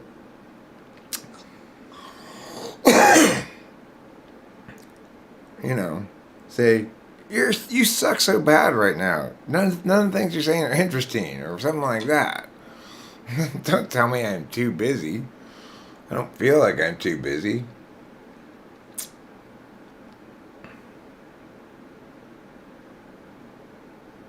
I don't know what the appropriate amount of busyness is. Do I need to have a busy score of 6 at least, but not more than 8? Or is it impossible to score too low on the busyness scale?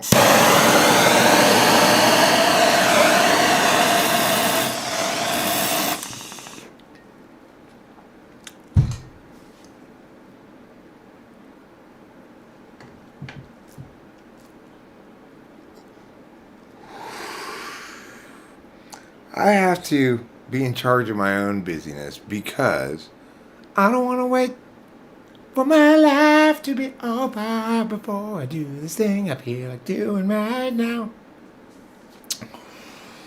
In fact, not only do I not want to wait for my life to be over to do it, I don't even want to wait 5 minutes. I don't like waiting for things. If it's necessary, I can, but if it's unnecessary, it'll make me mad. And most waiting seems unnecessary to me. After all, I am the sovereign. I wait for no one. Waiting's for subjects. I am the sovereign. I am the sovereign. Waiting's for subjects. I walk with angels. I wait for no one. Waiting's for subjects. I am the sovereign. It's a good song. It's a really good song by Corey. It's a really good, like, meow, meow, meow, meow, meow kind of thing. And at the... Anyway, I don't even have a recording of it. I just have my memory of the song.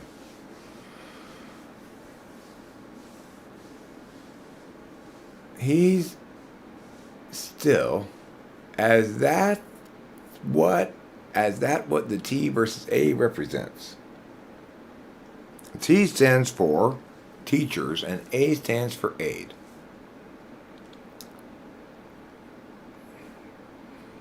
Erickiness. Do not add to his busyness or meowness with busybody bizzery that meows and bothers. Don't bother busybodying busily me, okay?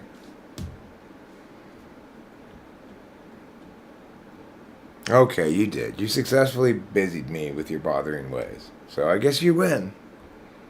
I have to concede defeat. I guess I'm gonna have to rest. I lost the argument to the busyness person. And I don't want to be a hypocrite, so I better do what they say since I lost the argument. Nah. That's one of those FI things, dog. My busyness is my feelings. Yeah. The great thing about feelings is they're their own justification. Ew, yeah. I don't care. It doesn't make any sense. I want it. Yeah. Ew. It's great. I'm really coming to have a nice relationship with my feelings when I just accept that, hey, Eric, you know, instead of lamenting other people having feelings, why don't you take advantage of them too? I don't need to justify this. This is an FI thing. What does that mean? Oh, why don't I just shut the fuck up? Oh, was. That's all I saw was. You don't need to worry about what it means. Just worry about doing what I tell you.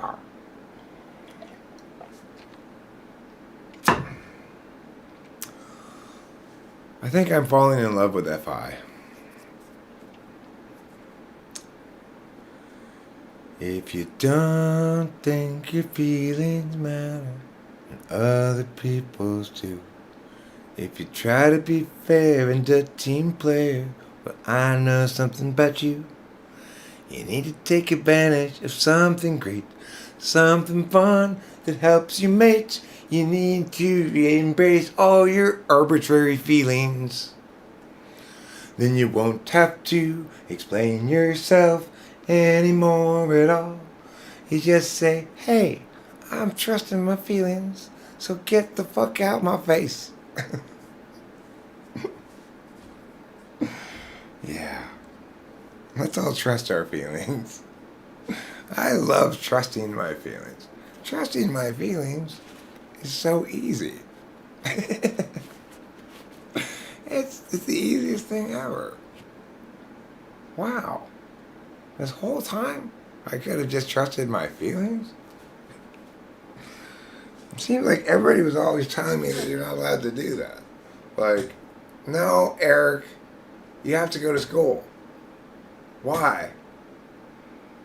Well, for these things. Okay, well, what if I don't want to go to school? That doesn't matter. That was made very clear to me. My not liking something was not a good reason to not force me to do it. That was driven home in no uncertain terms. So, it is an absolute delight to discover here in adulthood, oh, that's exactly what they were doing to me. They were saying, I just do whatever I like. And, get the fuck out of my way. You're going to prison. You stay there all day. That's exactly what they were doing. And I can do it too. Ha ha ha ha. Fantastic. That's great. I love feelings now. I love my feelings. I've always loved my feelings. And my feelings finally realized, hey, he's looking at me finally. I've been over here trying to get his attention, being all pretty and stuff. He's looked at every girl but me. Now, finally, he's come over to dance with me. And you know what? It was worth the wait. We get along great.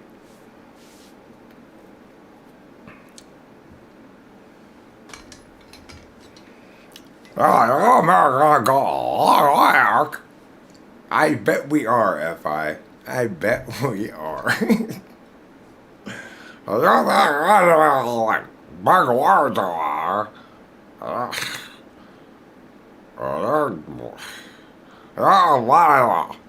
The patients around the asylum is gonna be like, ha! You think? I know, 'cause I have a wisdom of feelings. Yeah, well, it's a good point, Tiffany. It's a good point. Tough fella. You know that. You know that. Who Tiffany is? Who is Tiffany?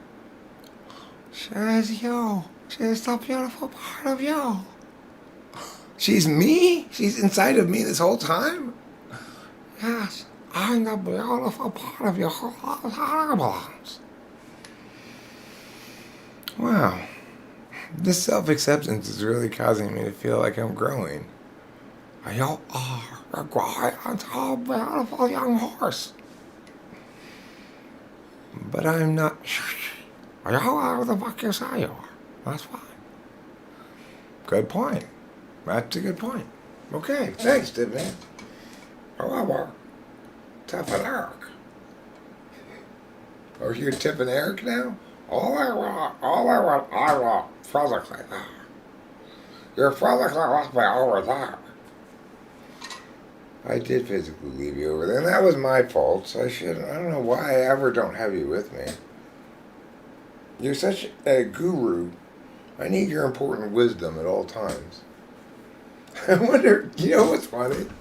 It wouldn't surprise me if all this talk made Rachel jealous of Tiffany.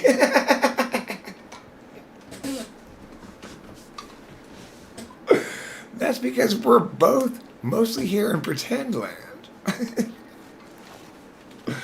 It wouldn't surprise me if Rachel's like, Eric, you don't actually like Tiffany better than me, do you?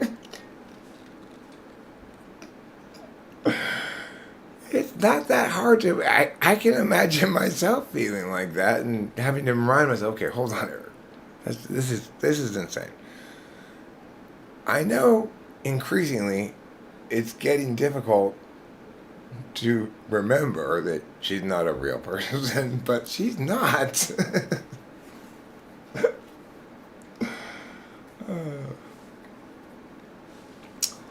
I mean, if Tiffany hits on Rachel, she won't. Tiffany doesn't do things in secret. Doing things in secret are for people who aren't going to get their way. Tiffany knows very clearly, for sure, that she's going to get her way. She doesn't know it. She just always acts as though that were the case, and it always turns out to be the case.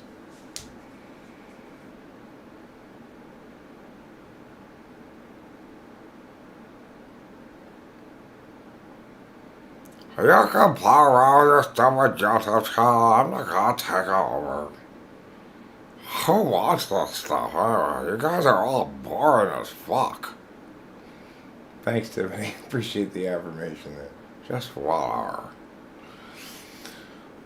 As off. I'm Bella. You know what?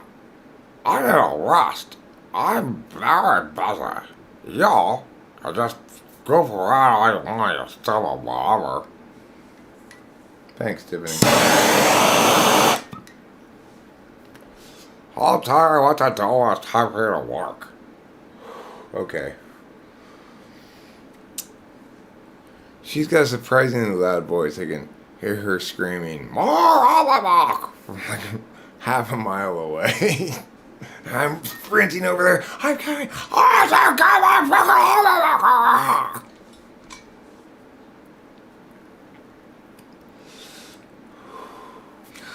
Ritwick Manchanda 457 death is bad. 457th death is bad, but 456 is pretty good, and 460 is phenomenal. I heard something. It made so much sense that all your life you prepare for one test, and that test is death. Why?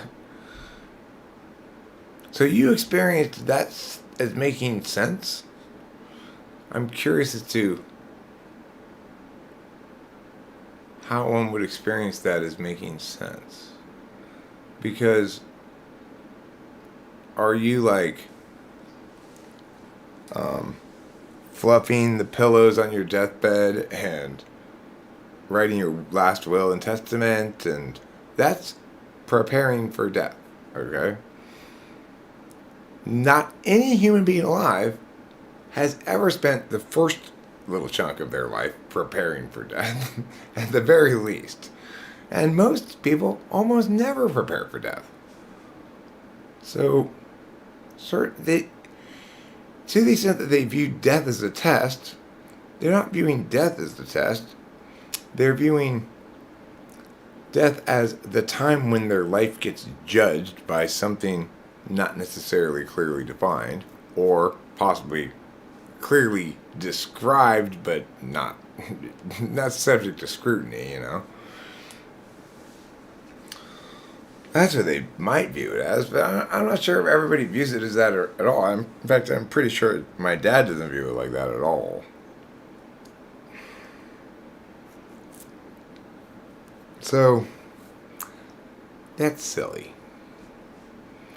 It's better when we use words to mean something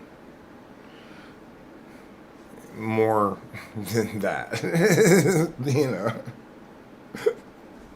If we are going to use words like that, we don't want to mistake them for words that mean things. that we should learn from anyway, right? It's not like there's anything to learn there. It might be possible to play. Let me pretend this were actual wisdom, and feel the warm glow of perceiving myself as wise. That's probably possible to do with that if you're conscribed in the right ways. I guess that could be kind of juicy, you know. Actual wisdom. Let's pretend this is actual wisdom. Oh, yeah. That's right. I am both wise and most importantly, wiser than all those people over there who aren't wise. That's the most important part of wisdom. You don't get to be wise unless almost everybody else is not wise. Otherwise, wisdom's not special enough to comprise wisdom. That's the best part of being enlightened. It's like as soon as I became enlightened, I joined the 0.000000000000001% of the population who understands the real oneness of things, like I do. So that means I don't have to worry about self-esteem stuff really, because it's like, why would I be worried about self-esteem? I'm enlightened, and like almost nobody is. You gotta be like super monk, you know? So obviously, I feel pretty confident. Like, fuck yeah. Nirvana, here on out.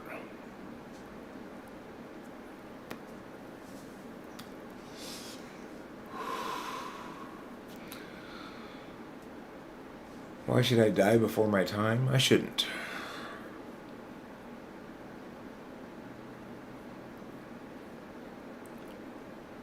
I accept that I should die before my daughter, but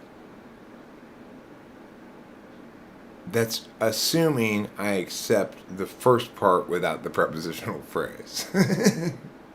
I'm not sure I accept the first part before the prepositional phrase. It's that first three words that I'm having a problem with. I'll let you know if that becomes the case, okay? But we should all be operating under the following assumed reality.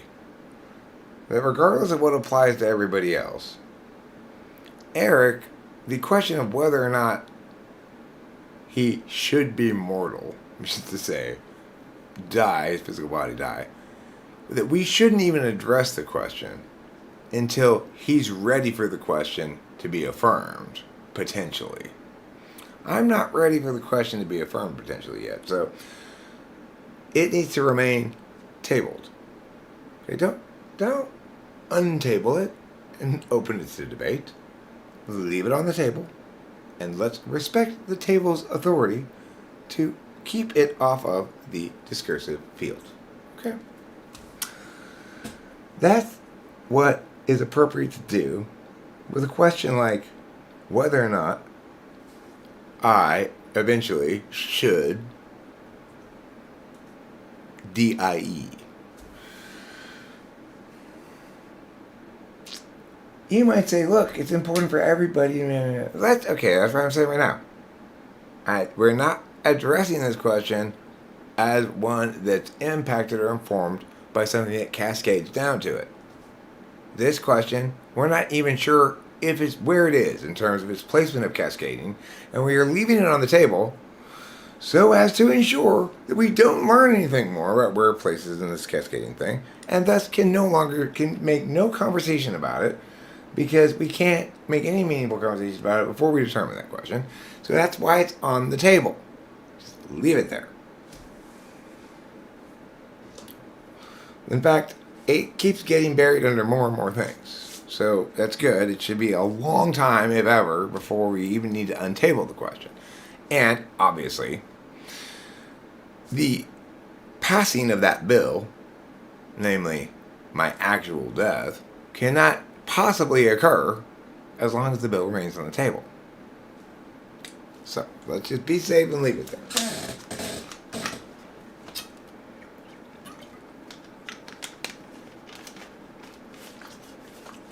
Where it belongs. Ignored.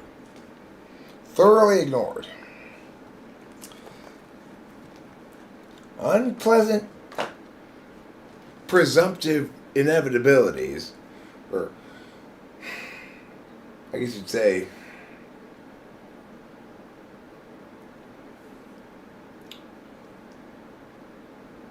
purported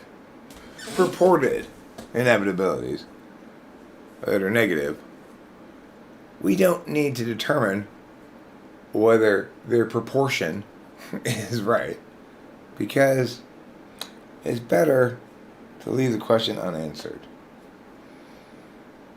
It preserves you from knowledge avalanches. You don't want to set off any knowledge avalanches. You got to be careful about what you know. Knowing things compels you to determine things that you can otherwise leave undetermined, and therefore free up your ability to pay attention to things over here, you know?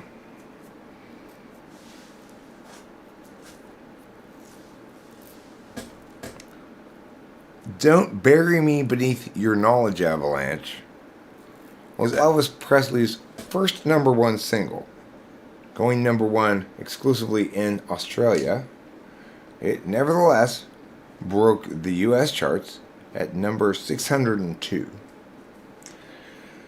Later, Elvis would reprise the song on his final album entitled Farewell Australia, I'm Elvis Presley.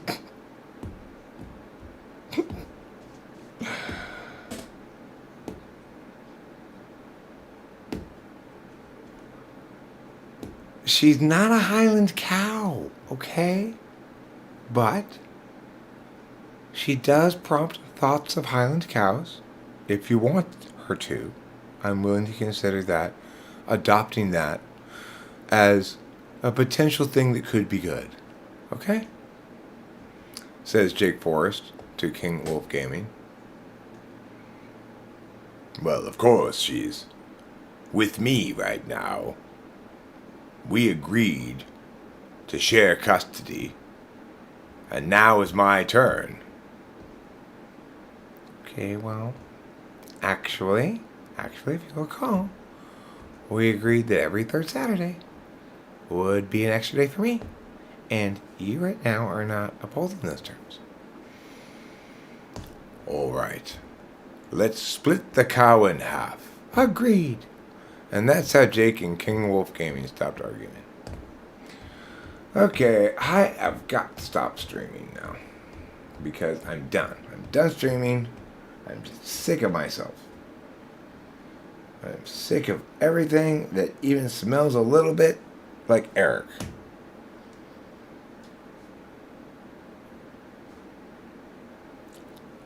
You're poisoning our forests, I'm crying out to the smokestacks that continue to just spew black smoke all over everything.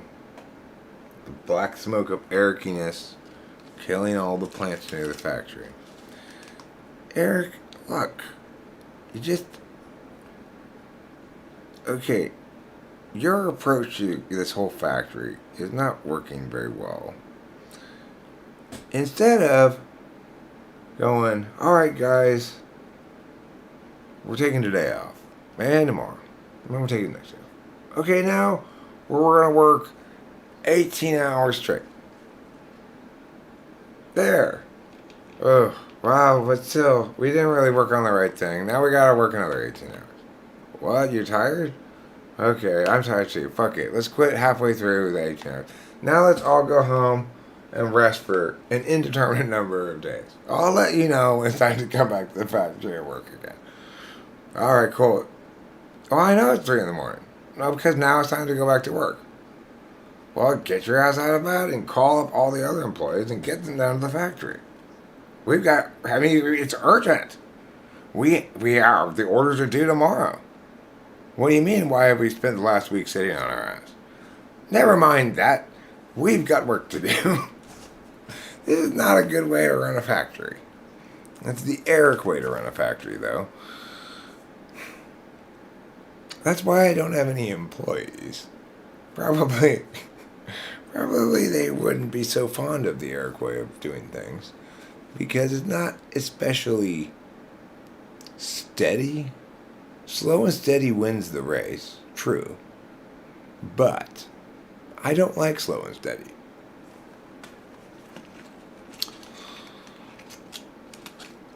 So, you probably shouldn't bet on me to win the race, I guess. Maybe I need to enter into opposite race, where fast and unsteady wins the race. If I can identify, if there is a regular race that slow and steady wins, then there must be irregular races that fast and unsteady win. I just need to determine which of those races which of the totality of races are irregular, and then that'll narrow my search grid there, and then I'll check out all the irregular ones to see if any of them are irregular specifically in rewarding fast unsteadiness.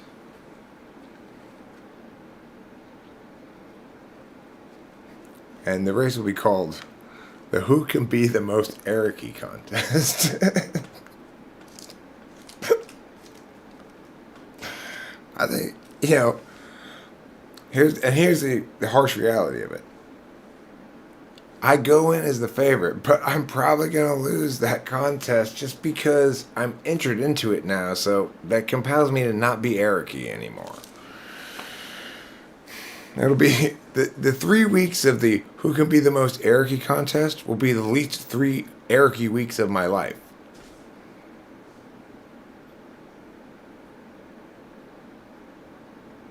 Cause now I don't want to be Eric-y at all. Why? Because I'm supposed to try to win this contest. Who said you're supposed to? Well, I entered the contest, so I guess I said I'm supposed to. So then, can't you just say you're not supposed to? It doesn't work like that. It doesn't work like that. If I said I wasn't supposed to, I wouldn't believe me. I'd know what I was doing. I was just trying to pull a little trick on myself. I am kind of easy to trick, but not that easy to trick. So now I just fucked it all up. I just got to spend the next several weeks regretting entering this stupid contest.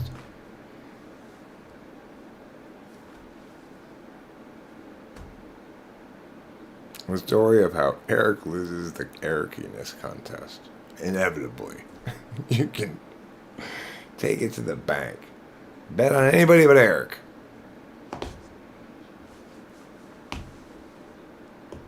Okay. That's enough being Eric. Now I'm going to be guy. I'm going to be this guy that just sits here and goes, well, now I'm done with that. I guess I have to think now about what's next. Am I going to eat more of that thing? Have I eaten enough of it to go to bed and not be hungry is really what I'm trying to process there. Am I going to drink am I going to make more coffee? Am I going to watch something? Do I want to watch anything? What do I feel like watching? I'm not happy with Crunchyroll at the moment. I'm waiting for it to pop out its next chunk of things that I can consider as possibilities. And I guess it's just being slow, or either that or it pops them out but I don't like them. One of the two. I was watching this thing on Netflix, but I was just like, okay, I just can't take any more of this shit. I've watched so much media that it's like I'm ruining my ability to watch media.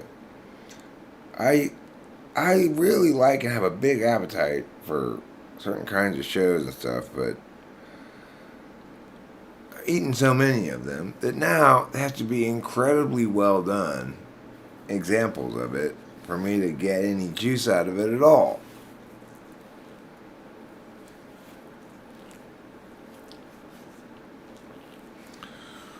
So that's why I'm here to fuss, and that's why this live stream is titled Let's Get Fussy. The end. Thank you for being here. I love you all with my emotion heart.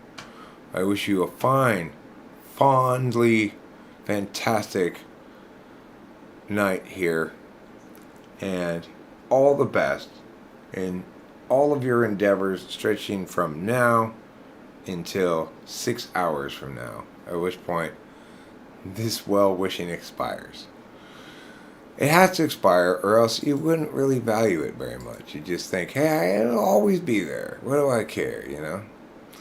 So that's why it has an expiration date. Enjoy it for the next 6 hours, though. Enjoy all the benefits of my well-wishing as we say adieu and you walk away thinking, Eric said so much stuff.